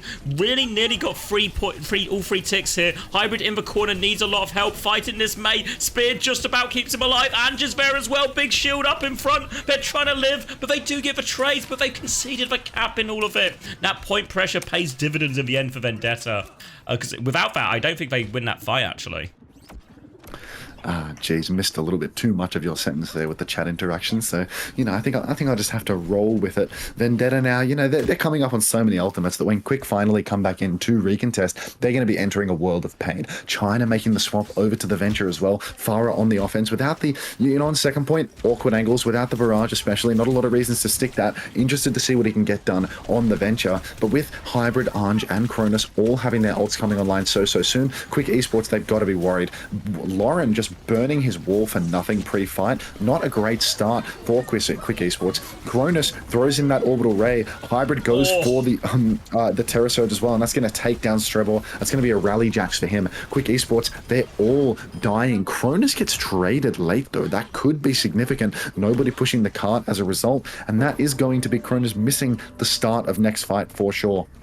Decision to make for Vendetta here, if they're just going to wait for Cronus or if they choose to commit in this rally and try and convert an advantage. They have to be careful though, because obviously Lauren has this Blizzard. They have a Bob to fight point here Quick. So ults for this retake, but difficult once Cronus gets back. He should be back relatively soon, but China has such a good angle right now on the flank, already applying that pressure. Strebel manages to catch him out though, does not go down. Bob is in deep and it is putting so much damage onto Cookie. On split from the team, actually gets frozen up, but he will survive. Bashed and taken out by Lauren though, so it's not all roses for poor little Ange as he goes down. Another rally jacks for him. Rough rally value across the board for him, but China explodes up in Strebel's face. Hybrid and China together taking them down. Ken also taken by China. Lauren as well. China really coming into his own here on the offense. 5 minutes for third point, Xavier. China's doing it all. Farah, Venture, just getting it done. Cookie making the swap over to Widowmaker as well. We saw how deadly he was on the defense. Think he can replicate it for offense? We'll get a lot of space, and Ken doesn't want to match the Widow here. We'll go Hanzo instead. So has for Sonic to try and mark some of the angles, but the Widow will have the range advantage here. And China's going to kill Lauren. One of these heroes plays underground, one of them plays in the sky. Doesn't feel like it should go that way, but right now it's a DPS gap. And Cookie, you asked if he could replicate it. I think the answer might be yes. Classic Cookie coming out on the Widow, blowing the point wide open. And now 4 minutes on the clock. Ults in the bank. Hybrid and China both have their ults online right this second. Cronus will have that orbital ray in a matter of seconds, and we can see the aggro push already. The meat grinder combo as China and Hybrid, they go for it, but disaster strikes as Hitori blocks so much of China's tectonic rush. And then Hybrid, oh good grief, what an insane choke from Vendetta. Really nice play from Hitori there, blocking elements of that tectonic surge, and then straight away taking down China, spinning him so that he couldn't get under the ground, couldn't get away with the burrow. Cronus, it looks like he missed that fight. He only got 14% of his ult in all of that chaos. Ain't no way. They have the orbital ray coming back at least, as we're going to see hit scan swaps from Ken and Cookie. Cass versus Ashe this time. Support ult advantage for Quick Esports, so they've still got a lot of time to burn off the clock, but they've got the ults to do it in this next fight here. Vendetta, they might just take it slow, try and get Ange up to rally as well. But a really difficult approach on this third point. Hard to get the Venture into a meaningful position. We'll be forced to burrow here and just regroup with team, and it's going to slow down right now. I'm surprised to see Cookie swap off, actually, off for Widow here. Cookie, I mean, Widow, it's a little bit dicey. He found that initial value, but it is a difficult one. He wanted something that could brawl in with the orbital ray, and he's found it. China goes down, but Ken gets traded out. Rally from Strebel, Blizzard, everything in the kitchen sink getting thrown into it. Hybrid is frozen up, so he's certainly going to go down. And it's looking like another rally death for Ange. Ange can't win a fight with the rally to save his goddamn life. That is going to be Vendetta investing double support ultimate, Quick Esports investing Blizzard and double sup ult to hold that one. But already Quick, they're in a much more comfortable position than they were 2 minutes ago, Xavier. It looked like it was an unwinnable position for them before, but because Vendetta got that little bit overzealous, went for that combo when they just needed to play cart. Oh no, forget about the past. Let's talk present. Hybrid hits the spear on Lauren, gets a pre-fight pick onto him. Ken has the bob, throws it in really early. Cookie is just shooting blanks, going so wide. No shades of lip in that. And then Cookie swings so wide that he actually gets taken out by Hitori. Real sloppy play from Cookie there. Maybe stick to Widow. AFK at the back of the map might suit you better, mate. Moving and shooting could be, you know, something another man's game. Too many tasks there. Multitasking, moving and shooting, not possible. Now Quick Esports, they're going to get themselves out of another pickle. Time is starting to look a little bit slim for Vendetta. They have the Terror Surge, they have the High Noon to go with. Can start with the High Noon here. They will be swinging around the corner. Needs a body block for Cookie so it doesn't get cancelled. Wall comes out, spin back from Hitori. In the face, does he? Oh no, catches the damage. Tried to use the Terror Surge, but not enough for her to survive. And now they are forced back. This is the opportunity. Strebel will be sucked in by that Terror Surge. Finished off. And this should be the final blow. But another good trade by Yoham comes through. Will die on point here, and I think they're still okay. One final touch, maybe. No, not possible from Ken. Hitori is back on the Reinhardt, but her life is surely very short. Suzu comes out, keeps Hitori alive for now. They surely need to finish this one off. There we go. That'll do it. Rally comes through, and Ange will live through this rally. Oh, W Ange in the chat, ladies and gentlemen. Finally, instead of Ange tweaking during his rally, he's actually managed to get some value by popping it right as his team wins the fight. Hitori coming back on the Rhine, her last hurrah, but it's not going to be enough, you know. Maybe we can see some more Rhine so we can get, you know, one last fat shout of Flats Pog moment. But really here for Vendetta, the stars of the show, the DPS. Cookie on the Cassidy, leaving a little bit to be desired whenever they go to his POV. It's like he's possessed by hybrid spirit on King's Row, just missing every single shot. But one thing that cannot be missed is the high noon. Landing that onto Hitori when she popped the Terror Surge, that was game winning. Cookie did so much there, and anytime he's on the Widow, when he can just stand at the back of the map like a turret, which is what Ashe does too, mind you, he's finding huge value. We are seeing Vendetta repeating their first point defense comp though, so we've got to watch out for that because they really struggled versus this double spam DPS line before. Will be China playing that same hotel position? Hybrid last time held for high ground here, but was speared off by Hitori, which provided for big opening for Quick Esports. Surely won't happen to Hybrid again, switched onto that, and will look to just maintain that position, top where he is now, keep control of that high ground, have China keep control of the other side, and just try and play in a slower fight. We have to be careful though, because Quick don't really hate the slow fight here either with a Ashe Farah DPS opening.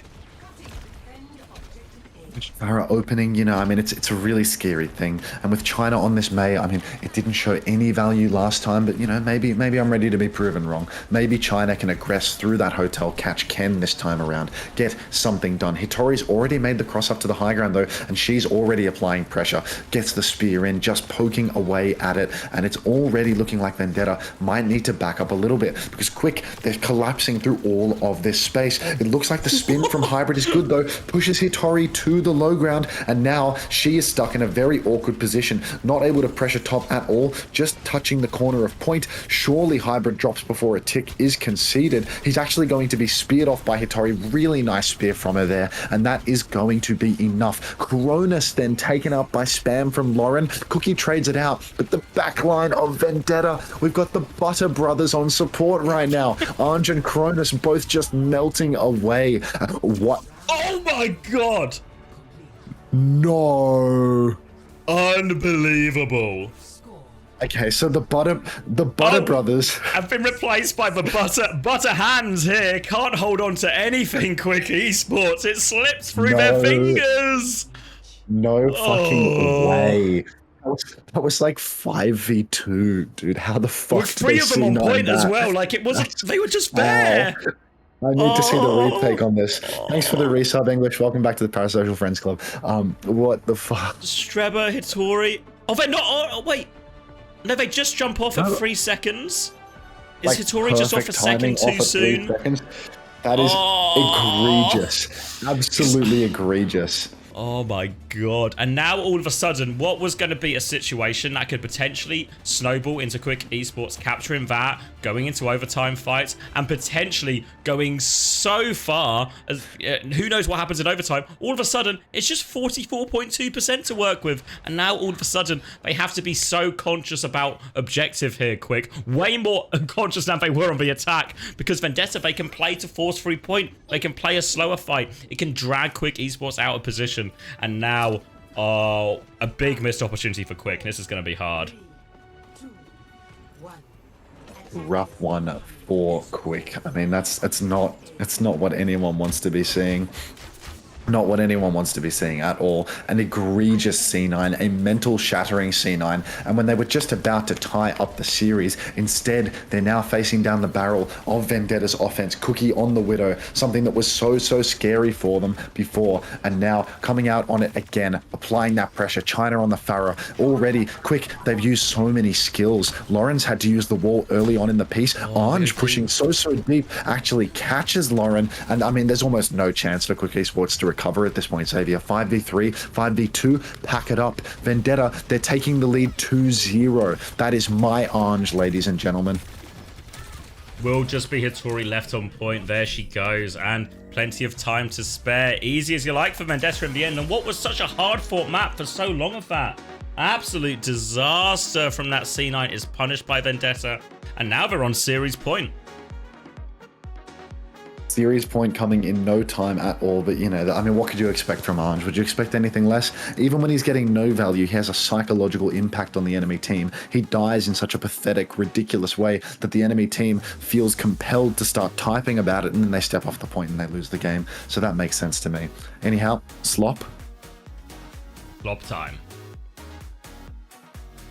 All right, I've my dinner's here as well. We got a pork chop, some sweet potato fries, and some peas. So I'm actually going to chow down on that. while we wait for this next map to start, because I'm going to need my energy to get through all of this. Let me play an advert as well. Be right back. Well, unless you're a sub, then we're still here.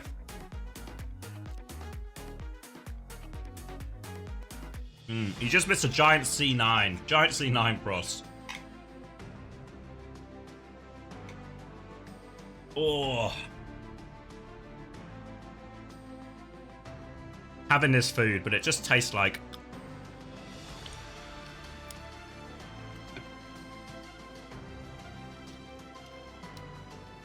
Half-8 dinner so late?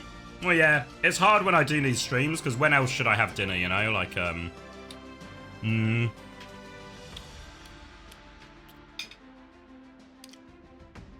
Unless I have, like, a big dinner early, like at, like, 3 or 4 or something.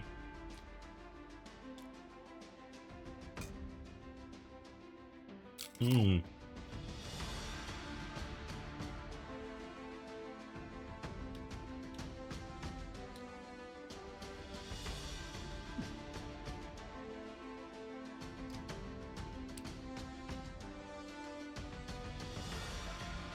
too committed to the grind, I guess.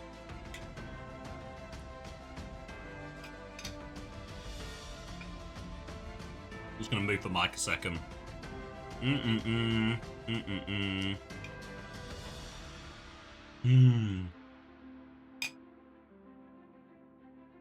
mean, the C9's not just bad because it's comical, like comically bad. It's also bad in terms of the actual the series.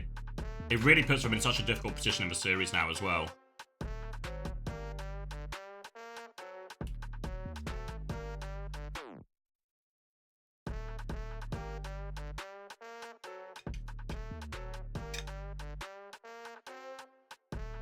I mean, Vendetta good in this meta. Like, Hybrid's really good. Really strong Orisa.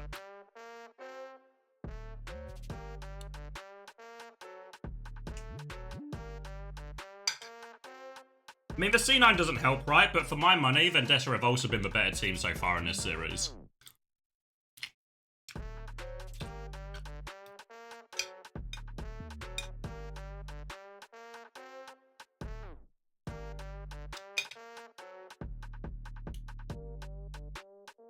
Yeah, I don't know. I don't rate Quick's roster that highly. I think Hitori's always strong and does well, which is why I put him higher in my power rankings. But even when I watched him last week, I wasn't really blown away.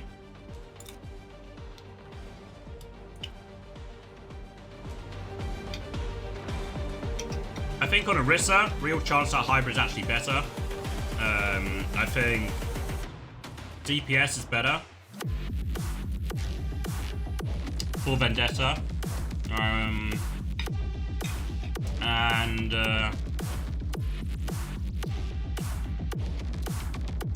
backline, backline. I think there's not like a huge difference, honestly. Maybe like I would give the edge to Quick Esports, but it's not a large gap, you know. And it's not really a support carry meta with like Juno Brig. It's more just like a, you know, weak link type thing.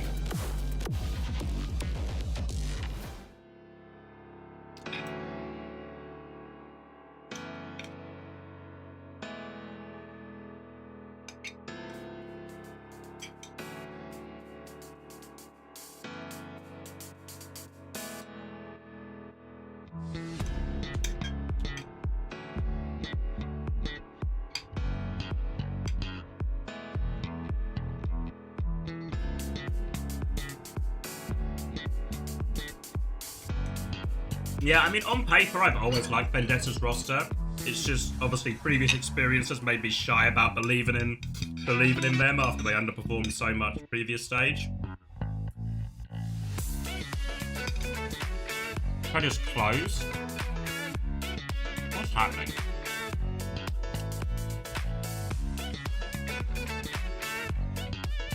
Mod's choking. Is somebody here doing it, or because I was trying to do it? I don't know if we did the same thing at the same time. I thought I was working alone.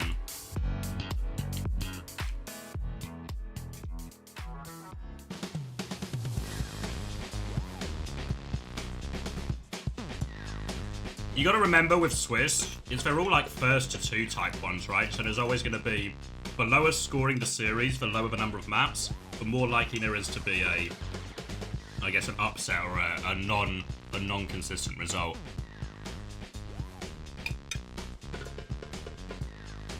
So always got to take Swiss with a bit of a pinch of salt.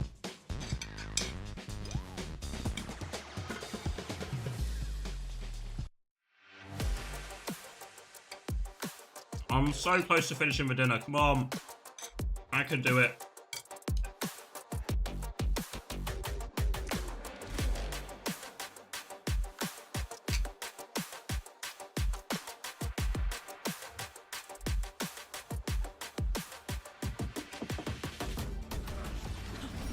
I can do it. Come on, just a few more peas. Max will be here to save us, I'm sure of it. I've got unwavering faith. 5, 4, 3, 2. I won't waver. Objective unlocks in 30 seconds. He'll be here, I know it. I will not waver. Xavier, are you there? Yeah, I'm just eating some peas.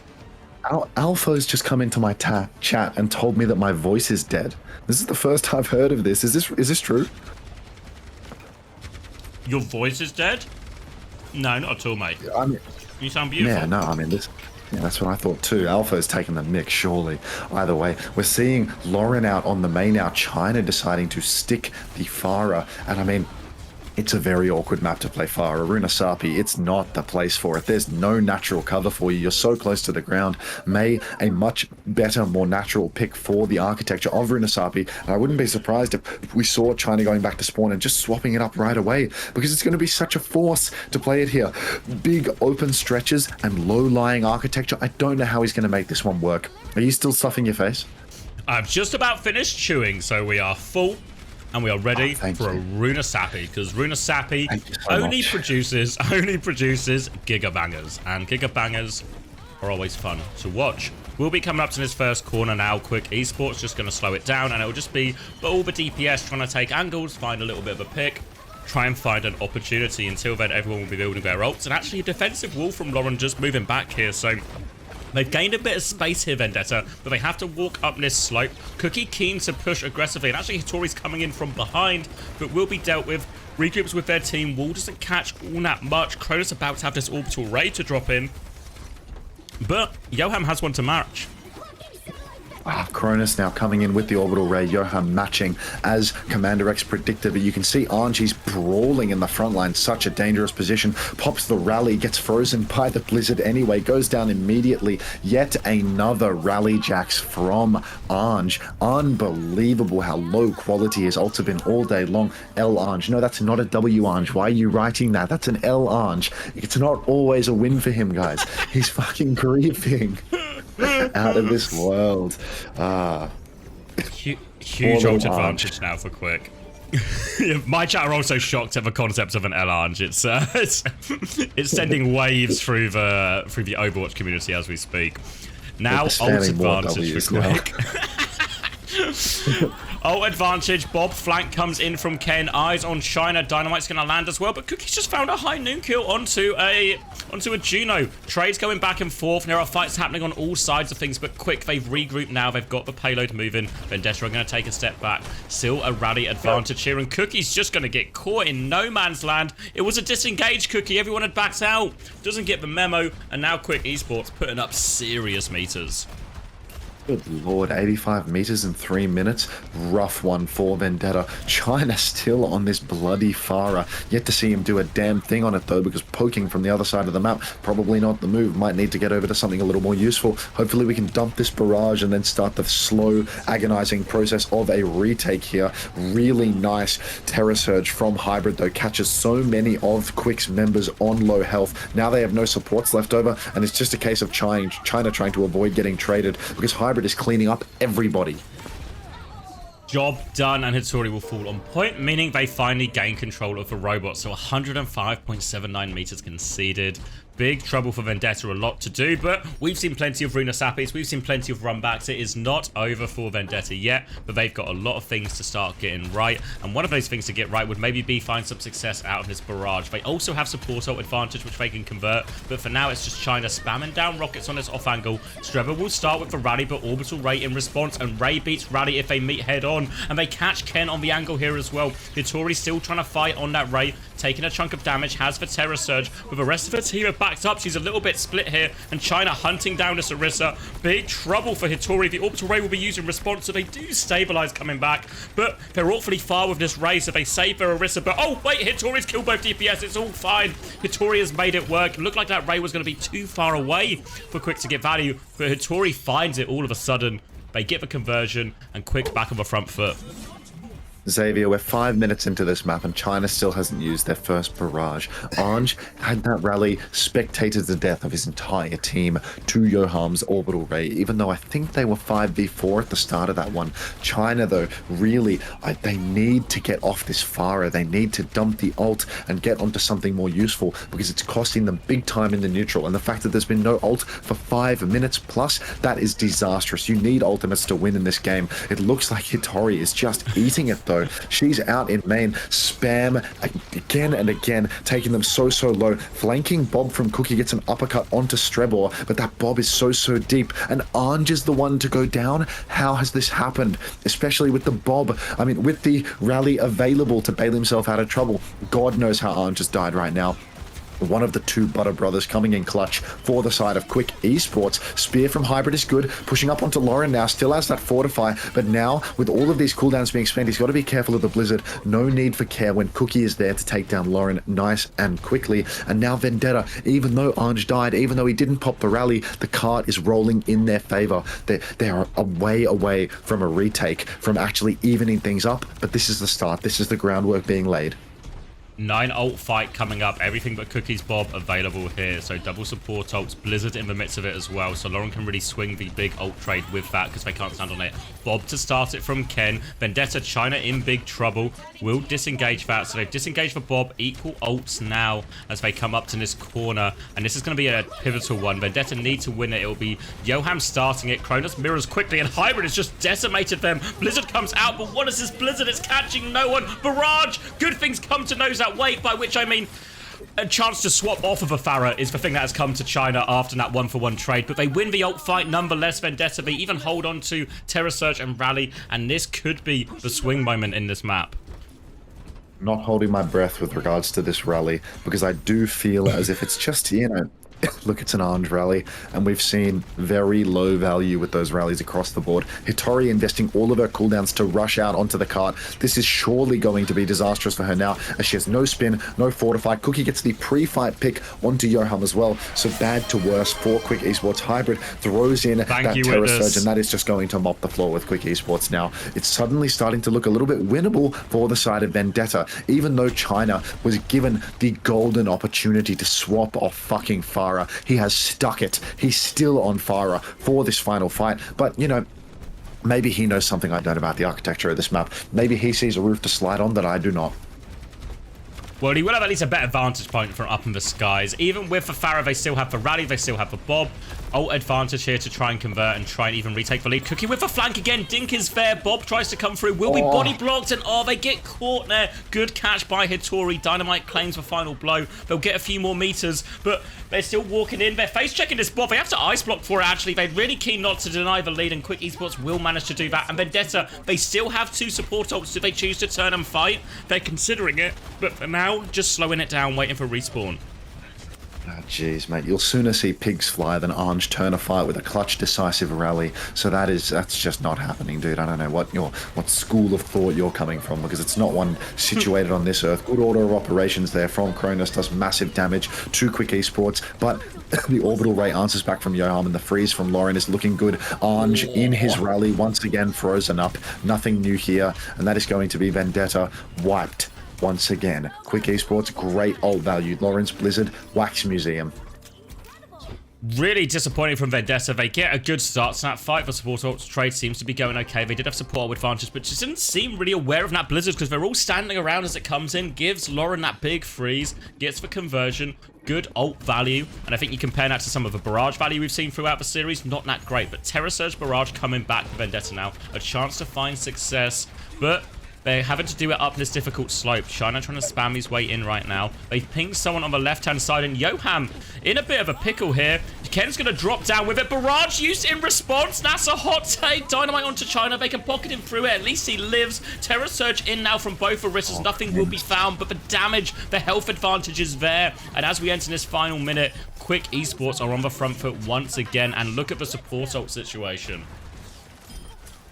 Jeez, double support ultimate nearly online for Quick. Nothing at all for the side of Vendetta. Once again, we're going to be begging on a miracle because China, they're still on this fucking Pharah. I don't understand it. No ult value for the entire map. How can he not see the issue with what he's doing here on this pick? Even if the neutral fight is okay, the fact that he can't find any value with these ultimates. 2 ults in 10 minutes and no kills. Get a grip, dude. That is no value whatsoever. That's Ange levels of underperformance with the ultimate. Cookie gets the angle, starts shooting out Yoham, but he survives. Jukes the dynamite from Ken. So once again in this power position to shoot Hitori out back to this long slope for the final fight of the map. Double sup ult is online for Quick. Cronus is already 80% of the way to the orbital ray, so there is a chance here. If they can just slow it down that little bit longer, there are so many options, but they don't have them. Cookie, Ange, Cronus, they're all dead. Hybrid might have eaten the Blizzard, but it's not going to be enough. Vendetta, they have no chance of reclaiming this map. That is going to be Quick Esports. At least they claim a scalp, you know? 1-2 now versus Vendetta. Good orbital rate in the end. Cronus just not able to quite get it in time. Such a difficult situation. They're pinned to point. They have to stand there. They have to keep the robot contested. And it means they just have to stare down the barrel of that orbital ray as it comes through. So Quick Esports, they've given themselves lives here. And it has to be said, even though because they lost the first 2 rounds, now Vendetta gets to pick the map for the final 2 maps in this series. At least in this type of meta where both teams just want to play the Orisa Juno Brig Mirror, it does devalue the map pick a little bit. It means we're just going to see the same type of compositional matchup. There's not really the chance to send it somewhere wacky or someone that particularly favors one team. So I think there's a chance now for Quick if they can regain the momentum. King's Row was close. Runa Sapi, they won. They can maybe start the run back here. I mean, it's going to be a long run back, but there have been signs of life. Multiple maps. They should have claimed map 2, but that egregious C9 was all that it took for them to, you know, lose their footing. But they weren't tilted by that. They were able to come back on Runasapi, have a relatively strong showing. Slop time, though. It's that time again. And we'll wait and see what map pick we get through here from Vendetta.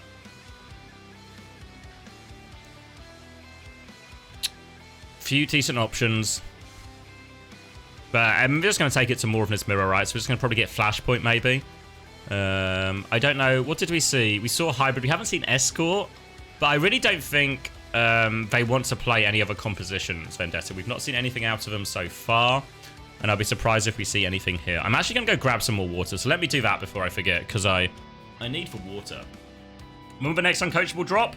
We're planning to record one next week, so sometime after that. And then North America's, this is the last EMEA game, but there's going to be all of North America after this. So I'll leave you with a chair and some adverts. Be right back.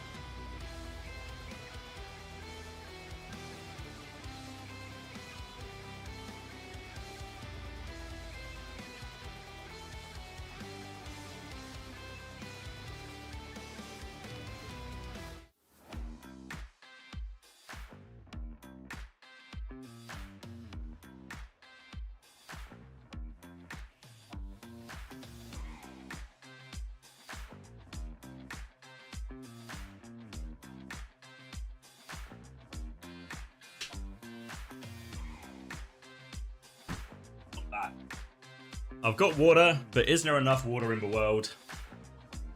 Maybe not today. Not today. Oh.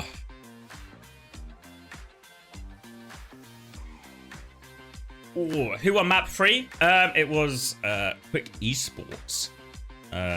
Relatively, I mean, probably the most sided. I was gonna say the most one-sided map we've seen, but maybe that's not true so far in this series. What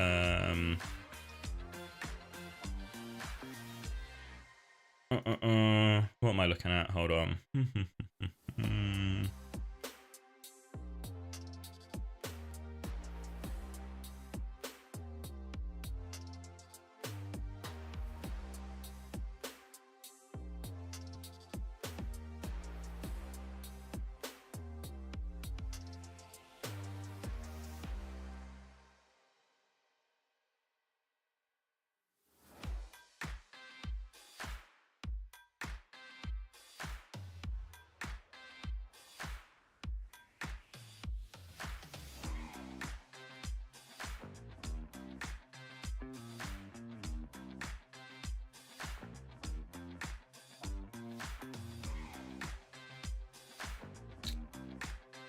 All right, sorry, I'm back in. What are we saying? Yeah, it was like a frame perfect C9. We saw it, Artemis. Yeah, we saw the replay. Absolutely brutal for them because honestly, things could have looked very different in overtime if they get it. What have the games been like? This game probably been the best game. The previous game, the Gambit versus NMA, was a dogfight, but it was a very like a real ugly scrap type of dogfight, you know. Love watching Clash maps. Yeah, we watched one, didn't we? It was very good. Like by good, I mean as in entertaining. It was 5 frames too early. 5 frames too early. Absolutely rolled, unfortunately. God bless.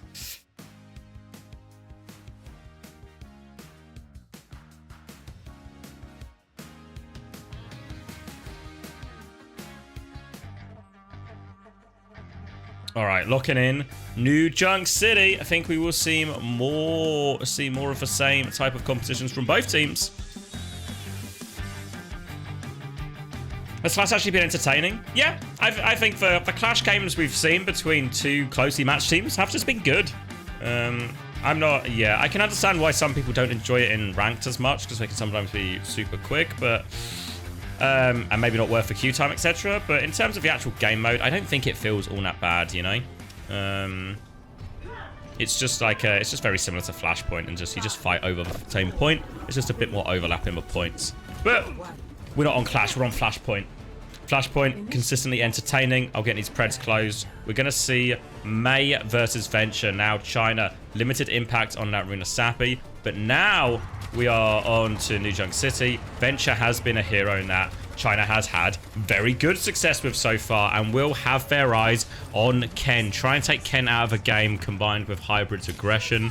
We'll just be rotating around looking for a connection here. But they're just chasing shadows. Actually, Lauren's going to get caught by that Venture defensive wall off, and they are forced back. Now, advantage without that wall. Trying to push back is Hitori, but Hybrid is there. Fortifies a bit exchange, and will get out of that one. But here comes the burrow timing again. Avoids the flashbang here, China. Low HP, but gets out, and it's And with the bash. Will get a 1-for-1 trade. So they're a support down, but they're still pushing here, Vendetta. Hybrid is cleaning up as well. Cookie just following Hybrid around, shooting everything he's on. Flashbang will do nothing to that Orisa, and Vendetta take the first fight. Hybrid's so good with these spears, and now that China is off the absolute terrorist pick that was the Runasapi Farah, things are looking good for them in the neutral as well. Lauren again trying to flex that advantage with the May, but this is a great map for the Venture. May is less than perfect for it. And I mean, this first point, one of the stronger May points. As we get to the later points, the later stages of New Junk City, points get more and more open. The value of the May diminishes. Lauren going for the flank, going for the dig, gets nothing for it, but they don't even need China. It seems that without even using a single point of damage from China, Hybrid and Cronus together, that Terror Surge Orbital Ray combo, the Terror Ray, getting it done. But still, that was an expensive fight and a fast one. So fast, in fact, that Quick are 100% going to get another one here. Yeah, it's Shades of actually G-Clef and that casting. It is way too fast in the end, so Hybrid is going to try and go early. Heinen comes around the corner. Cookie will be bumped back, but catches Johan, disengages a different way in his team, and the early push pays off for them. They have a player advantage. They're still pushing, but they have to be careful of this Blizzard. Lauren is 1 HP. Hitori is separated. They will be able to get the touch here, Quick Esports, but they are down so many people. Very well played by Vendetta. They put themselves in a difficult position, but they recover it massively. It's a good one for Vendetta. The fact that they didn't even need to use, or was it only Cookies High Noon? Yeah. Yeah, no, I mean, getting that on the cheap. Quick Esports, they may have 5 check marks, but they are a point down on this flashpoint. And I mean, look, Vendetta, I'm worried for them here, but they're going for a crazy fight here, super aggressive. China goes for that Tectonic Surge far too early. I think it's Tectonic Shock. Goes to that far too early, not in range of anyone really, so that was super low value. Quick, they did use Orbital Ray though, which is one of the most powerful ults in their kit, and Cronus, he's now built his way all the way up to 75%. Orange pops as a rally, gets bashed in the face. High Noon is out for Ken. Not sure if he's going to find anything with that one. He finds, oh no, just the spin of Hybrid, and it's actually Hybrid taking out Lauren first. Lauren had the Blizzard, one of the only ultimates left online. Orange bashes backward, gets caught out by Hitori's Terror Surge in the end, but somehow, someway, Vendetta, they're winning a 1 ult versus 4 ult fight. Quick Esports well and truly dropping the ball on this one, as they... that's egregious to lose such an ult advantage fight from the side of Quick. It starts really badly when they use the Orbital Ray in response to the Tectonic Shock. I think Vendetta selling the dummy. Vendetta only really wanted to use the Tectonic Shock, try and force an ult out, and Quick obliged with their most powerful ult. Then once we get to the actual fight on point, they get screwed as well. And now Vendetta, they want to go early again, High Noon, but probably a little bit too early. No one to catch on this one. They're trying to boop somebody out. Cookie's still walking up, but they can't find anything. Quick Esports will survive. They have the Blizzard coming back, but now Orbital Ray Terror Surge combo is available for Vendetta here. China staying on the flank, staying burrowed behind. Now they're trying to come through, but there is that Ray. They are chasing him into Porto's over top. Terror Surge as well. Blizzard will not freeze Hybrid because he has Fortify still. He's walking on the back, connects with Ken. Ken is so low. Hitori finds 1 trade, finds 2 trades actually. Hitori may be turning it into a dogfight, but I don't know if it'll be not enough in the end. Ultimately, Hitori can preserve her life, but I don't think this is touchable. Jeez, bad to worse for Quick Esports. No ultimates online anymore, only Hitori's Terror Surge to speak of, but definitely no touch taking place here. We're going down series point now for this final flashpoint. Quick Esports, they're down 1-2, and they're down 0-2 here on New Junk City. Vendetta, they've got China's Tectonic Shock to deal with straight away. I mean, last time it didn't look so good. Used it a little bit further away, but perhaps China has now learned the range on their ultimate after limit testing it the first time around, and will find more value here the second time. Quick Esports, you know, the one optimistic thing for them is that they get onto the point first. Because they didn't recontest, they're going to easily be able to flip over and get that first point positioning, which means that it will be rather difficult for Vendetta. China's going to need to find a side angle to get their ultimate off. You can see them flanking right now, but whether or not they're going to get value, I mean, let's wait and see. Just holding the point now. They've got eyes on that Venture. Need to make sure the Venture can't get in for free. Start using that Tectonic Shock. Still 4% to go for China, and they will slow it down. First cap all the way around, but China now has it. Runs into the May. Ice Block will be forced out early. Burrow underneath as well, and now that Tectonic Shock will come through. Lauren in huge trouble. Takes down Lauren, takes down Ken. They had ults to respond with quick, but they just get unraveled by this Venture. Big play. Big play from China there. Great ultimate, great setup. And I'm really surprised Quick Esports didn't respond a little bit harder. They knew where China was, but they just let him do whatever he wants. And what he wants is to wipe him.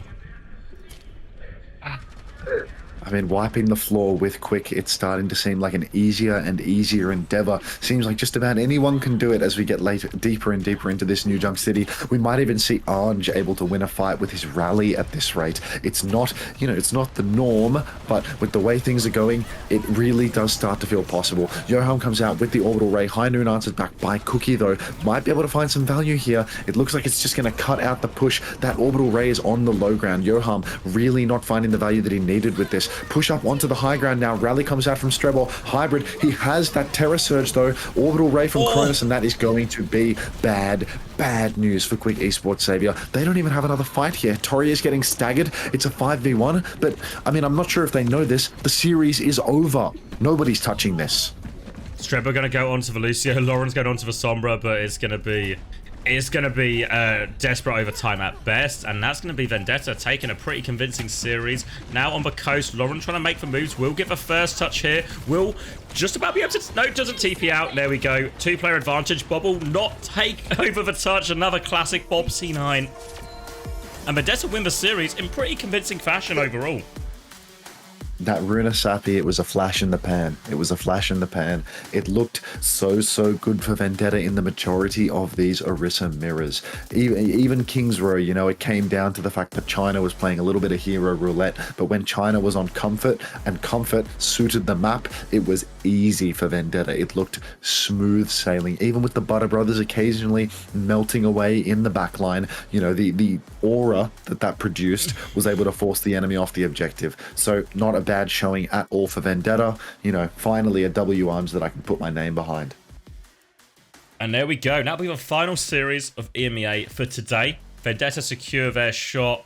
And that was to qualify for top 8, right? If I'm not mistaken. Yeah, that was the first decider match. So Vendetta get themselves into top 8. Maybe finally living up to a little bit of promise that roster had at the start. So the NA matches are what? Rad AV versus O3 Splash. Team Z versus... what's ABS? Absolution. Yeah. And Shikigami versus YFP. Is O3 Splash the derpy team? No, O3 Splash is the Elva and... the Romani team. Romani team, that's it, yeah. Yeah, look, I wouldn't mind watching those matches, but I think it's in my best interest to clock Save off. the voice, yeah. Yeah. I think that maybe my voice is hey Cronus, well done, mate. Ange and Rally, mate. That's a match made in heaven, dude. I actually get full body chills every time he pulls that out and then immediately dies to a blizzard or a headshot or a bash or a blizzard again, like unbelievable scenes. But yeah, I think I should preserve my voice and we'll call it a day. So I'll flick my viewers over to you soon enough, Xavier. All good. I appreciate it. I'll see you tomorrow. Thanks for another Rest well. I'll see you tomorrow at the office. Love the weekend shift. I love the weekend shift. I love having my voice on the first day of the weekend shift. But thank God this week is so much shorter as well, because I can feel it. Like, if you compare this to the start of the day at Korea, I feel like you can just hear the sickness in our voice creeping in over and over and over. Yeah, some more than others. Yeah. I suspect, but... I mean, no, you can't notice. I don't know what you're talking about. You can barely notice, Max. I'm joking. All right, mate. See you tomorrow. See you, mate. All right then. So, solo cast in North America. I can do it. Score 3-1 to Vendetta in the end. Good win. Happy with that. Apostle 5 community gifted. Thank you. Wow, thank you very much. Congratulations. Lumi got one. Hydro Ken. Nice, Lumi. Straight into a hype train as well. Thank you so much. Graveyard shift is almost over. By that you mean, Harris, we're exactly halfway through. He went into Hunter's chat to ask what W Ange meant, and the message got copy and pasted. That sounds about right.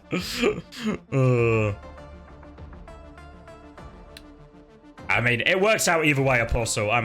No complaints from me. You heard your name, wasn't expecting that? Well, you're a lucky winner. Lucky winner. A lot of dodgers in chat still, but not you. You catch that one on the chin. We're 2/3 away. Don't forget Asia. True. True. Oh, I think I need that cheesecake. Let me sort the VODs out before I forget, right? Let me sort the VODs out. So VODs out. We're going to end EMEA VOD here.